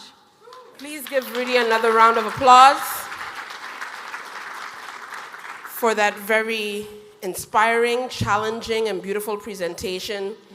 As a young person, she's obviously very passionate about this. And so I think there needs to be a separate kind of follow-up conference to this. I think we need to organize this segment differently. However, in the interest of time, I will just move on fairly quickly, but two things I wanted to highlight is the role of sustainability, advocacy, and collaboration, which Mr. Anderson spoke about in his opening remarks, and now you see it live and direct of how that can look like through the young people. And I think that there is an opportunity here to see how the youth are involved in the furtherance of sustainability, advocacy, and sustainability from a DCCA perspective. Just a thought, just a pin somewhere that you can consider. I would like to bring up the final speaker on the topic of sustainability.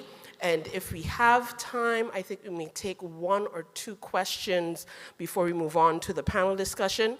And that is none other than Francisco Medela. I hope I pronounced that correctly. Please welcome him as he speaks as what can airports do to mitigate climate change risks. And just a brief intro about Mr. Medela. He is the Industry Affairs Director of Airports Council International, Latin America and Caribbean.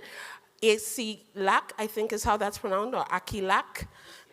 ACILAC is how that is shortened. And he joined in 2015 and previously worked for Airbus Defense and Space in Madrid, Spain. My brother lives in Zaragoza, so I'm sometimes over on that side of the planet. And first working as a procurement engineer in the avionics system, commodity, and later in material services customer support for the A400M program. Mr. Medela has a bachelor in aerospace engineering at the Universidad. I'm not even going to try to pronounce that name because my Spanish is not as strong when I'm tired. It's really great after a drink. So, without any further ado, please help us welcome Mr. Medela. Thank you so much.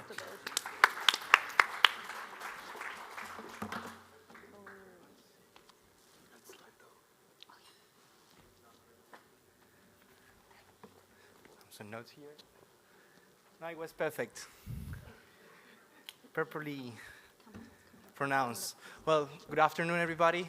First, I would like to thank DCCA for the invitation on behalf of ACI Latin America and Caribbean. Fortunately, our Director General he couldn't make it today, but he will join in probably in the coming events. He participated in the first two, so I'm glad for the invitation. Thank you for counting on ACI also to participate in this event. Also, well, thank you to St. Martin for hosting this event and for your kind hospitality. I have the clicker here. Oh. Well, she already mentioned I'm Francisco Medela, Industry Affairs Director from ACI Latin America and Caribbean. And I will spend a few minutes trying to explain who we are. There are some members of the association here, but I will spend some minutes to explain who we are, what is our purpose, what is our mission. We're ACI, as it stands for Airport Council International. We are the association that represents airports around the world. And the office that I work with is ACI Latin America and Caribbean, the regional office of Airports Council International. We are based in Panama. Well, we represent the interests of airports in the region, Latin America and Caribbean, from Mexico to Argentina, the entire Caribbean, Dutch Caribbean, French Caribbean, and Spanish and English-speaking Caribbean. Well, our mission is to, apart from represent the interests of airports, around the world, also to promote the excellence in airport operation and management. This is how are we organized. We are a federation, 5 regional offices in Latin America, North America, Europe, Africa, and Asia Pacific and Middle East. And one different office, which is ACI World, which is, I will take some seconds here to explain, which is they play a really important role. They are based in Montreal, in Canada, where ICAO is. Actually, they are just across the street from ICAO, and they do a very important job, which is represent airport in all the discussions taking place in ICAO. And actually, we are the official voice and unique voice of the airports worldwide in the ICAO discussions. So at the time of new standards or recommended practices, we are the ones who are sitting and trying to advocate for the airport interests. And apart from that, they also organize training. All the training that you can see in our website mainly comes from our office in Montreal, as well as the different handbooks, reports, and statistics. We have more information on the Air Force side, even more than ICAO.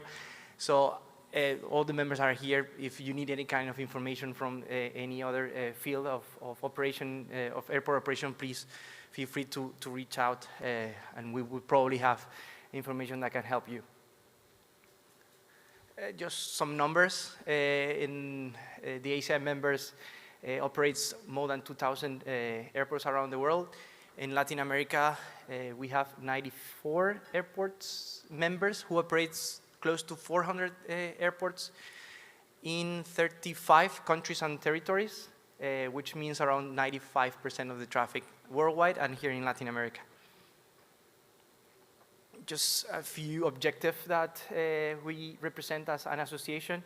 Well, as I said before, our mission is to promote excellence in airport operation and management, but we also represent airport interests before ICAO, regulators, other industry associations like, for example, IATA or ALTA here at regional level, but also the regulator and government trying to advocate for airport interest, and also to support ICAO and other regulators in the development of standards and recommended practices. And as mentioned before, apart from that, we also have other benefits or services that we offer to our members, like training, handbooks, technical documents, and also accreditation and certification, like the one we are going to share with you later, which is the airport carbon accreditation that was mentioned earlier in this morning. So this is why we did this. As an industry, back in 2019, before COVID, a group of airports, mainly from Europe, urged ACI World and the ACI World Governing Board to take action and establish a goal for a long-term carbon goal, as mainly because part of these airports located in Europe, in Northern Europe, they were suffering or feeling the social and political pressure to take action and reduce their impact in climate change. The ACI World Governing Board in 2020, during the COVID year, they commissioned a study to ICF and Airbus to trying to analyze the feasibility of establishing a long-term and ambitious carbon goal, taking in consideration the different realities of airports and the geographic differences, as well as aligned to the Paris Agreement that was mentioned before and the IPCC recommendation to limit global warming to 1.5 degrees compared to pre-industrial levels. After this study was produced by ICF and Airbus, and taking consideration the different pathways, one of the conclusions is that it is possible. The thing is that actually the ACI World Governing Board approved the following goal that you can see on the screen. ACI members, airports commit to reach net zero carbon emission by 2050 and urge governments to provide the necessary support in this endeavor. This is very important. I will explain a little bit later, because in the part of the carbon footprint from airports is scope 2 emissions, which are the indirect emissions, what mainly are the emissions from the generation of the energy that is produced or the electricity that is produced or used by the airport for different activities like cooling and lighting. But also I would like to take a few seconds to explain what is net zero, because we have heard about net zero and neutrality is not the same. Net zero is a balance between what is the emission and what is capture, carbon capture. And in carbon neutrality, airports are requested to reduce the emissions, to reduce the emissions to a certain extent where these residual emissions are compensated through to credit offsetting credits. The difference with net zero is that the credits are not offsetting credits, are carbon removal credits. In this study that I can share with you, I will put my contact details at the end of the presentation. They take a lot of many variables in place. For example, the climatic conditions, the access to green energy. Climatic conditions is relevant because, for example, in different latitudes, there are extreme weather conditions, and there are airports that might invest a lot of money on in heating in the winter and cooling in the summer, but they might have access to green electricity from the grid. It's not the same condition here in the islands in the Caribbean, like for example in Colombia, Costa Rica, Panama, or Brazil, where part of the grid is based more in renewable, mainly hydro, and here in the Caribbean it's mainly by fossil fuel. So they're in a different situation. Also, there are airports in the region that have transitioned to electric vehicles, but others might not be in that stage now. They are taking interim stage, like for example using low carbon fuels like biodiesel as an interim solution before transitioning into electrified vehicles. Also, it is important the policy context and the regulation, and this is very important in some countries in the Caribbean. maybe not in the Dutch Caribbean, but in other countries, there are airports that are facing a situation where they are not allowed to produce their own electricity because in some way can compete with the government producing the electricity, so they are not allowed and they are capped on the capacity they can install, which can be counterproductive to the target that those countries are announcing in this conference, as you mentioned before. This is a group of measures that are also included in the report. Among those that currently some airports, even here in the Dutch Caribbean, have already implemented, like for example the electric electrification of vehicles, not only for the airport operation, but even the ground service equipment. Others have implemented PV or solar farms within the airport premises to generate their own electricity. Also have implemented energy efficiency measures, mainly for lighting and HVAC. Others, and this is the part that I have mentioned in the beginning on the target that is where we urge government, is that not all the airports have access to green energy, even if they can produce it. In other places, in some islands, is not possible. But there are others in America, in the continent, that are in a better position because the grid is mainly based on renewable energy. Also, more in the timeline, I can see here, for example, carbon capture storage technologies that would probably come in the future. As indicated here, I will be sharing the presentation with you so you can take a look, and also to the report. This is, you can see in a visual way or in a graphic way, some examples of the measures that were included in the previous slides. For example, here in the air side, you can see, I don't know if this is working, probably not, the solar panels that are installed in the rooftop. You can see here other operational measures like the implementation of ECDM that reduce the fuel consumption of airlines. Also the electric GEC. For example, here there is an example of dropping SAF. That's something that as region we are a bit behind. We expect in the coming years to at least have some projects in South America. And for example, in the other picture, inside the terminal, the importance of the design, trying to take advantage of natural light and energy efficiency measures. And for that, we have developed as ACI a tool in form of accreditation to support airports to reduce their carbon footprint. And this is called the Airport Carbon Accreditation.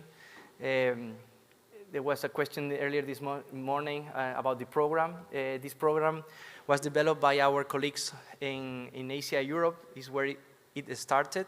And now, after more than 10 years, we have 600 airports around the world who are part of the program. In Latin America, 91 airports take part of the program in 18 countries and territories. We will see later the geographic distribution, but this represents more than 50% of the traffic worldwide, welcoming 4.6 billion. And this is a program that helps airports to be recognized for their efforts to reduce their carbon footprint or reduce the impact on climate change. And this is a very special accreditation because taking in consideration the different protocols and the ISO protocol on greenhouse gases emissions, the 14,064, I think it is. This is was produced as a global standard created for airports by airports, taking in consideration the airport operation, which is not, at the time of measuring or calculating the carbon footprint, is not always easy. And it's recognized by different international associations that we will see later. And as mentioned before, assess and recognize the efforts of airports to manage and reduce their carbon footprint. It has 7 levels of certification, and among the main principles, as mentioned before, the airports are encouraged to reduce their emissions prior to offset. Airport has to renew their accreditation every year, so this is translated into a continuous improvement, and it has a double verification from the third-party verifier and also the program manager, which also assess the application of each airport. This association that you can see in the right, the Eurocontrol, the DG Move from the European Commission, the FAA, ICAO, and the UNFCCC participate actively as members of advisory board, and also the academia, as you can see here with the Manchester University. Before going to the levels, I would like briefly explain the different scopes. Scope 1 are the emissions. This also you can find this graph in the Airport Carbon Accreditation website, and trying to explain which emission can occur on the airport. If we go to Scope 1, which are the ones who are controlled by the airport and responsibility of the airport.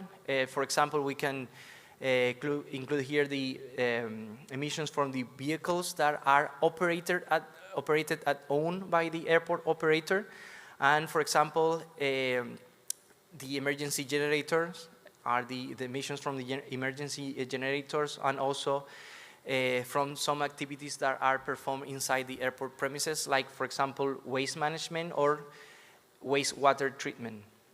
Then we have Scope 2 emissions, which are the one that I mentioned before, which are the indirect emissions, which are the emissions from the production of the energy that is consumed at the airport, mainly for cooling and lighting, at least in this part of the world.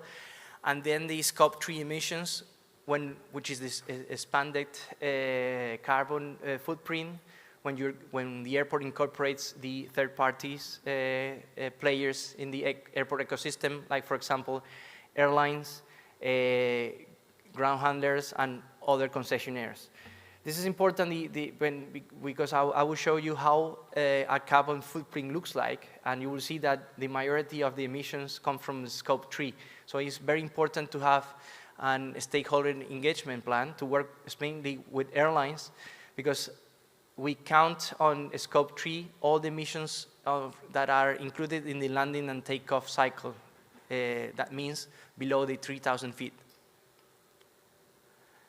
And taking into consideration the scopes, these are the 7 levels that we have in the program. I won't go in detail in all of them, but the important thing is to start. This is a message that I wanted to give you. We can start with the level 1, which is start measuring or identifying the emission sources and then calculate the carbon footprint. You cannot manage something that you previously don't measure.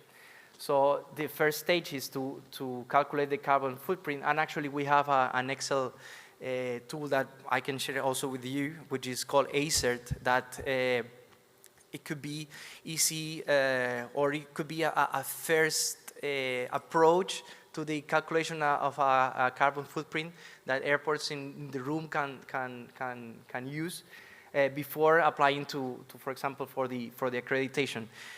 That's the first stage. When you go to level 2, for example, which is called reduction, the airports have to demonstrate that they effectively manage carbon emissions by demonstrating that they have reduced their carbon emission against the baseline.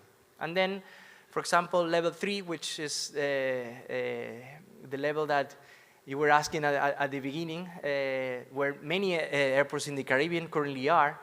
It's a tricky one because, as mentioned before, you have to include the third-party operators. So this is a very challenging level, but I'm glad to see there are many airports in the Caribbean who have faced that challenge and also are willing to share with the other the best practices and try to mentor others and to support, especially in the early stages, how they did and how they, for example, did this stakeholder engagement plan, which is not always easy.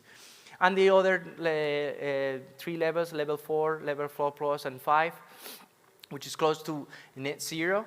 are the ones that were recently launched, and airports are requested to show or make some commitments on targets in short, medium, and long term, trying to be in line with the Paris Agreement and the IPCC recommendation. This, as mentioned before, this is how a carbon footprint looks like. This is an expanded carbon footprint, including Scope 3, and as you can see here, and I have checked from other airports. I can't remember which airport this was. I think it was in Europe.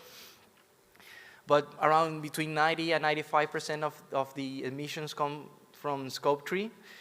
And you can see the rest are from Scope 1 and Scope 3. And if you zoom into the Scope 3 emissions in dark blue, you will find that are coming from the landing and takeoff cycle, as you can see here. The taxiing approach, or you can see here, and takeoff and climb. Also, for example, which is also a big emission source, is the ground access, not only from passengers, but also from airport staff. And here, for example, in yellow, that might differ from different airports, is that they were in the middle of construction works, which are also accountable in Scope 3. The situation in Latin America and Caribbean, as said before, 91 airports in the region, in 18 countries and territories, and many of them here in the Caribbean, as you can see here in the map. And how are we against the other regions? You can see here that together with Asia Pacific, which is a way bigger region with way more airports than we have, we are in second place after Europe, obviously, because it started there, with 91 airports, and above North America and Africa, and you can see here. I included this slide just to have a interesting fact. In the report that was produced from the ACA year, which goes from May 2022 to May 2023, airports in the program have reduced more than 1 million tons of equivalent CO2, which is equivalent of removing 250,000 cars from the road. So just as a summarize, and I will spend also a few minutes on climate change adaptation, which I think is also important. We were asked to talk about mitigation, but I think it's important also to talk about adaptation, especially here in the Caribbean. But the main challenges and opportunities that our airport are facing, our airport members are facing, the first one is electrification. As mentioned before in the basket of measures to reach the net zero by 2050, an important role will be the electrification of airport operations. So the energy demand will continue to grow. So the airports have to think in advance, and at the time of renewing the airport plans, master plans, where they are going to obtain that energy. Because apart from electrifying airport activities, also it could be an opportunity if they identify these new energy sources to accommodate new generation of aircraft, as it was mentioned before, electric aircraft or hydrogen aircraft. So it could be also an opportunity for new business models. And also to improve communication. This is something that we as industry, I think together with the airlines, I would say, we should do better. One business partner produced a report, did a research on what is the majority of population think, what are the share of the emissions that are attributable to aviation, and most of the people think it's more than 10%, and it's between 2 and 3%. And between that percent, those who are in scope 1 and 2 is around 2%. So airports, since are taking the lead, even though the amount of the emissions might be low, are taking the lead even in the aviation industry, Actually, we were the first, the airport, to establish a goal even before airlines did. But at the end, this is a collaborative effort, and also airports play a huge role. And on the adaptation side, we did a survey last year in all Latin American region, but we were surprised that the airports in the Caribbean were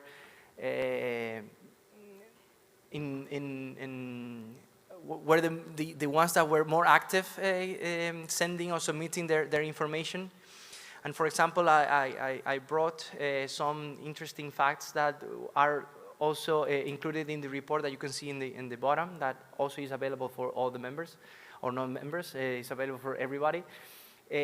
More than 90% of the airports that have submitted their survey already experience at least one of the effects of climate change. For example, higher temperatures increase in frequency and intensity of precipitation and storms. There are other effects that I didn't include because I tried to select the ones, the responses mainly from the Caribbean, but there are other effects, like for example, water scarcity, and also changes, for example, in wildlife patterns, which is also had an impact on the operations. The operation that the previous effect will have, or are having already, is flooding, water scarcity, as mentioned before, cooling requirements, that also have an impact on the electricity consumption that the airports are having now. But the part that we are more concerned about is that less than 20% of the airports that have submitted the survey have already carried out a risk assessment, which is something that we need as ACI and our airport members to continue to raise awareness, especially to the top management, about the importance of at least start with the risk assessment to the infrastructure and the operation of the airport.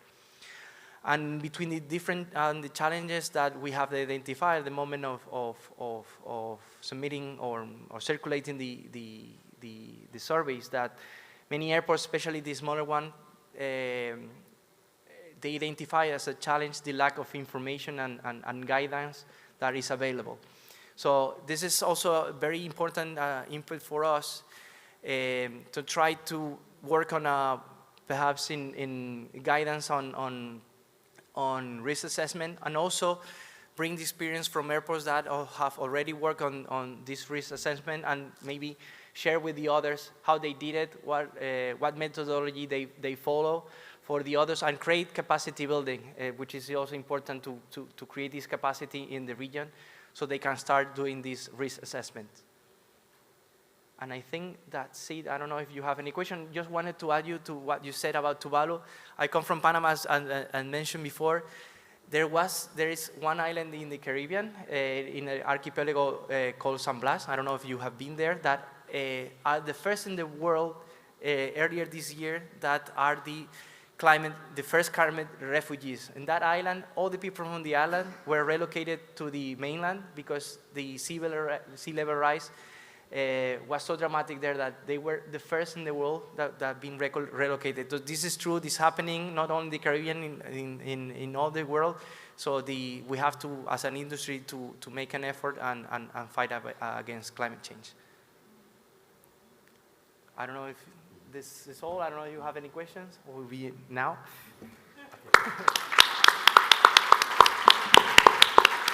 Thank you so much. Fun fact, when I was in New York as part of the royal delegation to the US in June, climate was a discussion. Climate tech particularly was a discussion. And one of the representatives there did tell me about that particular place in Panama and asked why aren't we taking climate action and climate justice actions. So that's a very interesting discussion. I'm sure Reedy has more information on how that can be done, or was working with the young people to fight the good cause for climate change. Can you please give all of them a huge round of applause?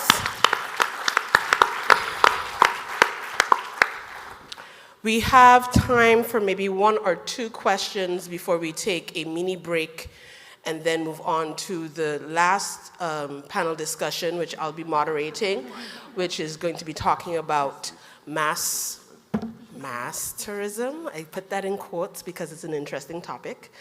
But do we have any questions coming from the audience for any of the previous? Mr. Mingo from the Princess Juliana International Airport. Yeah, so it was quite interesting to listen to the last hour, and it's very touching because I remember myself being in many of the, let's say, lagoons or ponds in St. Martin as a young guy, even, you know, catching shrimps. I wouldn't dare do that today. No. I hear some of the shrimps have certain diseases that humans also have. But anyways, coming back to the simple fact, we just built a 200 million facility to promote the island destination. Are we all willing to sacrifice the PS5s, the iPhones, the luxuries that we have today? Because maybe 30 years ago, a gift at Christmas was $10, but today it's over $1,000.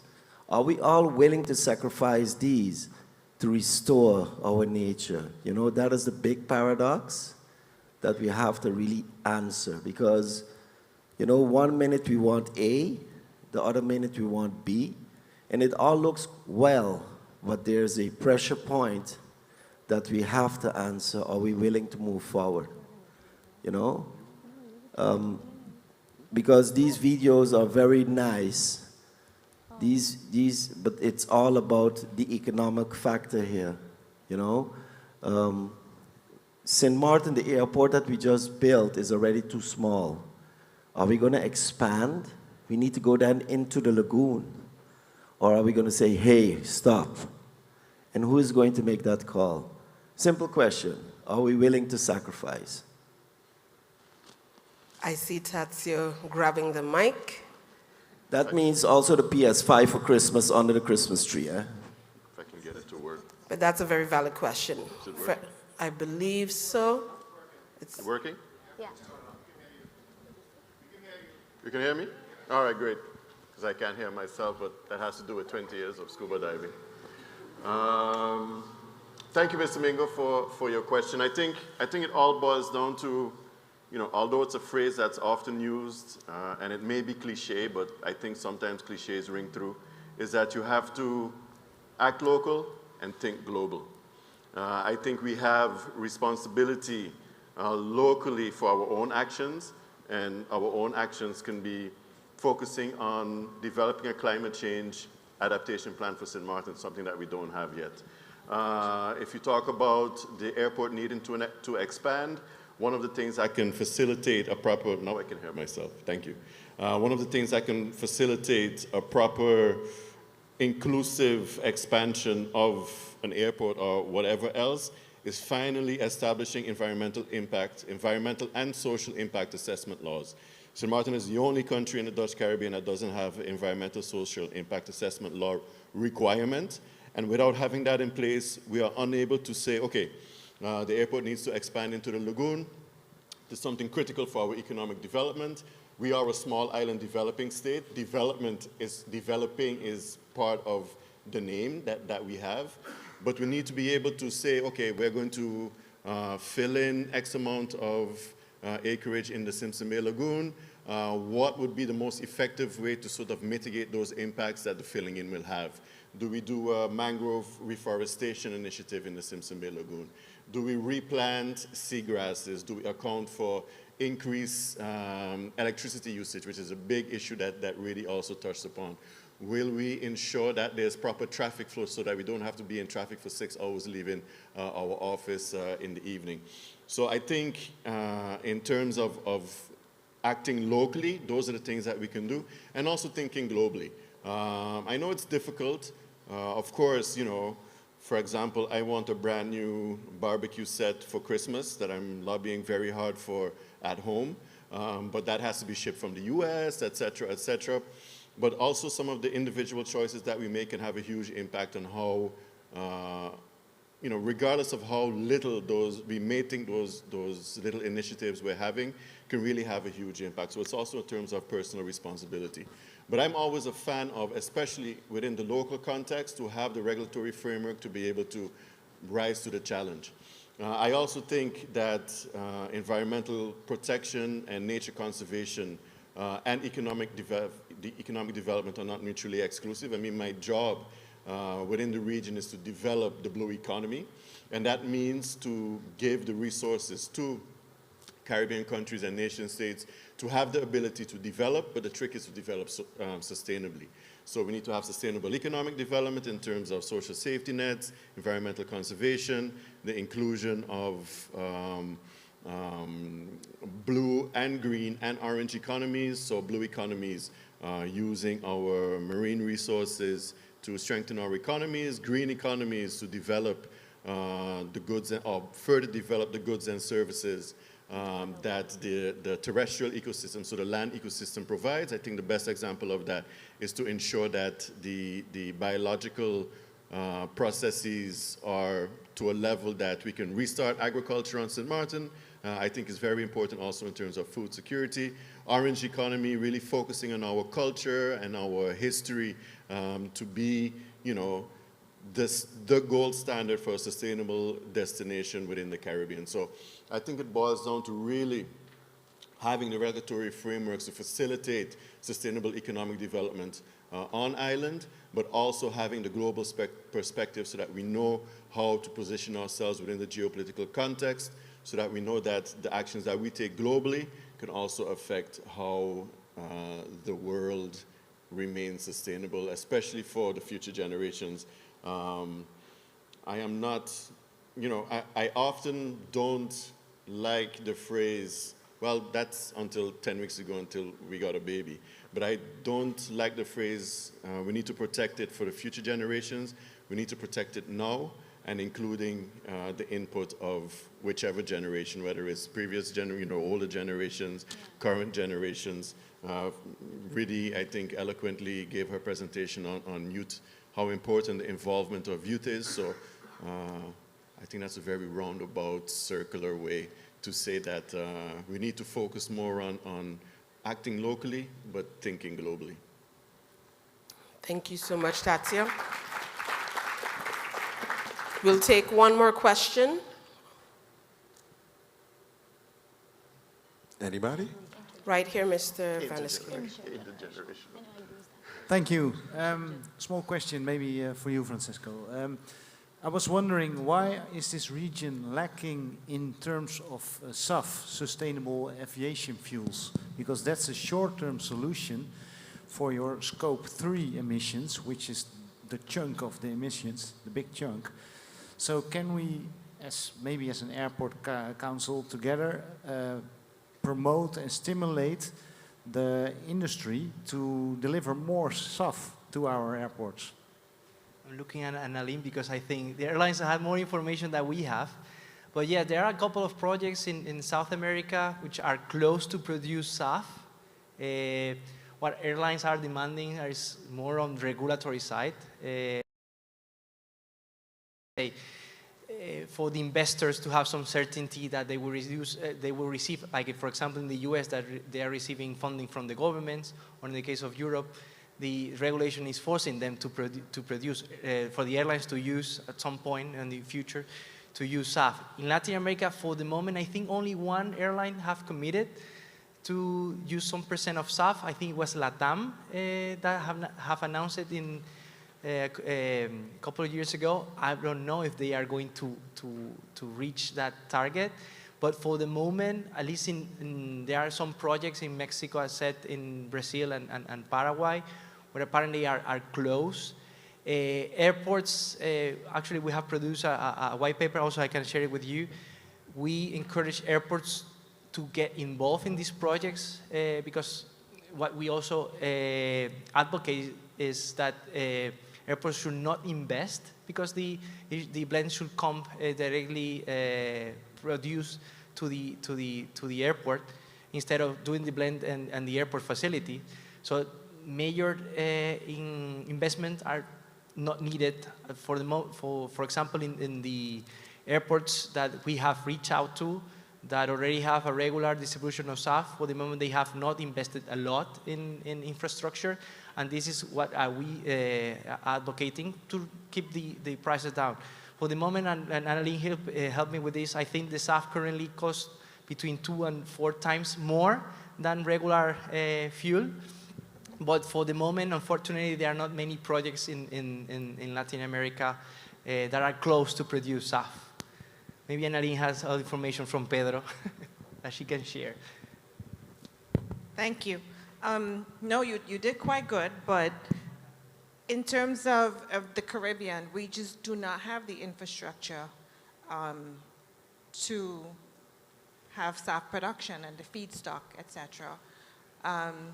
I listened to the presenters in terms of the opportunity for blue carbon initiatives.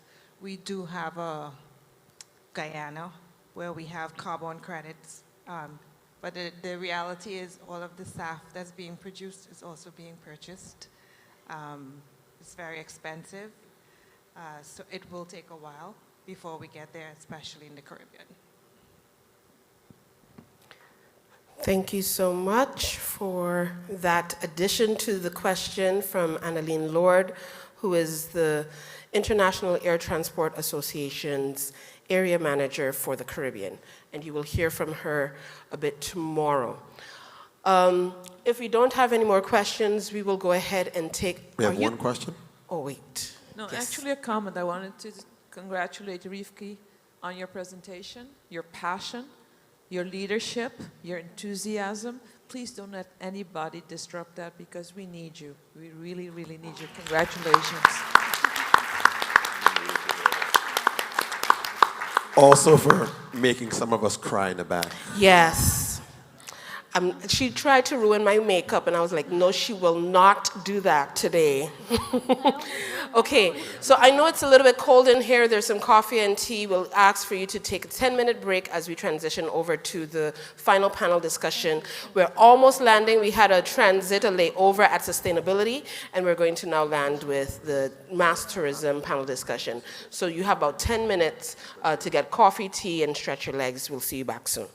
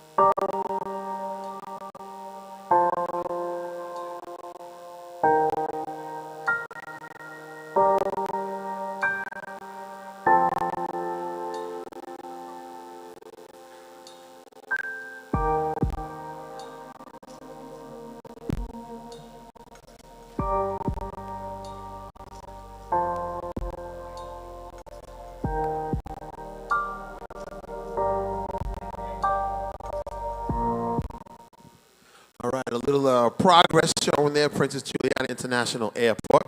Is everybody back yet? Can everybody please have a seat as we can start our panel discussion? Also, we mentioned earlier the venue has changed for tonight. It will be in the meet and greet at the Princess Juliana International Airport because of the weather. So we changed the venue just to be safe, not sorry. So it's going to be in the meet and greet area inside the airport that's going on after this. All right. I want to make sure everybody is nice and seated because our next discussion is going to be very, very, very good. We have some great panelists.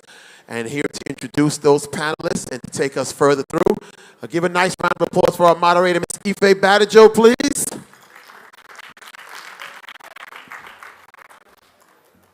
Thank you, thank you, thank you so much, G. Hope you got some coffee in you. Hope you're ready for this dynamic discussion. And so I'm going to go ahead and take my seat over there so that I can introduce our panelists for this segment. Hello, hello, hello. There we go.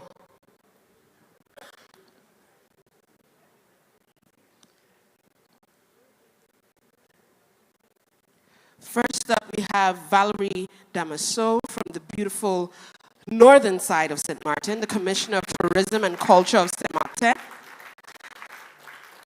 She has the distinct honor of overseeing a dynamic realm where culture takes center stage in shaping every essence of tourism offerings. And she has a profound belief in the transformative power of culture in driving tourism growth and enriching visitor experiences. Madame Damaso is dedicated to advancing initiatives that celebrate our heritage, arts, traditions, and diversity. Next is none other than Mei Ling Chun, her counterpart, Director of Tourism, well, not the counterpart, but Director of Tourism for the St. Martin Tourist Bureau. With over 3 decades of leadership in hospitality and tourism, Mei Ling Derby Chun is a seasoned trailblazer whose career journey began at just 15 years old. I was around 9 when I started in entrepreneurship. A driving force behind St. Martin's tourism renaissance, Mei Ling Chun, Derby Chun served as the Director of Tourism during one of the industry's most critical periods.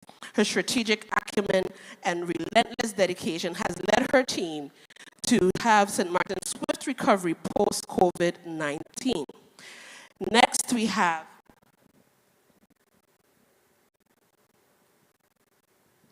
that's when technology is either your friend or your frenemy. Originally from St. Bart's, Ms. Alexandra Questel is the president of the Territorial Council of Tourism of St. Bartholomew, St. Bart's, yes,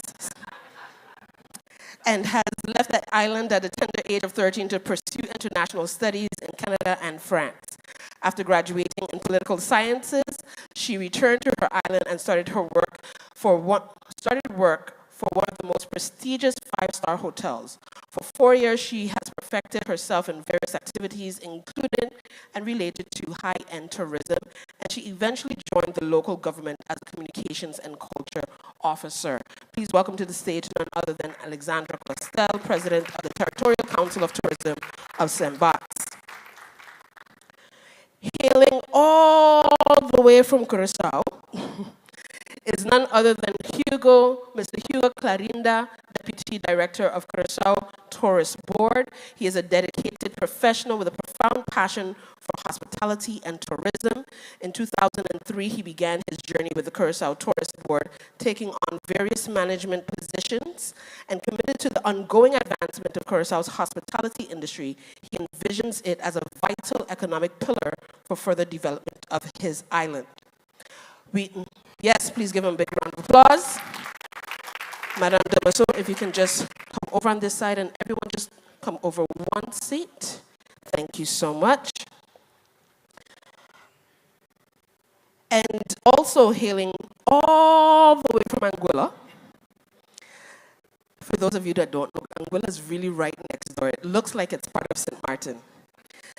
Stacy A. Liber is a Director of Tourism for the Anguilla Tourist Board. She has a distinguished career at the Anguilla Tourist Board as an innovative leader in tourism management.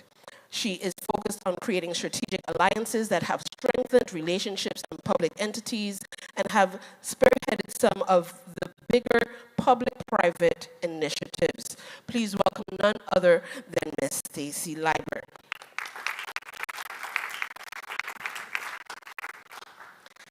And if you don't know me by now, as the song would say, my name is Ife Badijo. I hail from the beautiful island of St. Martin. I started out in hospitality, so I have a very unique perspective here, but I also have background in entrepreneurship and also work very closely with government and community and economic development initiatives.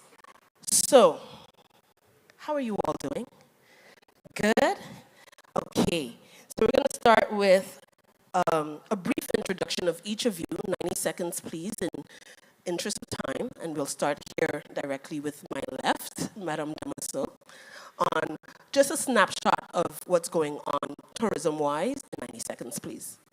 This is why you put me right next to you. Good afternoon, everyone. A pleasure for me to be here with you. As mentioned, I am Valérie Damaso, Commissioner of Tourism and Culture, Friends St. Martin.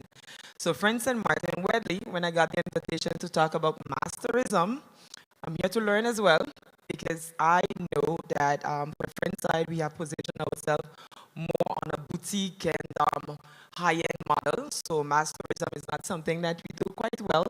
But what's important, and I heard the conversation as we went along, since 2018, we have voted our schéma territorial, the développement touristique, which is, I don't like to use the word scheme, it's like a plan, a strategy, where we define the key pillars that we wish to develop. Of course, it's important to know what your positioning is and what you have to offer. And that's where we made that decision that we are truly not based on a mass tourism product. We do have a boutique hotel. On the front side, we have about 1,500 rooms as we speak. And the goal is to get to 3,500 rooms. With that being said, no, we are not looking too much into, you do have existing sites that ever since the Hurricane Irma, even prior to that we lost. So the goal is that with the economic sector, we took all of that back together and we knew exactly there's investors that are interested. We have already electricity, power, sewage in the whole 9 yards that is already set up. So it's easy to reach to that 3,500. We're not looking to cut hills and build big product and so forth. We are gonna bring you back those rooms that actually either went into Airbnb or lost into a villa product. So that's one. And also in that plan, we actually defined the various pillars like I mentioned, and one of them is to say that you're gonna position yourself where gastronomy is concerned, romance, the boutique models, and so forth, even the yachting sector. So today I'm happy to announce that on the French side, as much as we share this beautiful island with our counterparts, you know, we complement each other. I say that as often as possible, but it's important that you have a strategy that is set, you stick to the plan despite whatever it may be, and you really have to know where you're headed, and you put those tools. And at the heart of all of that, and this is why I carry the multiple hats as culture and tourism, because I don't see a tourism product without the culture, without its people, and it's just inseparable for me. Amazing. Mei Ling Chen, if you can just make sure that your mic is on. Think so? Yes. Everybody can hear me? Great. Good afternoon once again. Thanks for having me and with these wonderful colleagues of mine. And welcome back to St. Martin, by the way. So St. Martin, I'll give a little synopsis real quick. We've been in an upward curve as far as recovering, because I still call it recovering. After Irma, we had an opportunity to actually revamp and re-strategize, and that is exactly what we did. We took that opportunity and turned it into positive, brand new, you know, renovated and new rebuilt hotels. But what has happened too with St. Martin is that it evolved into the demand of home rentals. So where this all of a sudden became a demand, you saw the personal investments in person's property that turned into home rentals, whether they did it on their own, villa rentals, or Airbnb or VRBO. So with that said, we've done, actually our hotel association did a research, and we are now about 4,700 units on the Dutch side, on the southern side, that's what we like to say. We also revamped revamped as far as what it is that we want to sell. For the longest time, we all sold only sun, sand, and beach, and what we've done is regrouped, and we said, okay, let's take the content, let's assess what do we have to offer. Of course, heritage, culture, our people, yes, culinary is part of it, but also the uniqueness of having Dutch and French. But we basically divided it in blue economy, green economy, and orange economy. And you heard today Mr. Berfields talk about that. And that is how we move forward with marketing our destination at the moment. So the projection is, well, this year we were up from last year already about 23%. We are projecting that next year with the increase in flights, that we're going to see an upward curve as well compared to this year. We're projecting about 23%. Hopefully it will be more than that. So, and of course, our goal is get rid of seasonality. We're on our way to making our seasons longer, but we don't want to talk anymore about seasons. It's about filling every month with different type of, whether it's events or create that interest for people to travel, include, you know, taking in consideration what we discussed, what I just mentioned, which is the blue, green, and orange economy, and this way become a year-round business. That's our goal, and of course do that in the most sustainable way and continue increasing our tourism receipt. That's in a nutshell, because otherwise you're going to have me keep talking the whole day. I'll hand it over. Thank you so much, Alexandra Pastel. Hello everyone, I'm Alexandra. I'm also an elected official in St. Bart's as well as the president of the tourism board. So St. Bart's is a 24-kilometer square island. It's a very small. We have about 12,000 inhabitants. In terms of flight traffic, we have around 200,000 visitors per year. And since 2019, we had an increase of 11% flight traffic, and we're pretty stable in 2023 as in 2024 right now. I would say that St. Bart's, we've always targeted a niche market, so we didn't do mass tourism. I would say it chose us, and we decided in terms of governance to keep on going with that that clientele. Everything we've done on the island was made for that clientele in the details about how we receive them also. It's very important, and we keep on targeting that clientele, that niche clientele, but also we're trying to let's say, question ourselves, because the world is evolving around us, and as a destination, we need to be innovative about what we propose to the clientele, about the experience, make it always more unique and more personalized. Yeah, I would say 90% of our visitors do come from St. Martin, so we do have a big, it has a big importance to us. And also, our clientele is about 70 to 80% from the United States. We have a small percentage, 10 to 15, coming from Brazil, which is the market that we target during the summer, because we still have that seasonality, although we are trying with the tourism board to erase it, to try and have some stability. And also, we have about 10 to 15%, I would say, coming from Europe. Thank you so much, Mr. Clarinda from Curaçao. Thank you. Good afternoon, everybody. In the sake of the discussion about mass tourism, I would like to give some figures, because it's good to compare how the growth is going. I know that a lot of the islands in the Caribbean are growing. In Curaçao, to put it into perspective, in 2019, we had 463,000 visitors in that year. So in 2022, we recovered completely, where we had 489,000 visitors. In 23, it grew to 582,000, and this year it seems that we're going to reach 685 or 690,000 visitors. So we are talking about year after year growth of around 20 or more percentage compared to the year before. So it's huge, the growth. At the moment, we have 8,500 to 9,000 rooms on the island. That's both hotels and apartments, because we have a lot of apartments in Curaçao. And at the moment, there are under construction around 4,000 rooms in the coming 3 years. So when we're talking about mass tourism, yes or no, we have to take those numbers into account. So we will come back to that later in the discussion. We depend a lot on the Dutch market.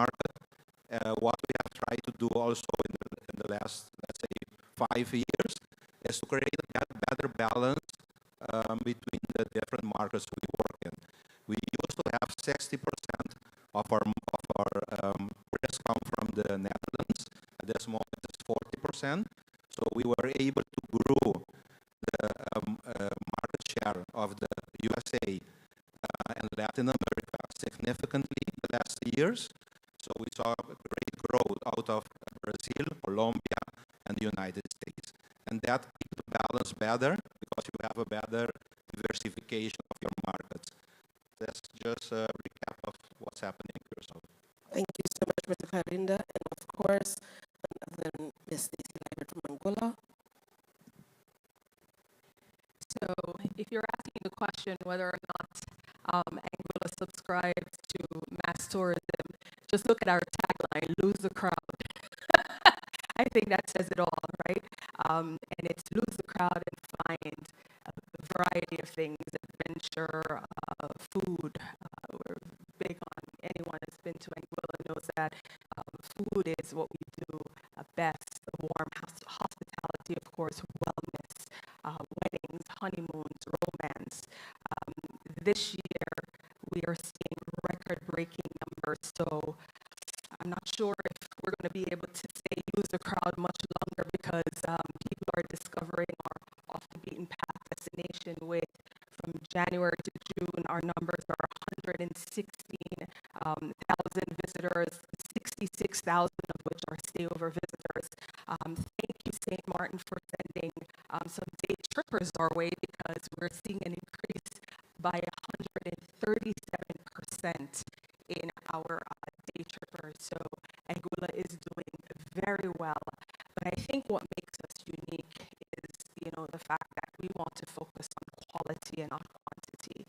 I think that we need to balance tourism against of course, our locals and visitors, and making sure that, the locals don't feel like they have lost their home to tourism. And so I'm looking forward to that discussion.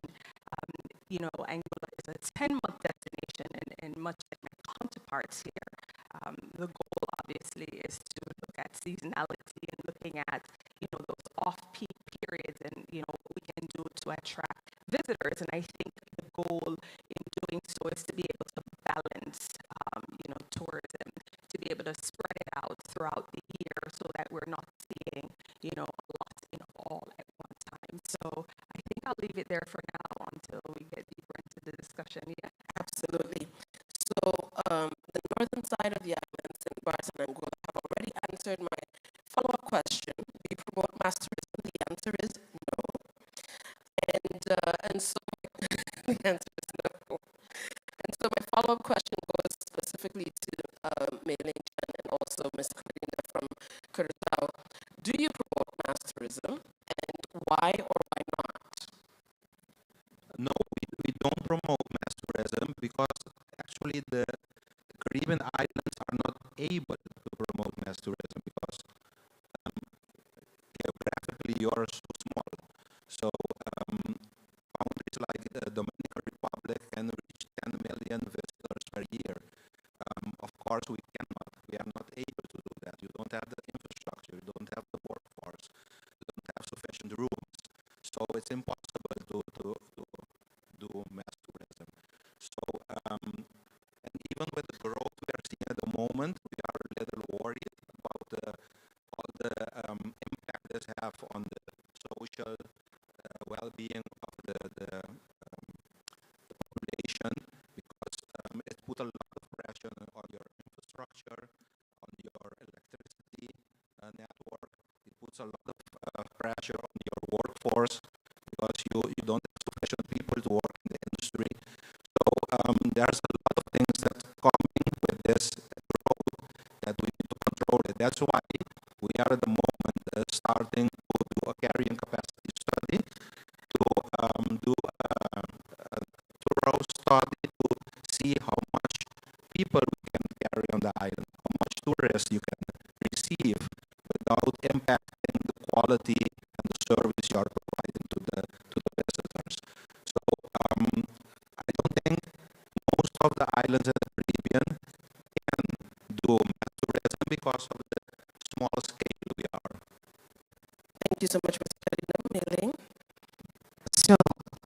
answer is no, we don't either. But I wanted to get that back because mass tourism comes in different levels.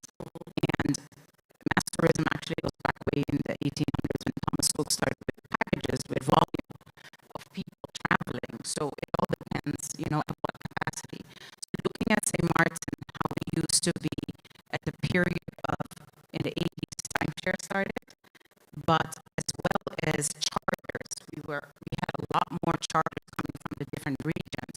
But you see those fading as well as throughout the years and the decades, it has evolved.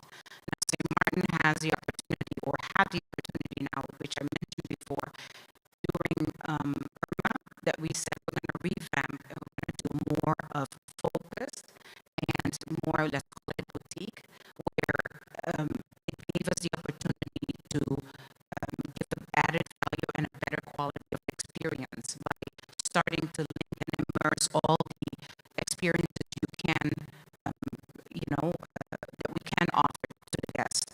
So we are not promoting mass tourism, and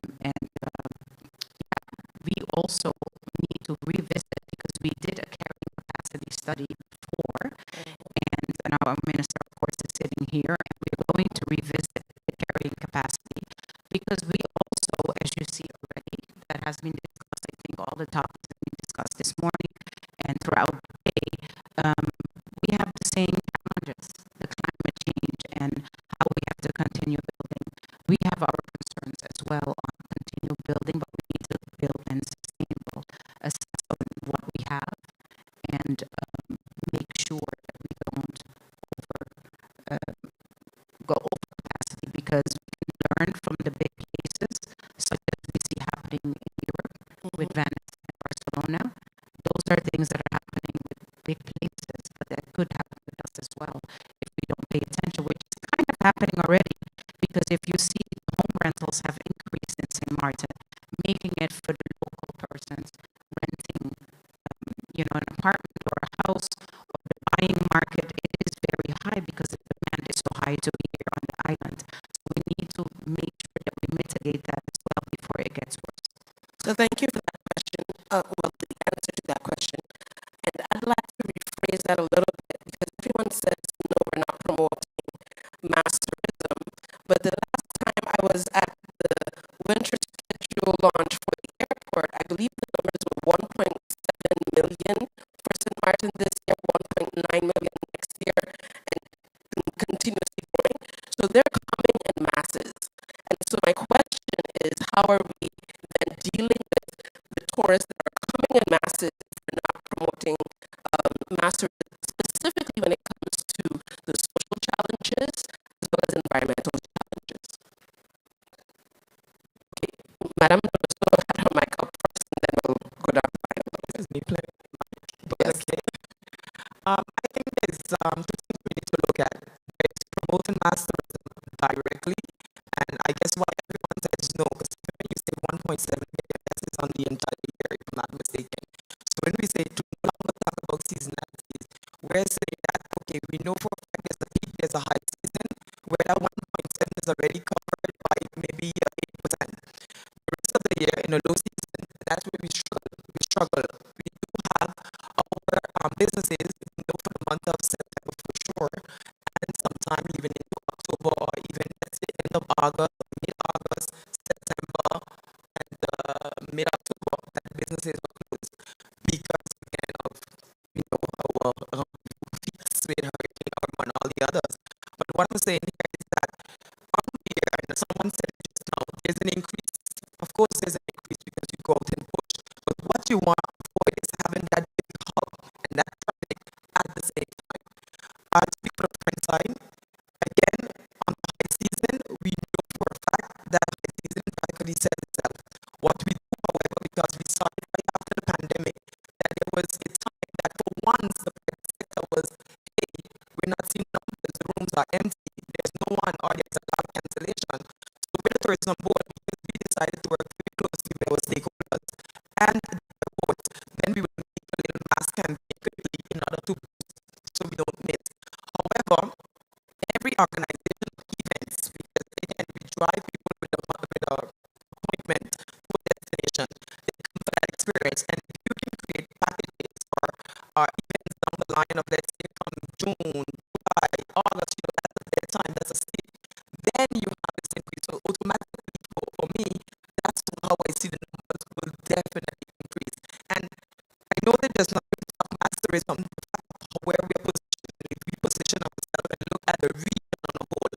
When we talk about promoting masterism, I'd say this is the time we can promote as a region that tourism product.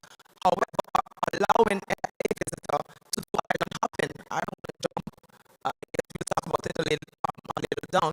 But if you have X amount of persons that are interested in that region, you split that masterism because today alone, in the last 2 weeks, we have the traffic that is back from God knows where. And we are not even the season yet. We've been shopping for some reason. So all of that, again, in a nutshell, I'd say that the numbers can continue increasing because you're doing your job on the slow season, the low season to avoid those seasonalities. But as a region, we can continue promoting and working together, and then it's happen when people take 10 days vacation. Definitely to tune and weather to and so forth. So I see how Ms. Library gave me a sign, and then anyone wants to be fun, we'll start there. Thank you. Now, all mass tourism is not bad because let us just think for a second.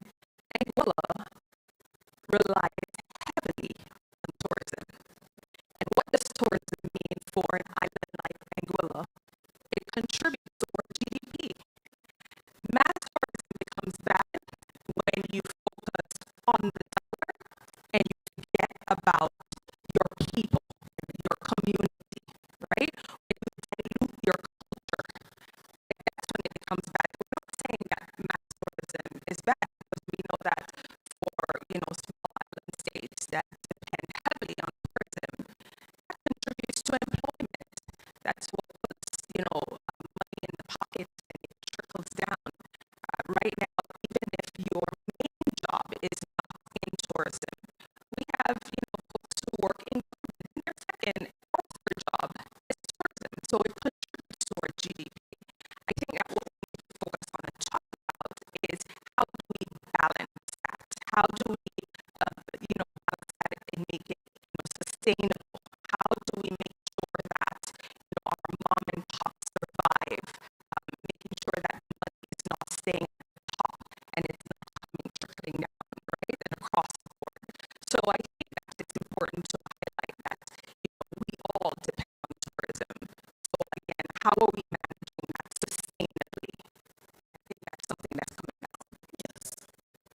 Anyone else want to jump in? I'll give an example. For example, us as a destination, because we never really promoted the island. We have at least, would say, three travel here as a tourism board to talk about seabars, but we don't even go look for more people. We talk about it as a destination with some other professionals just to say, hey, we're still here.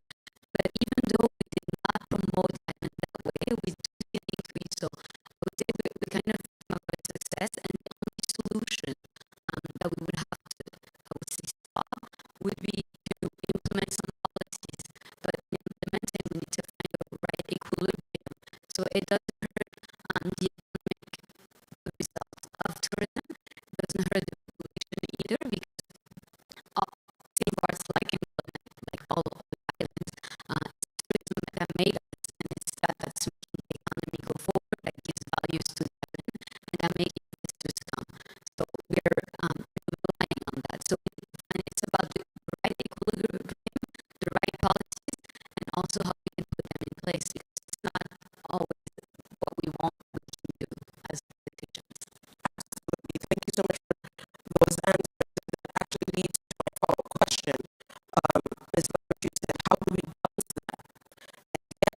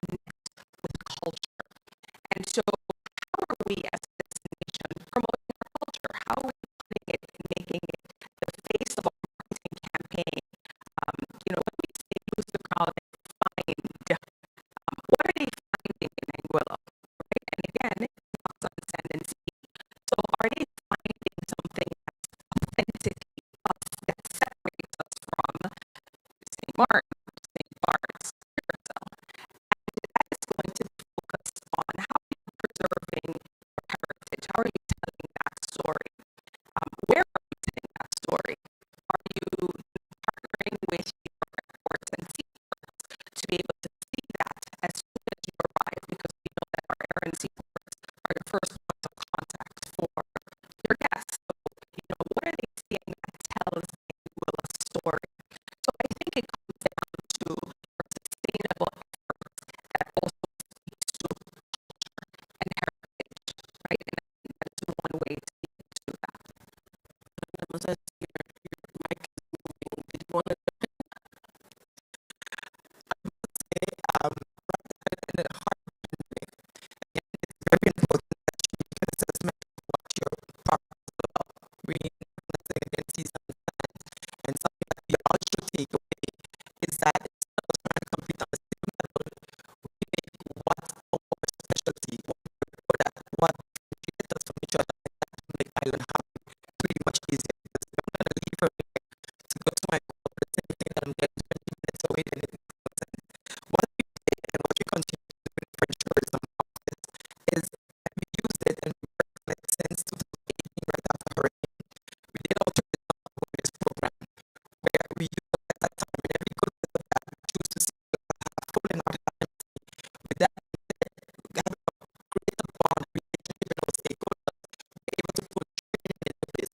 We're able to make this tourism campaign that showcase what are the true jobs linked to tourism. Because when you, I say from the airport, when you reach the categories luggage, maybe you don't really have no taking pictures of the product, but it all starts there and even beyond.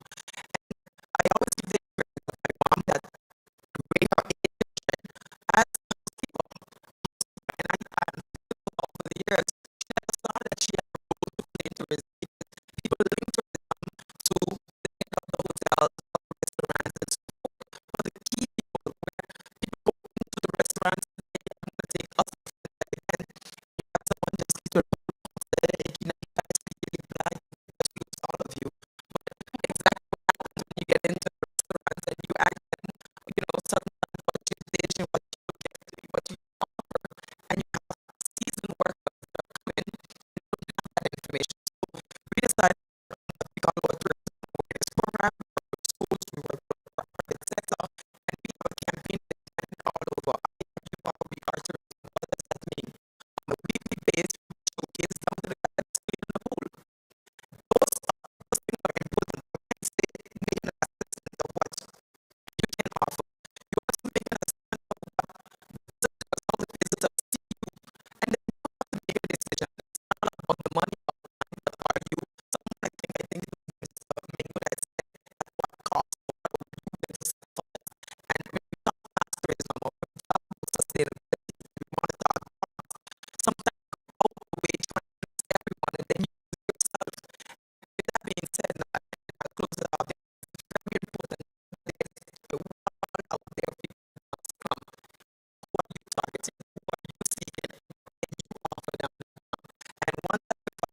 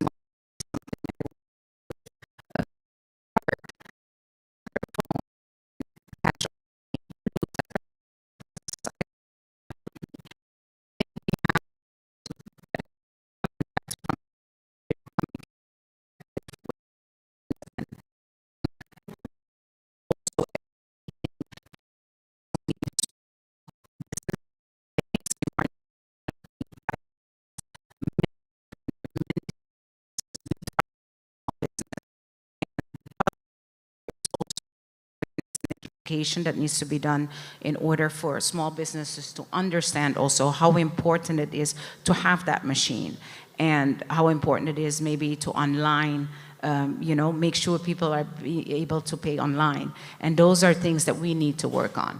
And you will see then also revenue increasing. Okay, and so I saw Ms. Liebert first, then Alexandra, and then Mr. Clarindo. Yes, no, I think it's very important because technology is developing and tourism need to go with that development. It happened to me actually yesterday when I arrived, and the taxi driver brought me to the hotel, and I told him I want to pay with my credit card. He told me, no, I don't accept credit card. It's only cash.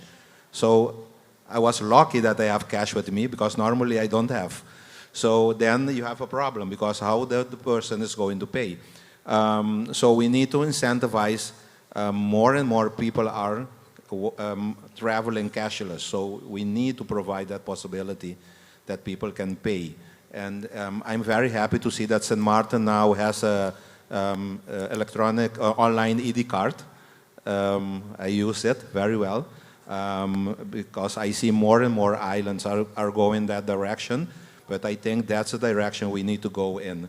So the islands need to improve the technology, facilitate the traveler, so that you can fill in your ED card online and don't have to fill it with a pen and a paper. And also we need to speed up the payment, electronic payment, so that the tourists can come without cash and be able to pay everywhere. Ms. Liebert? In my marketing, it's very rare that I talk about Anguilla and not talk about St. Martin, because St. Martin is our main gateway. And what I appreciate about the airport as someone who travels a great deal is, we keep hearing this term about the seamless passenger experience or traveler experience. And I am someone who is very, I plan every aspect of my travel because if something goes awry, then it ruffles my feathers and it makes traveling uncomfortable. So what I appreciate is I'll check in online so that when I get to the airport, I can go and help myself with checking in at the kiosk and dropping off my luggage.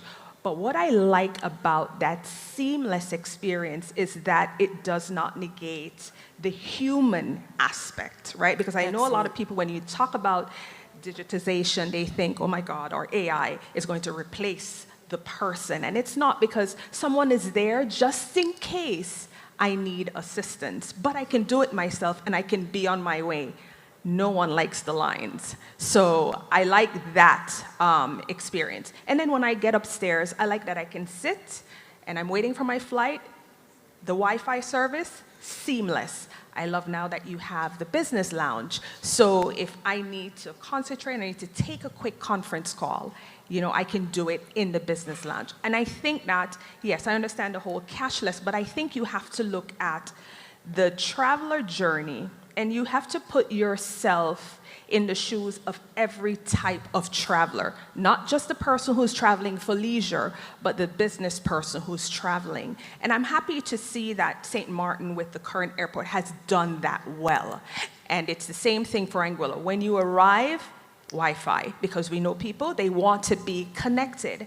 And that connectivity, you make that traveler your ambassador. Because guess what they're going to do? They're going to get on their phones and they're going to film everything, right? And now this is an unpaid ambassador that is promoting your destination. So I think when we think about the traveler journey, we have to put ourselves in their shoe. What do I appreciate when I travel? It's the little things. Thank you so much, Alexandra. Thank you. So if you come in St. Bart's, all taxis now have the obligation to offer credit card service. So it's not only cash, but that's something that's brand new because it's something we also realize. But when we talk about digitalization, for us, we went even more into details once again. To get digitalization, you need to have good connectivity. So the collectivity itself invested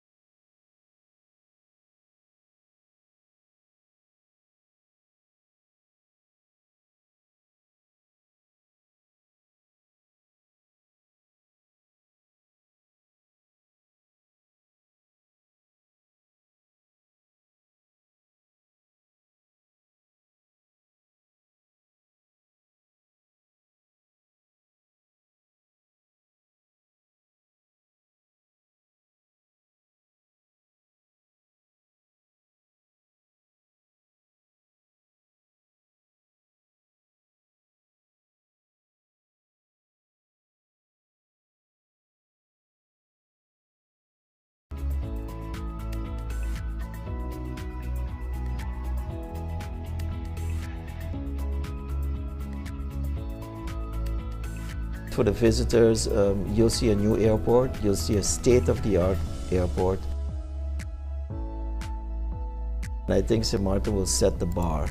Once that princess is back in her full glory. Get her crown back on? She'll be in the best shape of her life.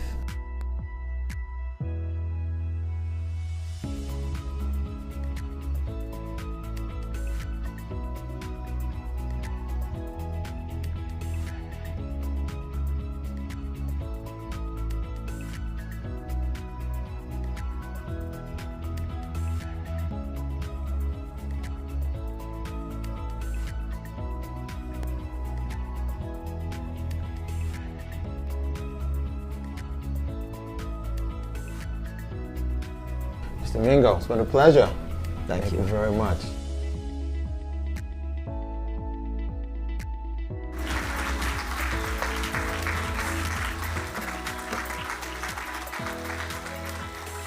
Well, I know you were not expecting this, but last Thursday you said, my job here is done. That also gives a little bit of pressure on all of us because we have to continue your legacy, your dedication, and especially we want to thank you for 5 years of incredible leadership, 6 years of incredible leadership, who's counting? And that's why we want to give you a token of appreciation. It's a one-of-a-kind piece that I want to offer to you, which is the key to Princess Juliana International Airport. Thank you, Brian, for your years of service and leadership.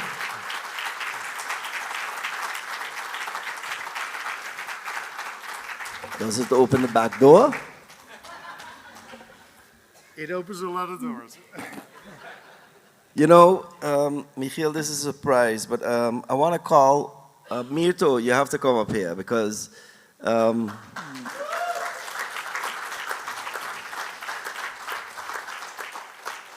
I'm going to tell you a little secret which I learned during this project because I came in and the secret is I used to look at cartoons and superheroes. And I always noticed the superheroes get beat up, with the exception of this superhero called Batman. They made so much movies of Batman because he had Robin and he had Catwoman. But, you know, the story here is you cannot do anything big without a great team. And Mirta was my man on the ground for the project. And Mirta, I want to thank you. Yes? So we had to look for someone who knew the airport, someone we could train, someone that could see. Because remember, airport people are handling passengers, suitcases, and planes, but we're bad at building airports. Or it's not our profile to build airports. You know, my background is not really in building airports either, but I surrounded myself with the right people, and that's why what we did today, we built state-of-the-art airport.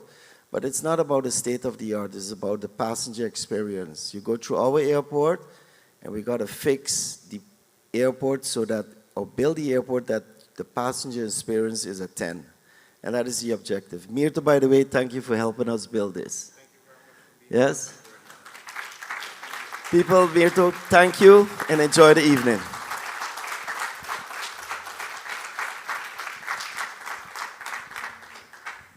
I think the key opens up the ladies' bathroom, too. That's what I heard. All right. So, I think we had a long day today, right? Yes, we did. We want to relax, party, eat, drink, and enjoy our beautiful and friendly island. So, a couple of things. Those who are staying at Simpson Bay, the bus will take you back to the hotel right in front of Maho. I think you guys are going to get like a police escort or something to that effect, so I heard. And they're also going to bring you back. I'm dead serious. There is going to be a police escort. Also, you're going to take you to the airport for the after hours because we know we changed the venue. It is now going to be at the meet and greet. For those who are staying here at Maho, the bus will be outside at 6:45. So I hope that's enough time to wash, change, and do whatever you got to do. All right? Good? Can we give yourselves a round of applause for a great first day? Thank you.